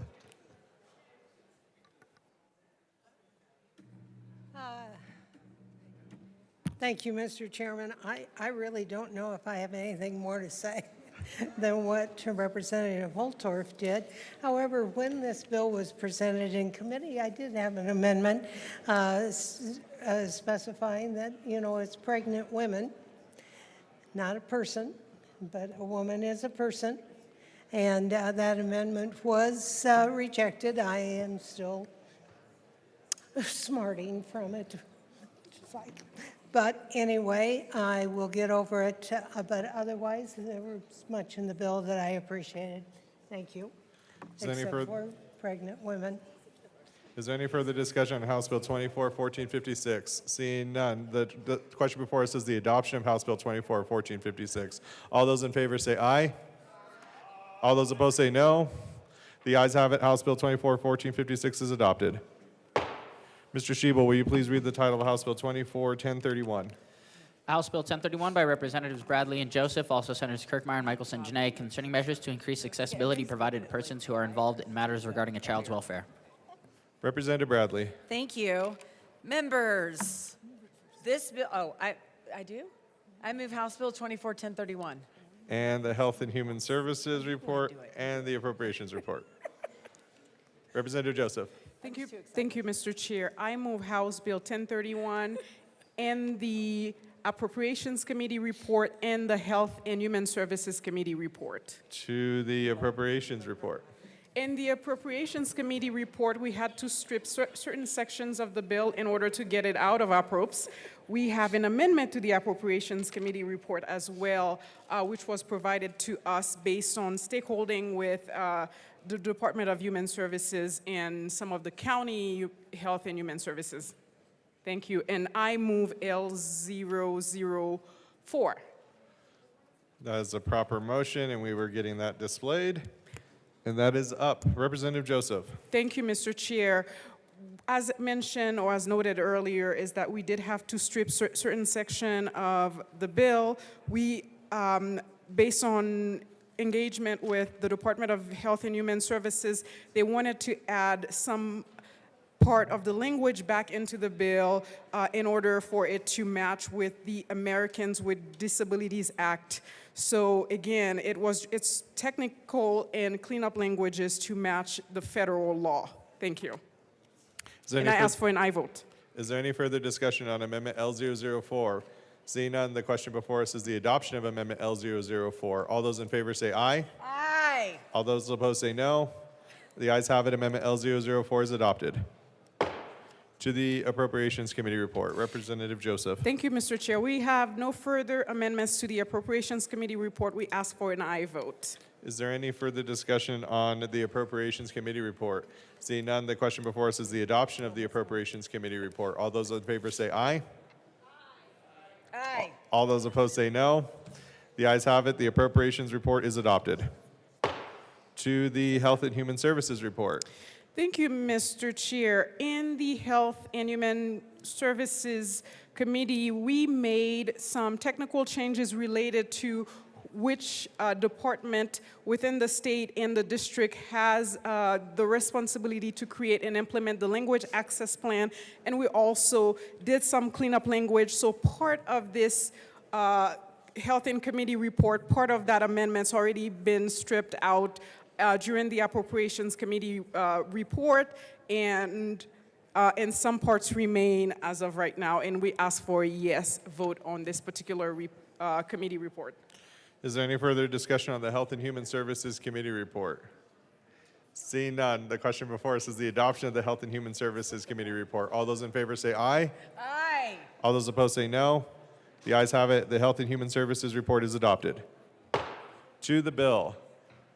Representative Bradley. Thank you, and I want to thank my co-prime. This bill has been stakeholdered to an inch of its life. And we have worked tirelessly. It was one of 5 bills that passed through the Child Interim Welfare Committee as one of our priorities. This bill is going to help ensure that children and families receive the services they need. If they have limited English proficiency and require language access, this bill is also an important step in ensuring child welfare proceedings are accessible to the children, youth, and families. We're seeing an unprecedented amount of children being taken unfairly from their homes. We know that children do better when they are with kinship, and this bill is going to help enable that, and we ask for an aye vote on this very important bill. Representative Joseph. Thank you, Mr. Chair. We have an amendment, L003, so I move L003 and ask that it properly displayed. That is a proper motion. Give us 1 second. That is displayed. To the amendment. Thank you, Mr. Chair. This amendment came from CDHS and county departments. They just wanted to make sure that they're working as partners with the State Department, and they just wanted this amendment. And based on stakeholding and conversation, we agree this is a good amendment, and we ask for a yes vote. Is there any further discussion on Amendment L003?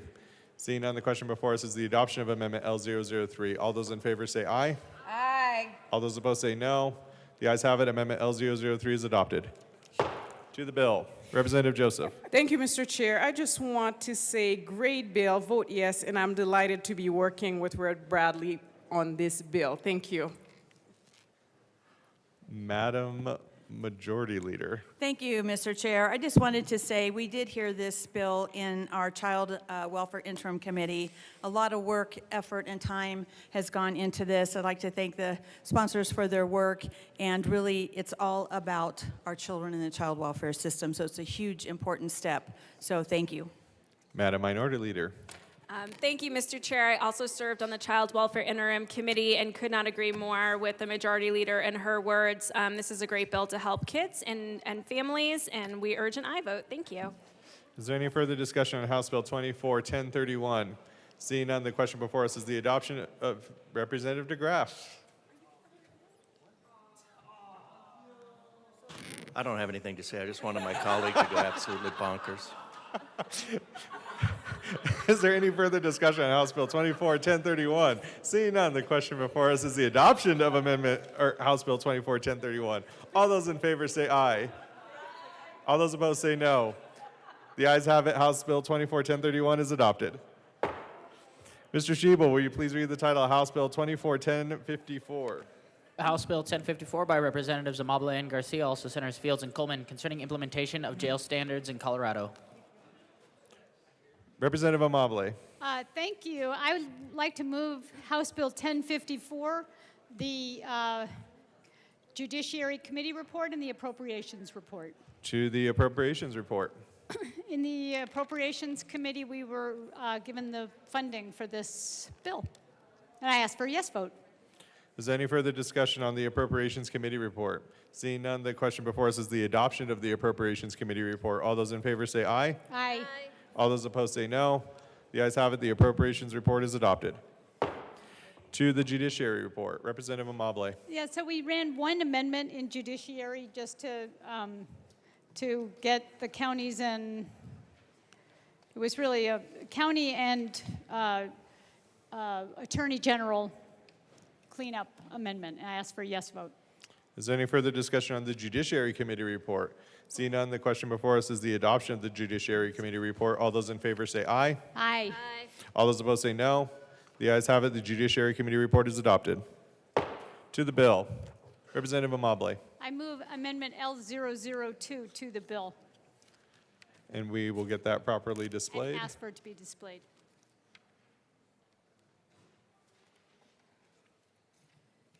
That is displayed. To the amendment. Representative Amabile. Yeah, so this is at the request of the counties, and it's a very small thing, just a wording change. I ask for a yes vote. Is there any further discussion on Amendment L002? Seeing none, the question before us is the adoption of Amendment L002. All those in favor say aye. Aye. All those opposed say no. The ayes have it. L002 is adopted. Representative Amabile. I move L003 and ask that it be displayed. That's a proper motion.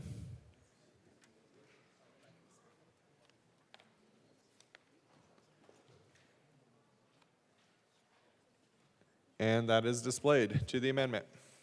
Thank you. This is a kind of a technical cleanup for the AG's office, just to make sure that we were ensuring that they had their pattern and practice language and just really solidifying and making very clear what their role is in this process. I ask for a yes vote. Is there any further discussion on Amendment L003? Seeing none, the question before us is the adoption of Amendment L003. All those in favor say aye. Aye. All those opposed say no. The ayes have it. The L003 is adopted. To the bill. Representative Garcia. Thank you so much, Mr. Chair. It is an honor to bring 1054 before you today with my co-prime, Representative Amabile, who has spent such an enormous amount of time for the last 2 years working with the Jail Standards Commission to develop some policies that would allow and support the desire our counties have in ensuring humane and dignified jails for people who are being detained. So what came out of the commission is the establishment of a legislative oversight committee for Colorado jail standards. So what this committee is doing is it will address and present and put forward standards that all counties will have to take up and enact by July 1, 2026. If there are any challenges that counties face, they have an opportunity to request a waiver, solicit additional time, But what this does is it really just promotes standardization around what humane practices in our jails should look like. And this is something that has the support of our sheriffs and our counties, and it's just really good policy that we can make sure that no matter what county you're in, if you happen to be detained and staying in a local jail, that you know it's not going to be something where your ADA is not respected, or where there isn't heat or air conditioning, or that you have access to the services that you need, and we urge an aye vote. Representative Amabile. Thank you, Mr. Chair. So I know we're not supposed to use props, but the Jail Standards Commission was established by a bill a year and a half ago, and these are the standards that they came up with. We're not putting these into statute today. These will live with the advisory committee, and that is going to be run by the sheriffs at the County Sheriffs Association. And a lot of the funding in the bill goes to the County Sheriffs Association so that they can run this advisory commission. The advisory commission is going to get people to go around and do these assessments of jails. Every jail will get an assessment once every 5 years. And they will be helped, actually, to be in compliance with these standards. And the jails that can't comply will have a different plan. And the advisory committee has flexibility to either waive those standards or to help them implement them in a different way. The bill also sets up an oversight committee made up of legislators, and that oversight committee has the ability to change the standards over time. So this is meant to be a living document. And if it turns out some of these things are impossible to meet for most of our jails, then we'll modify them.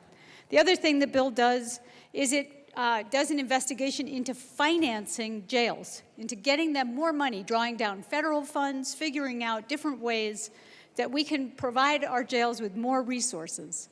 And these standards aren't just for the people who are held in the jail. They are also for the people who work in the jail, for the sheriffs and for the other employees who work in the jail, to make sure that they are safe, that they are treated well. And that the bill is the result of 2.5 years of work. And it is local based. And it is about Colorado having the right standards for Colorado. And I urge you all to vote yes on this bill. It is a really important first step. There isn't any opposition to the bill. The sheriffs are on board. The counties are on board. All of the advocacy groups, Disability Law, Mental Health Colorado, they're all on board with this bill. They have all had a hand in shaping this legislation, and I ask for a yes vote. Representative Garcia. Thank you. I also just want to add on to what my co-prime is saying, that there is not and there is no intention in this bill to be an I got you bill. There is nothing here where the intention is to go to counties and say, ha, you're doing something wrong, here's a fine. The intention of this and where this all comes from is because we know that our counties and our sheriffs want to do better, and so that's why everything in here is intended to support and promote and provide that technical assistance and investigate where that money is going to come from. So I urge you all to please vote yes and know that there is no poison pill here, no matter what you might hear. Thank you. Representative Assistant Minority Leader Winter. Thank you. And I have a quick question for you all. I've been advocating for one of the jails in my district. They've had issues we've chatted about a few times. When they go through these jail standards, I know you're looking at protecting the people in the jail and the people that work for the jail, but one of the issues the jail that I have is they did a rebuild on the jail a couple sheriffs ago. There's been inmates escaping. Will there possibly be funds in them for them to protect the community as well because of people being able to get out of the jail? Representative Amabile. So thank you for that question. Yeah, obviously, there is a piece of this bill that is about funding for jails, for all jails, for rural jails. I personally have visited 20 jails across Colorado, and the diversity of what those jails look like, what those jails are facing is huge.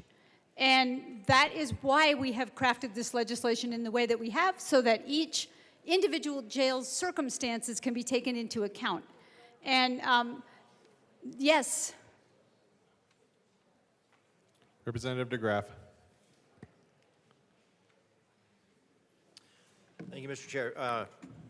So a question I have, and I do think this is, I mean, still out on it, but you know, it is important for government to secure the rights of individuals, even though they are in a capacity where they, you know, they've been removed from society for violating, most likely violating the rights of others. But it's still important that we secure their rights. So I'm definitely on board with that concept. But my question is, there's already a prison and jail standards, PREA. What is, and if this is essentially voluntary and it's just laying out things that the sheriffs and counties want to do, how is this different than PREA? And then I guess, is this just mostly a grant program for the sheriffs and counties and the jails basically to say, hey, we have areas that we're short and we want, because it doesn't sound like there's any I guess sticks in it, or, you know, enforcement mechanism, which is fine. Just, you know, how does this work in comparison with PREA? And if it's voluntary, why do we need the bill? Representative Amabile.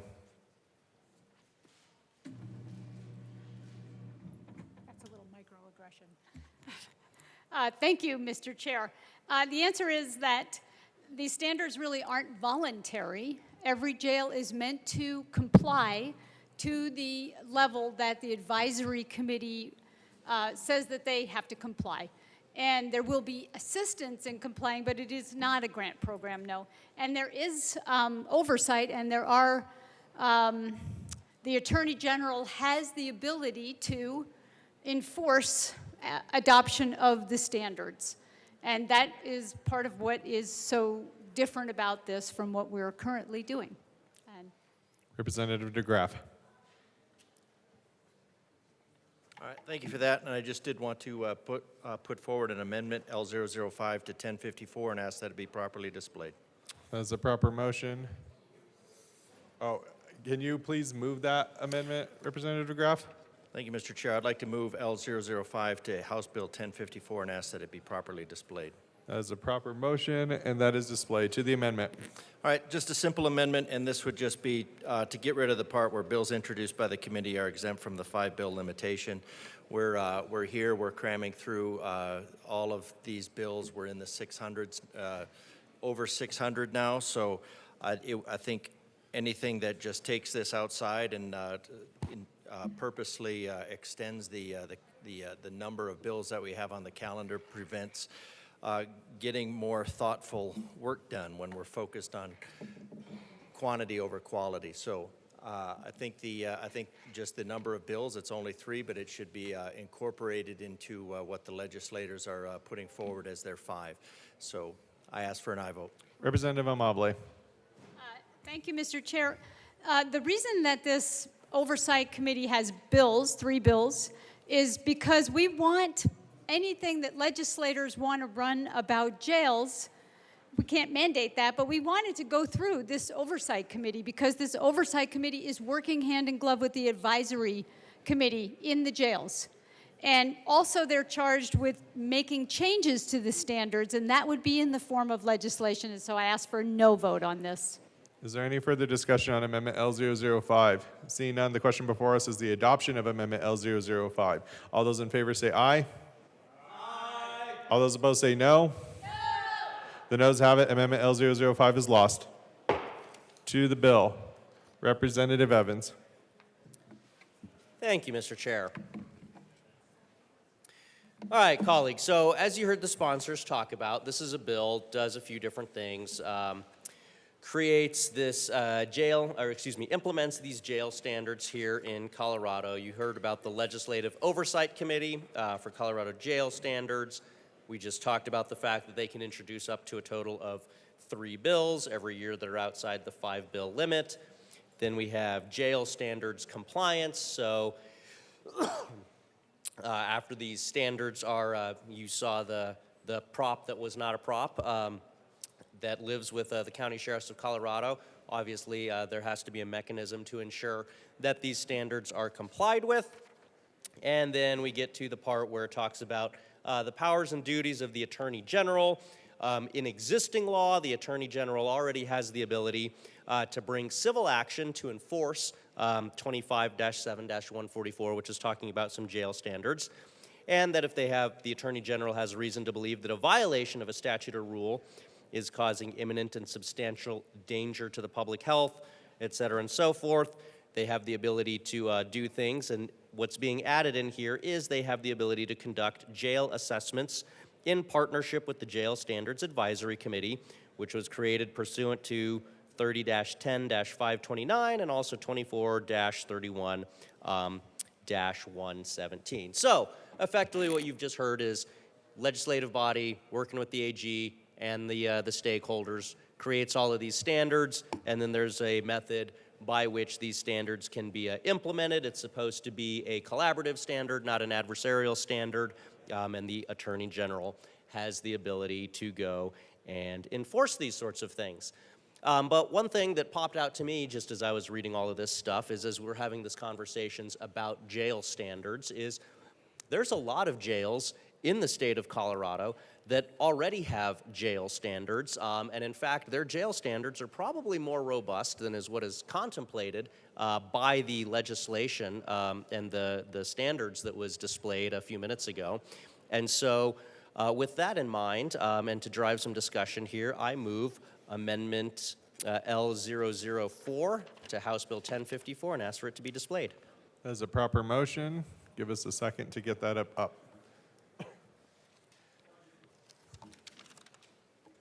That is displayed. To the amendment, Representative Evans.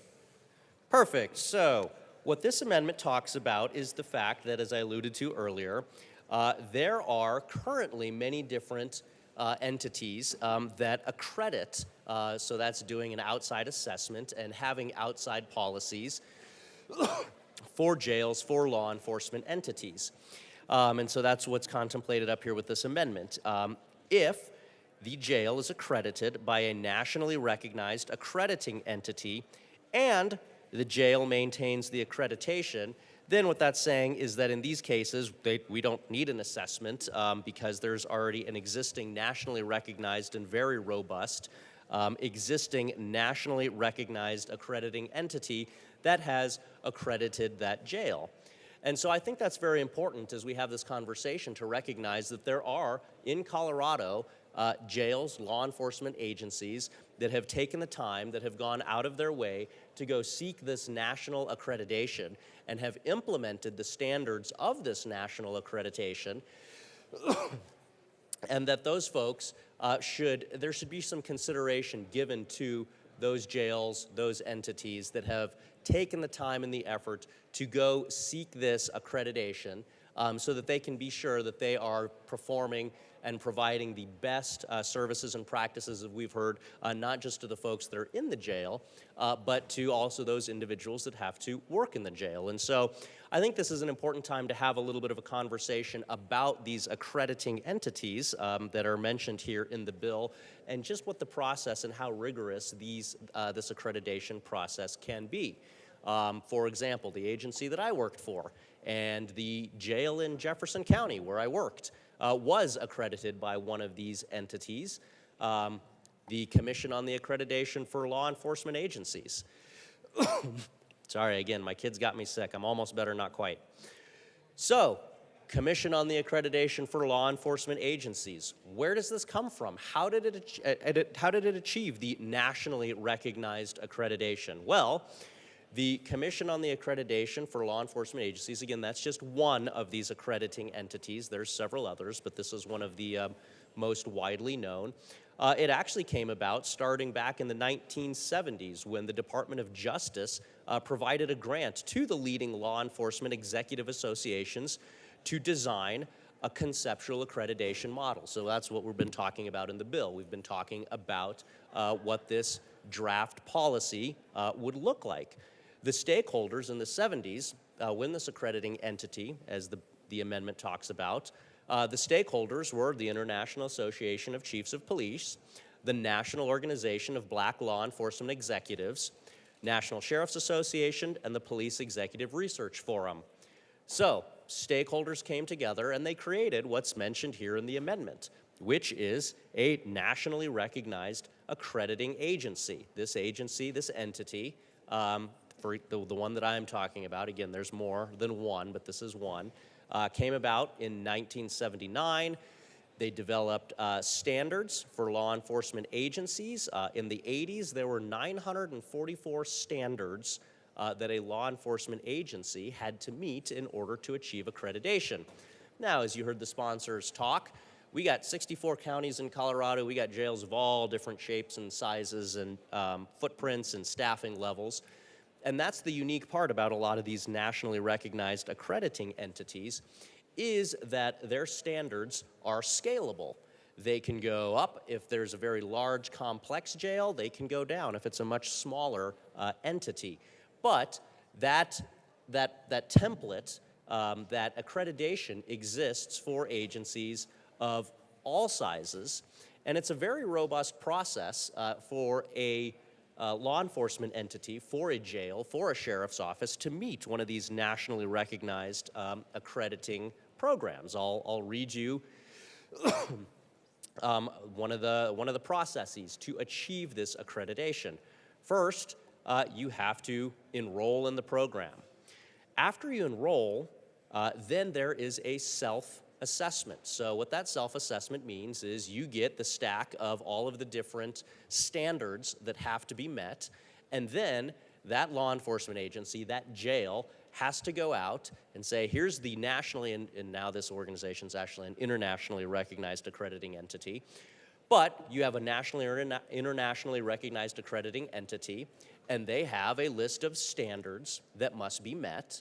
And so that law enforcement entity, that jail that wants to meet those standards, has to go out into their organization, and they have to find what are called proofs. This was one of the things that I had to do when I became a supervisor, is all areas of the agency had to submit proofs to show that they met the requirements of that nationally recognized accrediting entity. So you would go out, you would collect proofs across hundreds of different standards. I think my agency was accredited with 483 different standards that they had to meet. You go out, you collect the proofs for all of these different hundreds of different standards, and you compile all of those standards together. After you compile all of those standards together, you submit them. But guess what? There's more than just that. Because anyone can go, as we used to say, anyone can go pencil whip a solution. You've got to do more than just be able to show that there's a paper trail. An agency that achieves, as this amendment says, a nationally recognized accreditation standard will then have to submit to an on-site inspection. And these on-site inspections aren't just a day or two. They can take several days. They can take weeks. They involve ride-alongs. They involve throwing all of the command staff out of a conversation and, having that conversation with that direct frontline worker, whether it was, for me as a patrol officer, having one of these folks actually ride along with you and have conversations about the agency. But these standards, these nationally recognized accrediting standards, have to be established not just by submitting a very lengthy packet that talks for hundreds and hundreds of pages about how hundreds and hundreds of different standards are being met, but then there has to be an actual physical inspection. There's a group of folks that comes out to these agencies to actually make sure that everything that was submitted on paper is actually being complied with. And then only after you go through that whole assessment, where the folks actually come out and they see if you're doing everything that you're supposed to be doing, then all of that information is compiled and goes in front of the commission for one of these nationally recognized accrediting entities. It goes in front of the commission, and then that commission, which is composed of a whole bunch of objective folks, quite often folks that aren't even really affiliated with that particular state, again, because this is a nationally recognized accrediting entity. They take a look and they make sure that all of the paperwork's in order, they make sure that all the proofs are there, they make sure that all of the standards are appropriately met. They review all of the information that was provided by the inspectors that came and did that on-site inspection for the accrediting agency. And then, and only then, if all of those standards are met, then that agency gets accredited. We heard the sponsors say that this bill would be on a 5-year cycle. Well, guess what? Some of these nationally accrediting agencies work on a faster cycle. For example, the one that I'm talking about, the Commission on the Accreditation for Law Enforcement Agencies, they work on a 4-year cycle. So there's actually more scrutiny, and that scrutiny happens more quickly on a 4-year cycle versus a 5-year cycle under some of these nationally recognized entities that accredit law enforcement agencies, and in particular those law enforcement agencies in Colorado, the Sheriff's Office, that maintain jails. And so I want to talk just a little bit about how granular and how detailed these accreditation standards are. So, first thing that these accrediting agencies are going to be looking for, their actual standards, are things like law enforcement role and authority. Does this agency have policies, practices, and procedures, and is training provided that gives their employees the definition and the scope and the guardrails for law enforcement role and authority? Do they have things like an oath of office that those folks that work in law enforcement, that work in the jail, can go back to and understand what their scope of their authority is so that they can give quality services to those folks that are housed in the jail? Do they have things like a code of ethics? A code of ethics is required to be accredited by one of these nationally, well, by the one that I'm reading, by the Commission on the Accreditation for Law Enforcement Agencies. If your sheriff's office, your jail does not have a code of ethics, they are not going to be accredited by, as this amendment says, a nationally recognized accrediting entity. And again, it's not merely just having a code of ethics, it's having a code of ethics and then every 4 years having independent inspectors come out and verify that that code of ethics is actually being followed, is being taught, and is reflected in the day-to-day operation of that law enforcement agency. They have conversations, or they have standards about legal authority, what you can and can't do. What can a sheriff's deputy that's working in a jail, what is within their lawful scope of authority? What is outside their lawful scope of authority? You have to have a policy on that. Compliance with constitutional requirements. We know that folks that are in a detention setting still have constitutionally protected requirements. And so, a nationally recognized accrediting entity is going to ensure that that jail has some sort of policy and training, and that that policy and training is actually implemented on a day-to-day basis by the folks that work in the jail in order to protect the constitutional rights of the folks that are in the jail. Search and seizure, you have to have policies on that. They have to have policies on searches, on use of reasonable force. And that's just page 1. I'm on 18 pages. If I was reading every line here, we'd be here all day. So don't anybody tell me that I'm just killing time, because I'm skipping lots of stuff here. Agency mutual aid, contractual agreements for law enforcement services. If that agency is having some sort of contractual agreement to provide services, those things have to be covered. There has to be a standard. There has to be an independent assessment of those standards. You have to have a description of the actual organization. Folks have to understand the hierarchy, the organizational chart, the flow chart. These are all things that go into being accredited, as the amendment says, by a nationally recognized accrediting entity. You have to have... Representative Evans, hold on just one moment, please. Members, it's getting a little loud. If you have conversations, please take those off to the side. Thank you. Representative Evans. Thank you, Mr. Chair. You have to have unity of command. Folks have to understand who they report to and that they have one supervisor. That's what unity of command means, so that folks have a clear and delineated line of supervision, so that there's clear and established guidelines, rules, and regulations as they are providing that nationally accredited service in a jail setting. You have to have employee accountability.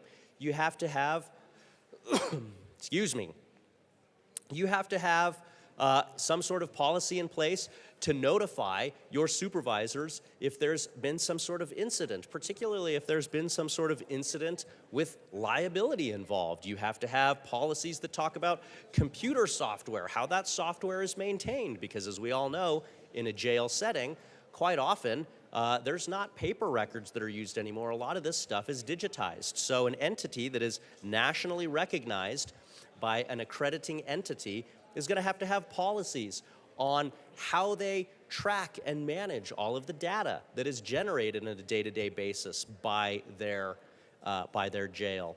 They're going to have command protocol. They're going to have policies on obeying lawful orders because, yes, we all know that there are times where officers are held to a higher standard and they have not only the right but the duty to disobey an unlawful order. That is something that is going to be required in any policy that has been vetted and approved and accredited by a nationally recognized accrediting entity. There has to be a written directive system. There has to be directives on how information is disseminated, how policy updates are distributed to everyone, how those policy updates are stored and then incorporated into the policies of that jail so that they can maintain, as the amendment says, a nationally recognized accreditation from a national accrediting entity. There has to be a policy for annually updating goals and objectives because we all know that things change. Research changes, law changes, policy changes. There has to be a formal process by which those goals and objectives are updated so that those folks that work in a jail and are charged with the care of those folks who are in the jail can continue to meet that nationally recognized accrediting standard. And again, that standard is revisited for CALEA, is revisited every 4 years, and it involves not just information being provided to the accrediting entity, but it also involves an on-site visit and inspection lasting multiple days from those independent, outside experts who are making sure that everything that's written down on paper is actually being conducted in actual practice. Moving on, you have to have a policy for entry-level training. Anybody that's ever been in a training capacity, to include training somebody that works in a detention setting, knows that psychologically there's this thing called the law of primacy. The first way you learn how to do something will always be the right way in your mind. And so to ensure that folks that are working in a jail setting are trained the right way, that there are no mistakes that are made during their initial entry training, there has to be policies and procedures and standards around how that initial entry training is conducted so that that entity, that jail, can continue to maintain their nationally recognized accrediting status. There has to be policies around use of force, around in-service training, around just classroom level training.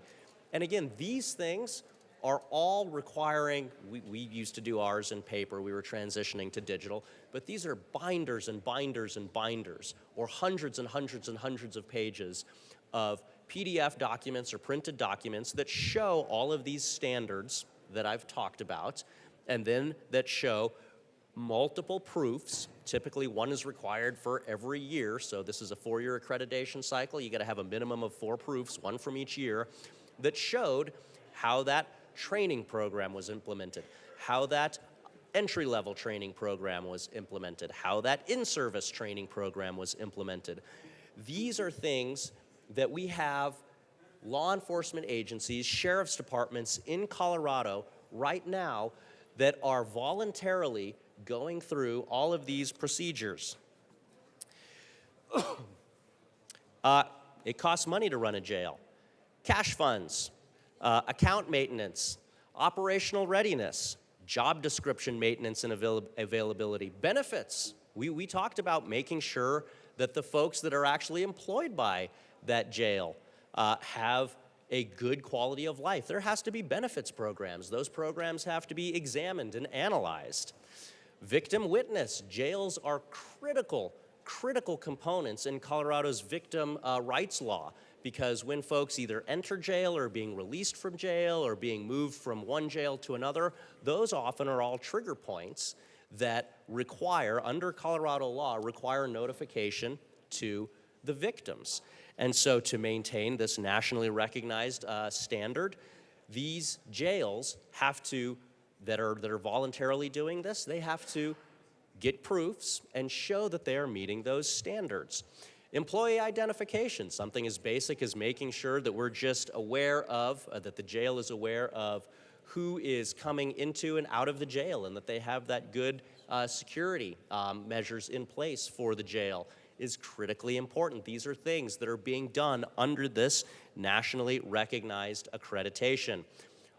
You have grievance procedures, code of conduct and appearance, disciplinary system, the appeal procedures. Let's say someone works in the jail. They feel like they've been discriminated against, or they feel like they've been unfairly subject to discipline. There has to be a process.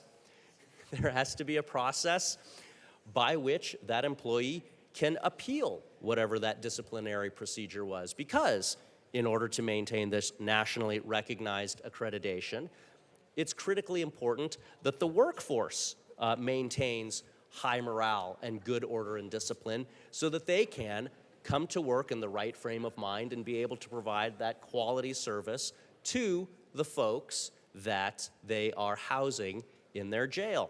You have to have a workforce analysis plan. You have to have a recruitment plan, because as we all know, being able to recruit high quality folks to work in a jail is key to being able to implement all of these things and being able to maintain that nationally recognized accreditation. So I'm on, and I've been skipping a lot of lines here, I'm on page 5 of 18 for the accreditation standards that are required for a law enforcement agency to be accredited by the Commission on the Accreditation of Law Enforcement Agencies. I think no one in this room is under any doubt that I could keep going for probably another 2 hours or so to be able to talk about the standards that are required by law enforcement agencies and by jails that voluntarily choose to go out and go get accredited by an entity like the Commission on the Accreditation of Law Enforcement Agencies. So while I would be more than happy to stand here till 5 p.m. today and tell you all about that sort of stuff, I think I've made the point, which is that we have folks in our jails that are doing their absolute dead level best right now to ensure that today they are providing the highest quality service to their communities and to the inmates in their communities. They are going out of their way to be certified and accredited by entities like the Commission on the Accreditation for Law Enforcement Agencies. And what my amendment, L004, does is it recognizes the good work that these agencies have done in voluntarily going out to seek this accreditation, and it recognizes that. And it recognizes that in order to continue, as the sponsor stated, that collaborative working relationship, these folks ought to have some sort of consideration given to all of the work that has gone into meeting those hundreds of different standards to achieve that accreditation, and so that in such situations, rather than having inspections by the Attorney General of Colorado, who I would argue is perhaps not the most up-to-date subject matter expert on day-to-day jail operations, this amendment recognizes the good work that these accredited agencies have done in ensuring that their jails are complying with hundreds of standards that are independently verified by an outside accrediting entity, and it says that the Attorney General should allow those accrediting entities to continue the accreditation process rather than have the Attorney General come in and provide a duplicative second process when, as like I said, I was only on page 5 of 18 and I was skipping lots of numbers. If I haven't emphasized enough how rigorous these accreditation processes are, I'm more than happy to continue So in good faith, I'm hoping that I've made the point that this is an incredibly rigorous accreditation process. It should be appreciated and recognized, and so I urge an aye vote on L004. Is there any further discussion on Amendment L004? Representative Garcia. Thank you, Mr. Chair. Number one, this accreditation would cost tons and tons of money that our local sheriff's departments can't afford. Number two, not all of them have this national accreditation currently. Number three, these are Colorado-based standards, not nationally based standards. Are we not about Colorado? Don't we expect our own state to set our own standards? This has been stake-held for 2.5 years. These standards have been stake-held for 2.5 years. CSOC has been engaged and supports these standards. They've been engaged from the beginning, and I respectfully ask for a no vote. Representative Evans. Thank you. I'll make sure not to pass on any germs. Thank you, Mr. Chair. So when we talk about money, that is absolutely correct. It does take some time and money to do this sorts of things, which is why some agencies in Colorado aren't currently accredited, and fortunately that is contemplated by this amendment, because what it says is that agencies that are not accredited are subject to the bill. This amendment only creates that carve-out for those agencies that currently have decided to expend the time, effort, and money to go seek the accreditation. And so for those agencies, and for those agencies alone, there would be this exception. For those agencies that have not chosen to get accredited, that don't have the time or the manpower or the money, or just don't have the desire to do it, in those situations, everything in this bill would apply. And finally, I would just make sure that the record reflects that the county sheriffs of Colorado are currently in a monitor position on this, and the organization that represents counties in Colorado is in an amend position on this. I urge an aye vote. Representative Garcia. Nobody asked for this. Please vote no. Is there any further discussion on Amendment L004? Seeing none, the question before us is the adoption of Amendment L004. All those in favor say aye. Aye. All those opposed say no. The noes have it. Amendment L004 is lost. Is there any further discussion on House Bill 241054? Seeing none, the question before us is the adoption of a House Bill 241054. All those in favor say aye. All those opposed say no. The ayes have it. House Bill 241054 is adopted. Mr. Schiebel, will you please read the title of House Bill 241216? House Bill 1216 by Representatives Bacon and Hernandez concerning multi-level supports for youth in varying stages of the juvenile justice system. Representative Hernandez. Thank you, Mr. Speaker. I move House Bill 1216 in the Education Committee report. And the Appropriations Committee Excuse me, report. and the Appropriations report. To the Appropriations Committee report. Members, we had a couple different things take place during the Appropriations Committee report where we worked at the guidance of our wonderful members of the JBC to reduce our fiscal impact. We made sure that we amended with some good language from CDHS and DYS, and we had a bunch of other pieces that came out really well. I asked for an aye vote on the Appropriations Committee report. Is there any further discussion on the Appropriations Committee report? I have an amendment. I do have one amendment to the Appropriations Committee report. I move L21 and ask that it be properly displayed. That is a proper motion.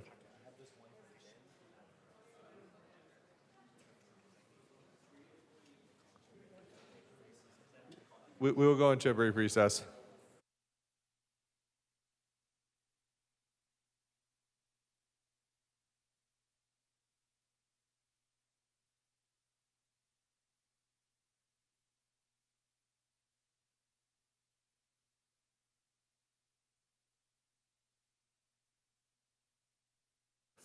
It's all good.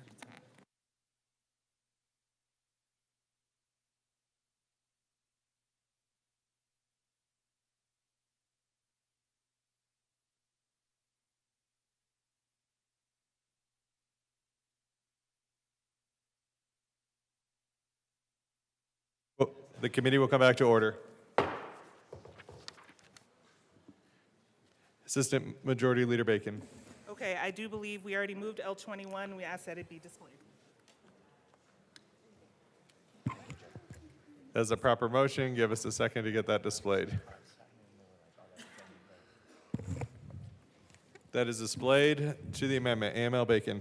Thank you. This amendment is a technical fix that we created in appropriations by changing the year to 25 to 26. We have moved timelines, and we have also moved timelines in order to make the bill more affordable. So we urge an aye vote. Is there any further discussion on Amendment L21? Seeing none, the question before us is the adoption of Amendment L21. All those in favor say aye. Aye. All those opposed say no. The ayes have it. Amendment L21 is adopted. To the Appropriations Committee report. See no further discussion. The question before us is the adoption of the Appropriations Committee report. All those in favor say aye. Aye. All those opposed say no. The ayes have it. The Appropriations Committee report is adopted.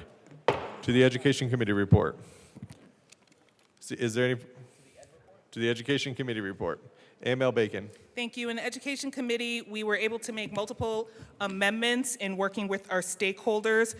We changed a few critical things, particularly around some language that talked about the Student Bill of Rights portion.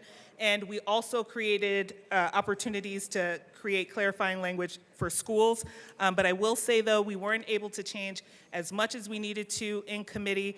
And with that, I'll stop on the Education Committee report and then talk about the last pieces of feedback we got when we are to the bill. So with that, I encourage an aye vote. Is there any further discussion on the Education Committee report? Seeing none, the question before us is the adoption of the Education Committee report. All those in favor say aye. Aye. All those opposed say no. The ayes have it. The Education report is adopted. To the bill. Representative Hernandez. Thank you, Mr. Chair. I want us to ground us in why we're executing this bill and why we're moving forward in this way. I'm very thankful to work on this bill with the Assistant Majority Leader.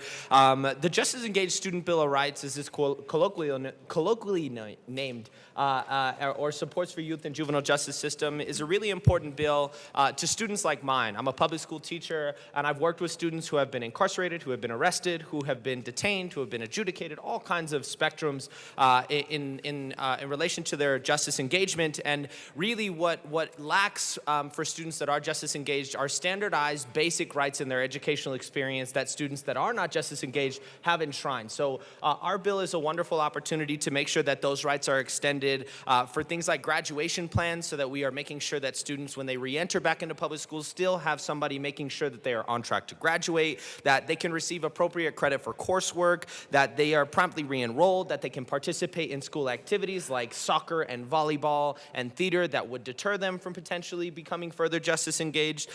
We've worked really deeply with a lot of different departments. We do also have an amendment today to make sure that we clear up some of these pieces. But I just want to say that I have had students who are justice engaged who have really difficult experiences in re-entering back into the public school system. And so this is a really great opportunity for students like mine to be able to have the same educational provisions guaranteed in their education. We're working on, we're establishing a working group for the first time for the Colorado Department of Education to develop a data tracking system that is not currently tracking what is happening to the students. So what percent are dropping out, what percent are graduating, what percent have free and reduced lunch, and a bunch of other pieces. We're making sure that students also have access at some point later on in a few years after its implementation to a hotline so that families can have a point of contact for reintegration. And we're asking for an aye vote. We do have an amendment, so I'll turn it over to the Assistant Majority Leader. AML Bacon. Thank you. And before we get to the amendment, I do first want to give a shout out to all of the students and educators who came to House Education to share their stories about what's actually going on by way of what we're trying to solve for with this bill. I also want to give a shout out to the House Ed Committee because they really did receive our young people as they came to tell their stories, and they also voted in support of this bill because the problem that we're trying to solve is very real. And so as you heard from my co-prime, this is the issue. When students may go to jail if they're detained, by law, they're supposed to get education. And where students, if they're committed, there's a school in the places in which students serve their time. But the challenge has been transferring credits between school district and the jails. And so what we find is students may lose credits. If they're not on track, they drop out. So if a student, spent a whole semester getting credits and they go back to school and no one can receive those, the students are like, why am I still here? And so interestingly, DYS, we want to thank the Department of Human Services, and particularly Department of Youth Services, Department of Education, and local school districts who all said, you know what, this is something we actually need to talk about to figure out how we can create even more rules and guidelines to be sure that we can exchange these credits, because everybody who is involved cares about kids, and that was so important for the point to come out. The other thing that they're going to do is realize we don't know what happens to kids. So sometimes we are losing track of their data. So while we track graduation rates or dropout rates, we aren't tracking how many students we may have lost between going into commitment or going into being detained with jail. And so CDE and the local school districts agreed that this is something we need to better figure out, and that's why we have a working group in that bill. So with that, I'd like to... Okay. Never mind. Go ahead. Sorry. Representative Hernandez.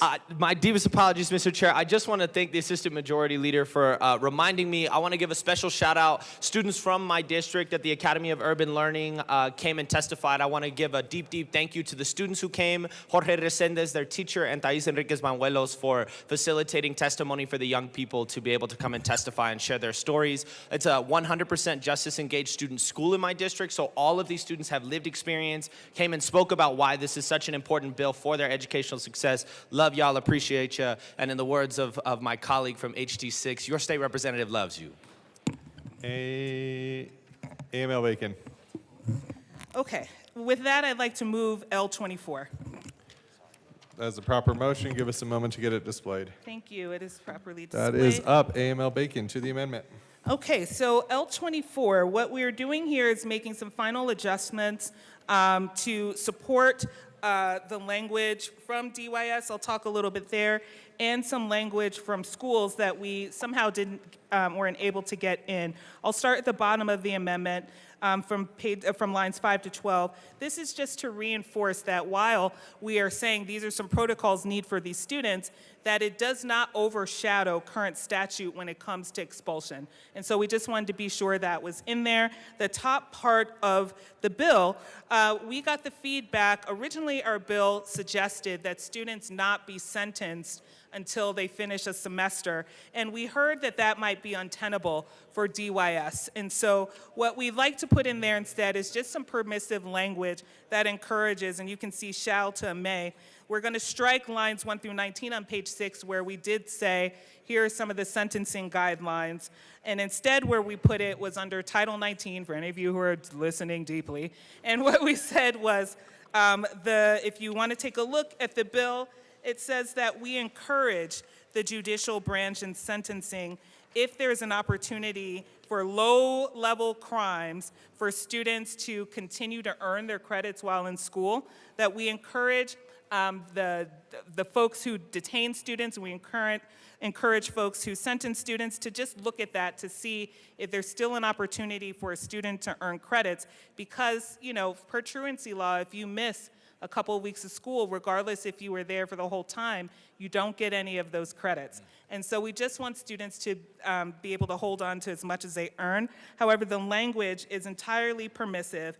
We say that we encourage the courts, not require them to. And in sentencing, they may, if you take a look at line 13, page 14, there shall to may. If they do want to do sentencing, they may do sentencing like this. So it's permissive, and it reinforces the point where we hope students can earn as many credits as they can if they're low risk. And with that, we encourage an aye vote. Is there any further discussion on Amendment L24? Seeing none, the question before us is the adoption of Amendment L24. All those in favor say aye. Aye. All those opposed say no. The ayes have it. Amendment L24 is adopted. To the bill. AML Bacon. Members, thank you so much for hearing this bill. It is an incredible opportunity for us to figure out how to serve all students better. We look forward to working across agencies, and quite frankly, we're really grateful for the stakeholdering that we're not fighting, that everyone kind of agrees that this is a problem to solve. So thank you all. With that, we encourage an aye vote on 1216. Representative DeGraff. Just a question. I think it's, seems like geared towards reducing recidivism. I see a lot of bills of rights, special rights being extended to justice-engaged students. What is the level of responsibility? Because I see, I guess a concern is that it's very weighted. It's very weighted on the side of everybody else to extend these rights. It seems there should be some, what is the responsibility on the behalf of the justice-engaged student to, like in terms of recidivism, in terms of just anything, that it's not just a one-way opportunity? Emil Bacon. Thank you for that question. We actually had a good conversation about that in committee, and we heard from the students who came who said, you know, I just want to be able to graduate or get a certificate to be able to provide for me or my family, and they are willing to do that work, and that's why we thank the students for sharing that. What the Bill of Rights actually does is it doesn't actually create new rights. It just organizes existing rights to say that these are a group of students that are vulnerable. If they don't have access to these things, we lose them. And so if you look at the Bill of Rights things, it says they have a right to be screened for an IEP like any student does. They have a right, if they're McKinney-Vento, if they're unhoused or don't have stable housing, they have a right to counseling there. They have a right to be seen if they're gifted and talented, because the challenges are sometimes students don't know where to go after they come in or out, and their credits and the transcripts kind of get lost in the space. And so we're trying to say, if there is a student who's coming out with credits, you got to sit down with them and show them all the things that normal students have, because these are students that we have that are at high risk of getting lost in the system. But all of the students who came said, we're advocating for this because we want to stay in school. And so it was really important to make that point. This is geared towards keeping kids in schools, and in order to get it, it says, along with the student and the family, so that means they have to also be asking for it, and they have to be present too in order to go through all the checklists. Is there any further discussion on House Bill 24-1216? Seeing none, the question before us is the adoption of House Bill 24-1216. All those in favor say aye. Aye. All those opposed say no. The ayes have it. House Bill 24-1216 is adopted. Mr. Shebel, will you please read the title of House Bill 24-1290? House Bill 1290 by Representatives Bradfield and Kipp, also Senator Zenzinger, concerning an appropriation to reduce financial barriers for students entering the educator workforce through the Student Educator Stipend Program. Representative Kipp. Thank you, Mr. Chair. I move HB 24-1290 and the Appropriations Committee report. To the Appropriations Committee report.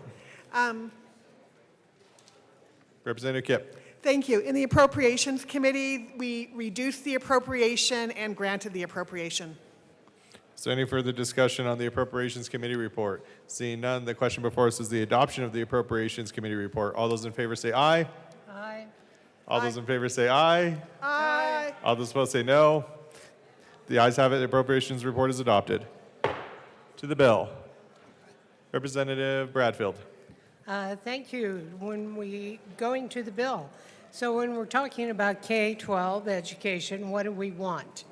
We want highly qualified and dedicated teachers. And what do we need? Highly qualified and dedicated teachers. I think we'd all agree with that, but that comes with a price tag. Unfortunately, teachers are leaving the profession because of the low pay, and college students in the education departments are turning away from the student teaching portion of their education because they cannot afford the student teaching experience and still work a second or third job. When you want something for nothing, that's pretty much what you get, nothing. When you want the best education for every Colorado student, then you will most likely know that excellence has an obligation to pay for it. This bill gives deserving student teachers a stipend that not only helps them make their lives easier during their practicum, here are a few things that this stipend has done for people. 99% of the students reported that the stipend help them to prepare for an education career. 61 of the students reported that the stipend allowed them to pursue clinical practice without holding another job.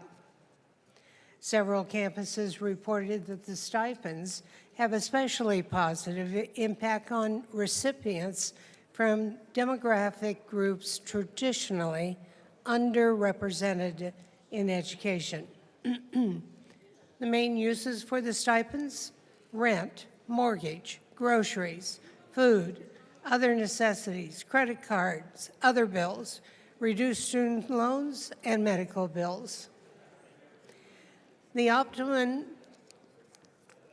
organization to fund these stipends would be the school district. I think we've all seen in our time here that school districts either have no money or nearly none. And so for years and years and years, and way too long, education preparation comes with no funding for student practicum, for assistance, or even a salary. So that is what this bill is. It is not something that I'd like to see forever and ever, but it is going to help a certain number of students become the best educator that your kids will ever see. Representative Kipp. Thank you, members. So I served on my local school board for 7 years before joining the legislature, and at that time, we had a teacher shortage. Since the pandemic, the teacher shortage has gotten worse. What we are doing with this bill is continuing a program that we started with HB 22-1220, I think it was 22 or 21, 1220, a couple years ago, to use some of the pandemic funding to ensure that student teachers had basically a small stipend to help keep body and soul together while they're essentially working for free for between half a year and a year. This basically continues that program. It's at a lower level because we don't have the resources that we had during the pandemic. But this program has been incredibly successful at helping young people stay in a program where they are studying to become teachers. We want more teachers in our state. We need more teachers. We need more diversity of teachers. This program does all that, and I urge an aye vote so we can continue it. Seeing no further discussion on House Bill 24-1290, the question before us is the adoption of House Bill 24-1290. All those in favor say aye. Aye. All those opposed say no. The ayes have it. House Bill 24-1290 is adopted. Mr. Shebel, will you please read the title of House Bill 24-1006? House Bill 1006 by Representatives Velasco and Snyder, also Senators Cutter and Will, concerning assistance for rural communities to apply for wildfire-related grant money. Representative Velasco. Thank you so much, Mr. Chair. I move House Bill 1006, the Agriculture Committee report, and the Appropriations Committee report. To the Appropriations Committee report. Representative Snyder. Thank you. I move L003 and ask that it be properly displayed. As a proper motion, give us a second to get that pulled up. That is displayed to the amendment. Representative Snyder. So apparently we have a relatively new fiscal analyst in JBC, and she didn't get the language quite right. So once we move this over, we had to clarify that this is a educational program under the Colorado State Forest Service, which is located at Colorado State University. So we ask for an aye vote on the amended L003. Seeing no further discussion on Amendment L003, the question before us is the adoption of Amendment L003. All those in favor say aye. Aye. All those opposed say no. The ayes have it. Amendment L003 is adopted. Members, if you have conversations, please take them off to the side. To the Appropriations Committee report. Representative Velasco.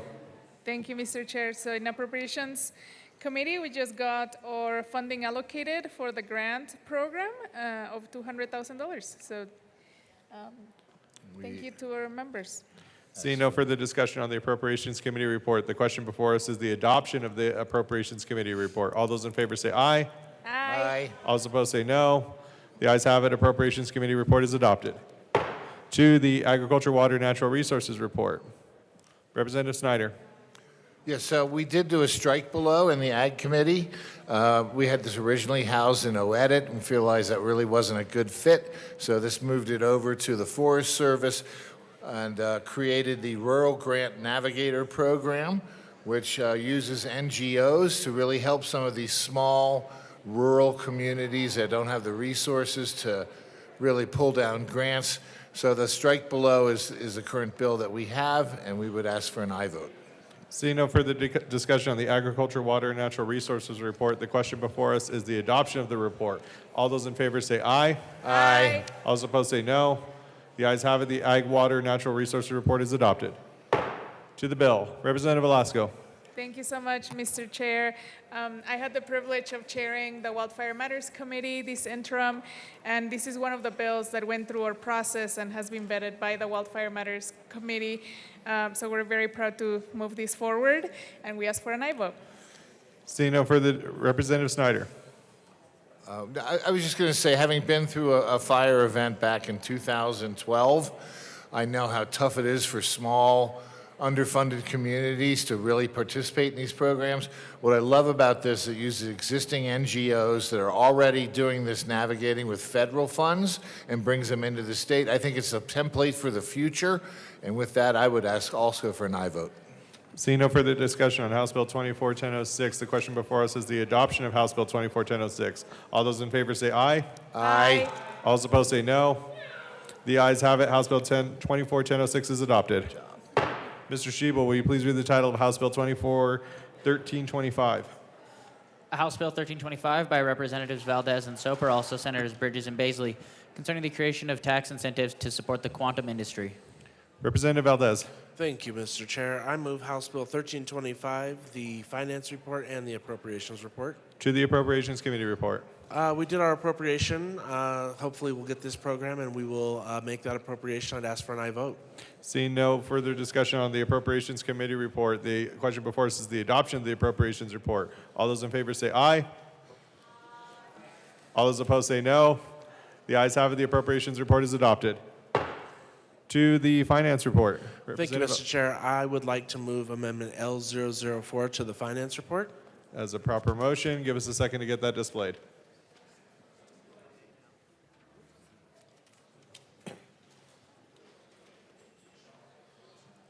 That is displayed. Representative Valdez. So this amends the committee report. This is our committee of reference, and it adds facility plus labor organizations to ask for an aye vote. Seeing no further discussion on Amendment L004, the question before us is the adoption of Amendment L004. All those in favor say aye. Aye. All those opposed say no. The ayes have it. Amendment L004 is adopted. To the Finance Committee report. Representative Valdez. Seeing no further discussion on the Finance Committee report, the question before us is the adoption of the Finance Committee report. All those in favor say aye. All those opposed say no. The ayes have it. Finance Committee report is adopted. To the bill. Representative Valdez. Thank you, Mr. Chair. I move L003 and ask that it be displayed. That is a proper motion. Give us a second to get that displayed. That is displayed. To the amendment. Representative Valdez. So L003, thank you, Mr. Chair, adds some work development. This comes from our stakeholding with labor organizations. There'll be some reporting just to ensure that the money that we're spending is creating high-quality jobs. I would ask for an aye vote on L003. Seeing no further discussion on Amendment L003, the question before us is the adoption of Amendment L003. All those in favor say aye. Aye. All those opposed say no. The ayes have it. Amendment L003 is adopted. To the bill. Representative Valdez. Thank you, Mr. Chair. This is a great bill. You've probably been hearing about quantum computing lately. We had a resolution down here where we told you a little bit about the technology, so I'll spare you my limited knowledge of that and just say that we want to draw down federal funds. We want to beat Illinois because Colorado does have the competitive factor, and we want to bring these quantum jobs here to the Front Range where we can, or to the state of Colorado, I should say, where we can do great things with them. And I would ask for an aye vote on 1325. Seeing no further discussion on House Bill 24-1325, the question before us is the adoption of House Bill 24-1325 as amended. All those in favor say aye. Aye. All those opposed say no. The ayes have it. House Bill 1325 as amended is adopted. Mr. Shebel, will you please read the title of House Bill 24-1312? House Bill 1312 by Representative Sirota and Garcia, also Senator Rodriguez, concerning a state income tax credit for individuals in the care workforce. Representative Sirota. Thank you, Mr. Chair. I move House Bill 1312, the Finance Report and the Appropriations Report. To the Appropriations Report. Representative Sirota. In appropriations, we added a J amendment to provide $47,000 to implement the bill. We also made several amendments through extensive work with the Department of Revenue, HCPF, and CDPHE to ensure we are refining the definitions of those eligible to claim the credit. We lowered the amount of the credit able to be claimed to $1,200 and lowered the joint filing threshold to $100,000. And I have one amendment to the appropriations report, L18. So I move L18 and ask that it be displayed. That is a proper motion. Give us a moment to get that displayed. That is displayed. Representative Sirota. Thank you, Mr. Chair. L18 just makes a series of technical corrections to the appropriations report, re-lettering, making some grammatical changes, and ensuring that the new line, letter M, is reflected in small caps instead of no caps. Seeing no further discussion on Amendment L18, the question before us is the adoption of Amendment L18. All those in favor say aye. Aye. All those opposed say no. The ayes have it. Amendment L18 is adopted. To the Appropriations Report. Seeing no further discussion on the Appropriations Committee report, the question before us is the adoption of the Appropriations Committee report. All those in favor say aye. Aye. All those opposed say no. The ayes have it. The Appropriations Report is adopted. To the Finance Committee report. Representative Sirota. Thank you, Mr. Chair. In finance, we added language to narrow the scope of the population of eligible claimers of the credit and language to assist the Department of Revenue in being able to validate those eligible taxpayers. I do have one amendment to make to the finance report, L17. So I move L17 and ask that it be displayed. There's a proper motion. Give us a minute to get that displayed.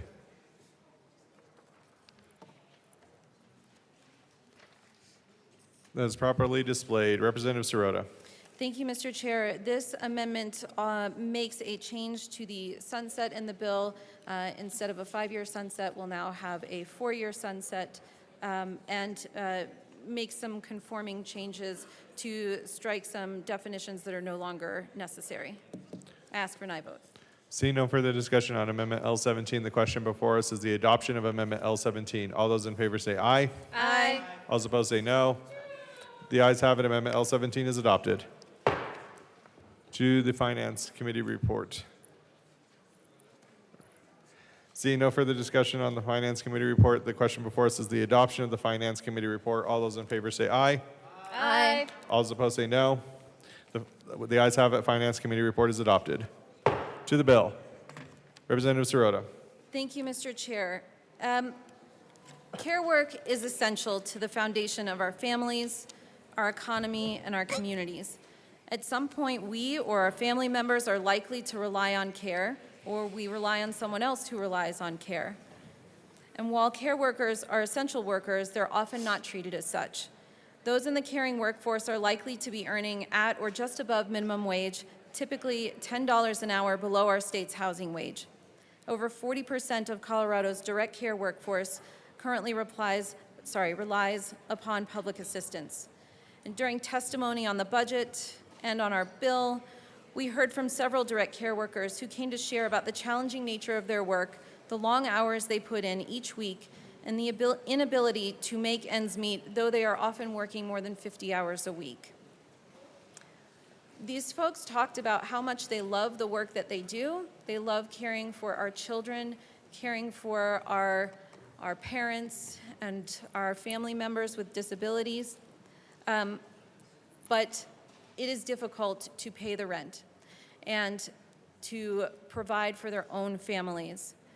And I think that what is important is that we stop asking this workforce to do this work out of the goodness of their hearts. This bill provides a mechanism to deliver $1,200 of additional income to our workers in the caring economy. This money can go a long way to paying the rent, to being able to repair a car, to pay for food and groceries.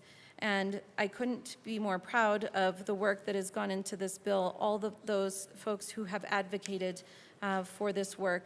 And I will pass it over to my co-prime sponsor. Representative Garcia. Thank you so much, Mr. Chair. And I want to thank my good colleague and representative from Denver for bringing this bill forward and working on this bill with me. I'm not going to restate her points. I will ask you that you think hard and long about whether or not our care workers deserve this. There's no question in my mind. There's no question when we know that the majority of care workers that care for people in their own home invest in that person with their own food, with their own electricity, with their own water. It's no question that when our care workers travel to go and meet the needs and the support that the people that they're caring for invest their own vehicle, their own time, they sacrifice time from their own families. We heard that time and again in committee. And while I wish we lived in a state where we could adequately fund salary support for this industry, we cannot. So with the means that we do have, which we have been endowed to do, I ask for an aye vote to provide this modest yet meaningful tax credit to the care industry that allows all of us and everyone out there to do what they do, go to work, go to school, and anything else. And I ask for an aye vote. Is there any further discussion on House Bill 241312? Oh, Representative Sirota. Thank you, Mr. Chair. I move L19 and ask that it be displayed. That's a proper motion. Give us a minute to get that displayed. That is displayed. Representative Sirota to the amendment. Thank you, Mr. Chair. L19 is just cleaning up a little bit of language, doing a little bit of work between some amendments made in appropriations and finance. This is just cleaning up a little bit of that language. Seeing no further discussion on Amendment L19, the question before us is the adoption of Amendment L19. All those in favor say aye. Aye. All those opposed say no. The ayes have it. Amendment L19 is adopted. Representative Frizzell. Thank you, Mr. Chair. It is an honor to serve with you. And it's an honor to serve with you. Thank you. Members, I was able to hear this particular bill in the Finance Committee and Appropriations, actually, for that matter, but mostly in Finance. And, you know, I really want to say to the sponsors how much I appreciate their work to reduce the fiscal note, because I think you cut it in about half, and I appreciate your work to make that happen, because I was a little gobstopped initially and actually still am. I'm very sympathetic to the salary of care workers. My mother, my first experience with care workers was when my mother was diagnosed with cancer. And it was a really rough time for us. Don't stand. Don't stand. Members, if you're having conversations, please take them to the side. Representative Frizzell. Thank you, Mr. Chair. But it was very helpful for me, because she was a very challenging and determined woman, my mother, and she wanted to pass away in her home.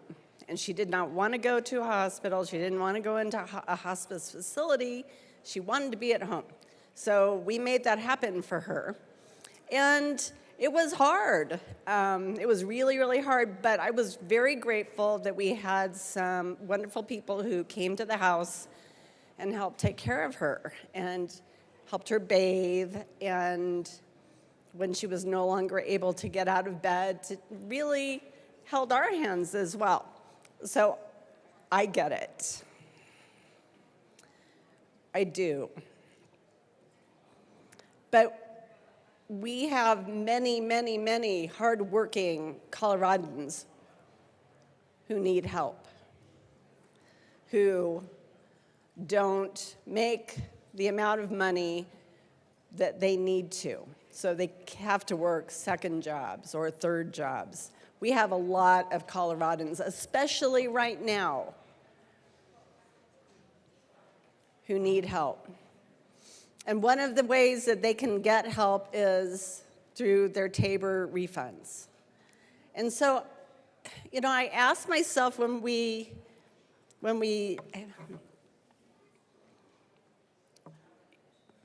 have tax credit after tax credit after tax credit coming through this body, I've lost count, I don't know how many there are, but it's well in excess of $1 billion just from this chamber. We're not even talking about that other chamber across the way. And where do we stop? So, I mean, I get this. I get that care workers, they work hard, they provide really important services. But so do a lot of other people. And so at what point do we say, no, your service just isn't essential enough for us to get you a tax credit? Or at what point do we get to the point where everybody gets a tax credit because they live here? I mean, I really don't know. So I as much as I would love to support this bill, because I would, these are people who do noble things. I can't, because this is, again, picking winners and losers from our citizens, and I don't think that that's okay. And at some point, we in this body have to stand and say, we're not going to give you a tax credit. You are eligible for your Tabor refund, and we're not going to loot the surplus with tax credits anymore.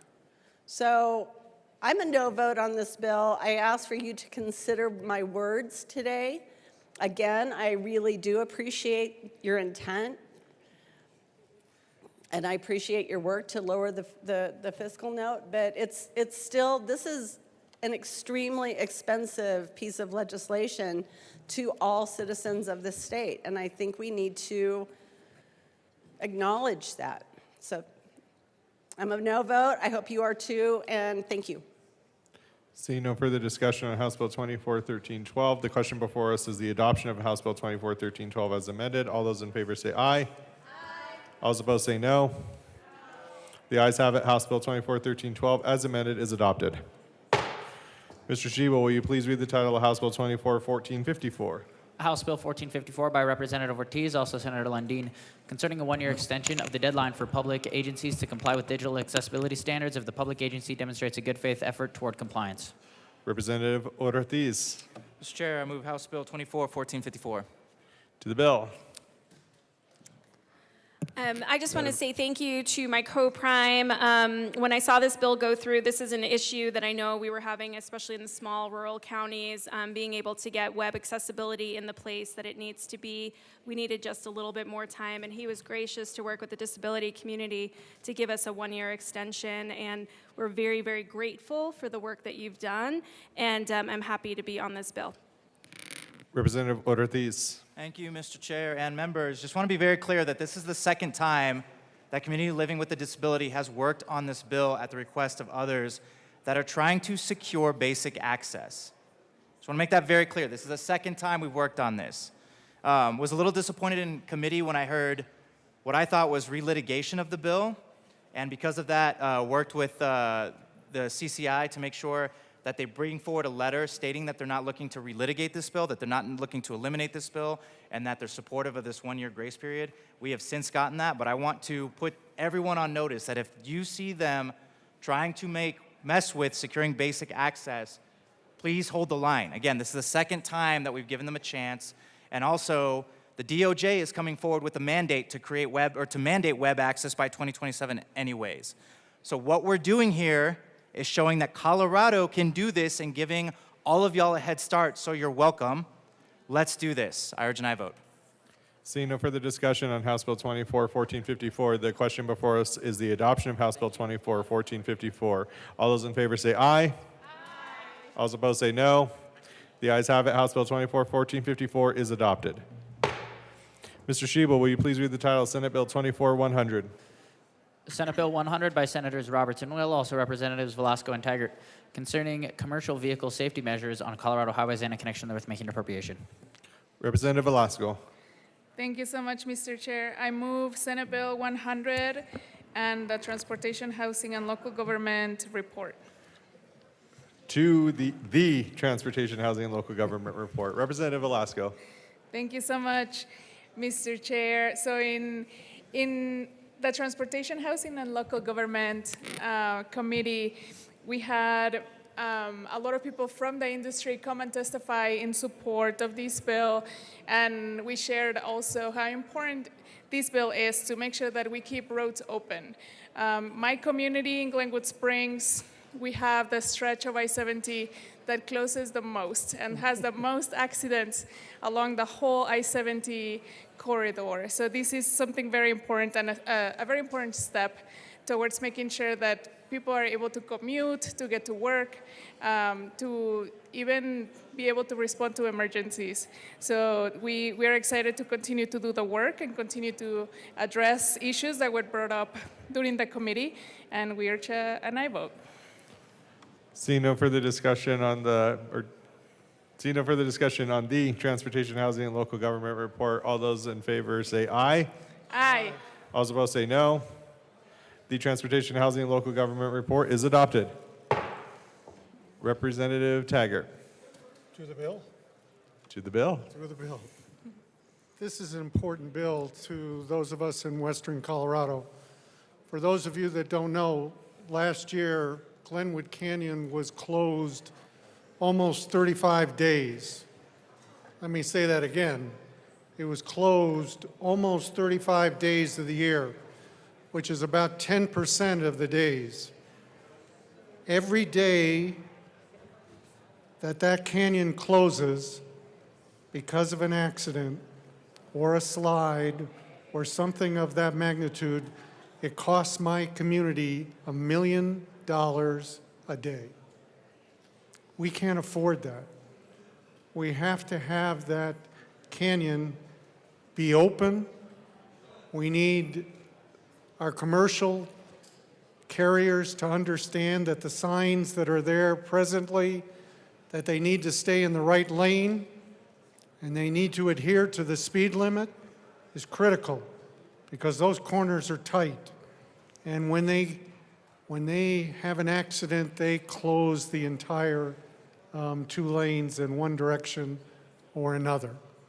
Also, this bill takes into account the major climbs that go up on our way over here, up to Vail Summit, Vail Pass, and up Eisenhower, and then later up Floyd Hill. And the only thing we're asking commercial traffic to do there is not be, all of those are 3 lanes. We're just asking them, don't be in the left lane. Because when they pull out to be in the left lane, you can just watch the accordion happen and cars stack up and potentially accidents. So this is strictly for safety reasons, and I hope you will support both myself and my co-prime on this particular bill. Representative. Seeing no further discussion on Senate Bill 24-100, the question before us is the adoption of Senate Bill 24-100. All those in favor say aye. Aye. All opposed say no. The ayes have it. Senate Bill 24-100 is adopted. Mr. Shebel, will you please read the title of House Bill 24-1465? House Bill 1465 by Representatives Burton Sirota, also Senators Zenzinger and Kirkmeyer, concerning changes related to programs funded with money the state received from the Federal Coronavirus State Fiscal Recovery Fund and in connection therewith changing appropriations. Representative Byrd. Thank you, Mr. Chair. I move House Bill 24-1465. To the bill. Representative Byrd. Thank you, Mr. Chair. Members, this bill makes changes to programs and appropriations originally funded with money received by the state from the federal Coronavirus State Fiscal Recovery Fund pursuant to the American Rescue Plan Act of 2021. These changes include extending programs and providing roll-forward spending authority to state agencies, as well as the recapture of previously allocated ARPA funds that remain unspent. We ask for a yes vote. Is there any further discussion on House Bill 24-1465? Seeing none, the question before us is the adoption of House Bill 24-1465. All those in favor say aye. Aye. All those opposed say no. The ayes have it. House Bill 1465 is adopted. Mr. Shebel, will you please read the title of House Bill 24-1315? House Bill 1315 by Representatives Brown and Amabile, concerning a study regarding standards for the remediation of residential premises after a property has been damaged in a fire and in connection therewith, setting properties damaged by smoke, soot, ash, and other contaminants as a result of the fire. Representative Brown. Thank you, Mr. Chair. We move House Bill 1315, the Business and Labor Committee report and the Appropriations Committee report. To the Appropriations Committee report. In the Appropriations Committee, we were given some money. We'd ask for an aye vote. Seeing no further discussion on the Appropriations Committee report, all those in favor say aye. Aye. All those opposed say no. The ayes have it. The Appropriations Committee report is adopted.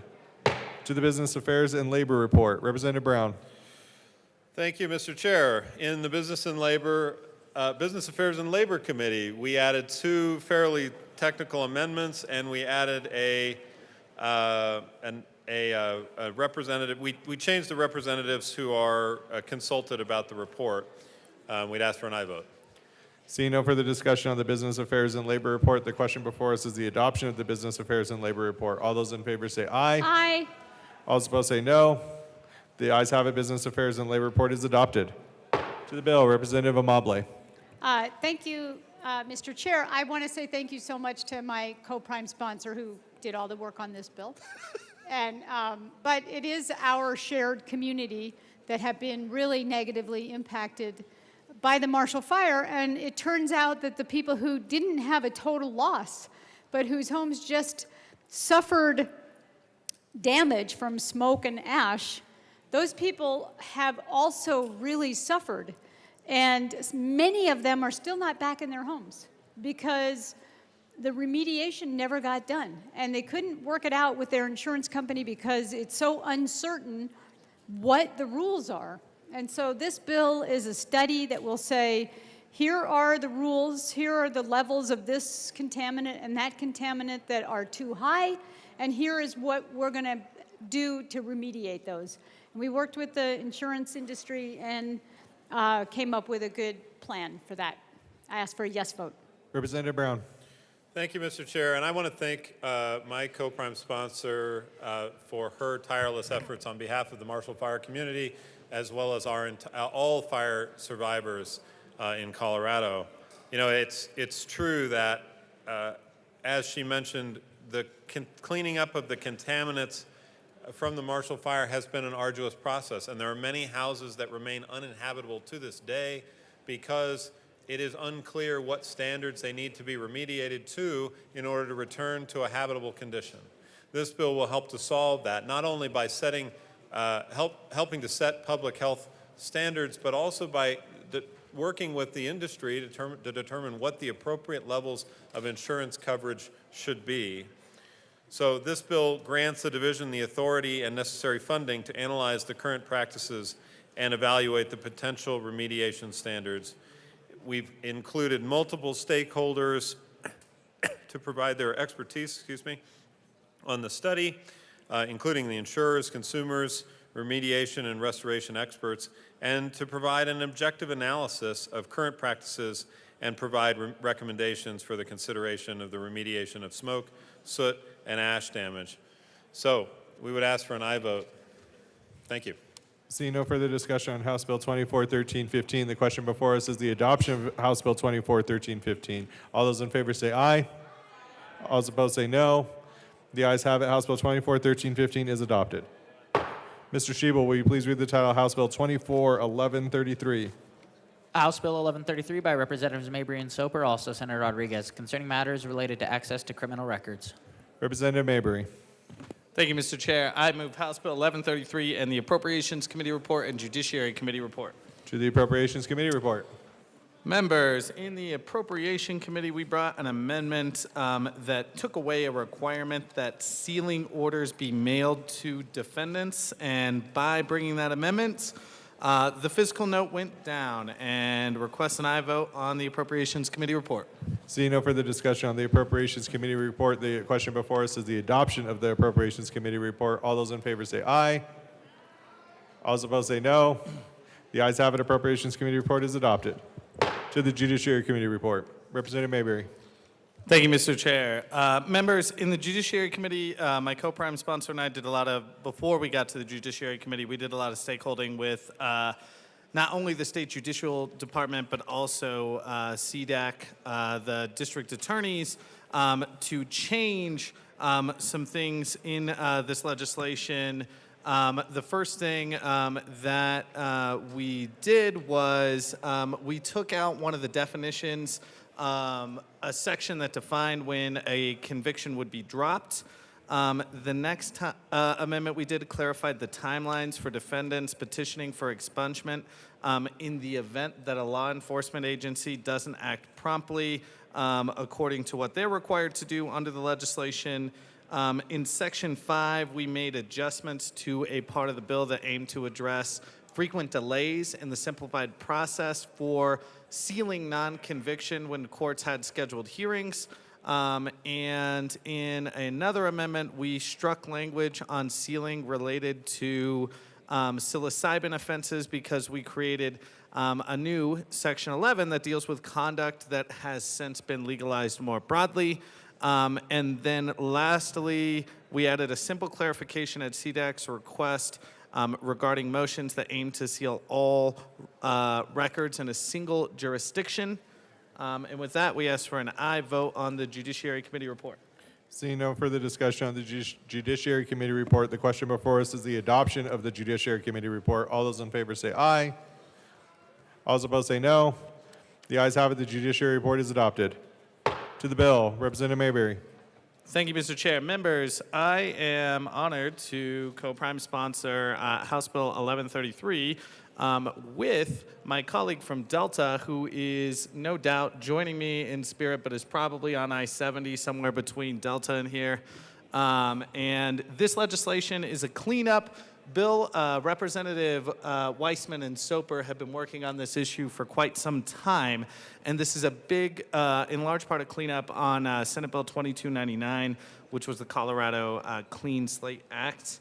And basically, we are trying to make the process simplified on automating criminal record sealing, where as a body we have already said that is something that should happen. This is a simple cleanup bill on work that we've already done, and ask for an aye vote. Seeing no further discussion on House Bill 241133, the question before us is the adoption of House Bill 241133. All those in favor say aye. All those opposed say no. The ayes have it. House Bill 241133 is adopted. Madam Majority Leader. Thank you, Mr. Chair. I move the committee rise and report. Seeing no objection, the committee will rise and report.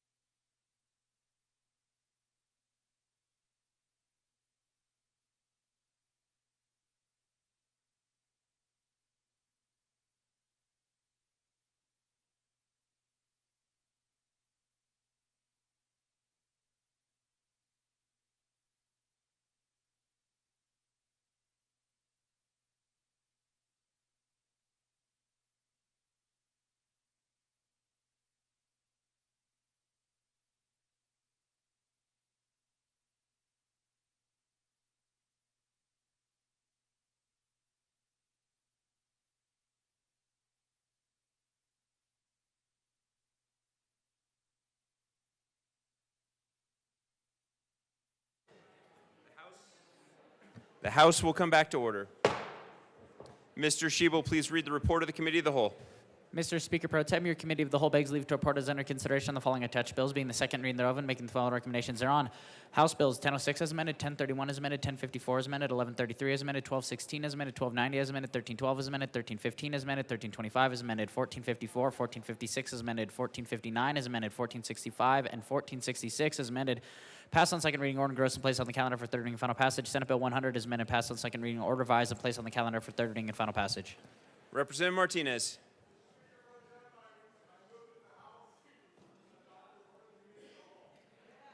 You have heard the motion. There are no amendments at the desk. The question before us is the adoption of the report of the Committee of the Whole. Mr. Shebel, please open the machine. And members, please proceed to vote.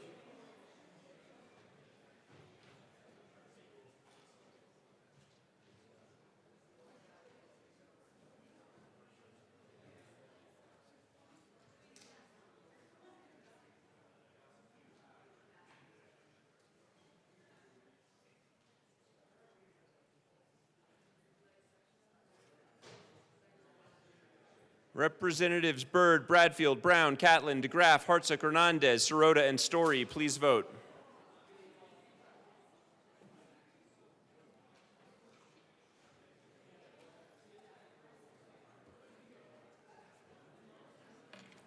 Please close the machine. With 44 aye votes, 18 no votes, and 3 excused, the Committee of the Whole report is adopted. I have one announcement. Representative Marvin will replace Representative Brown on the State Civic, Military, and Veterans Affairs Committee today only. Majority Leader Duran. Thank you, Mr. Speaker Pro Tem. I move to lay over the balance of the calendar to Tuesday, April 30th, 2024.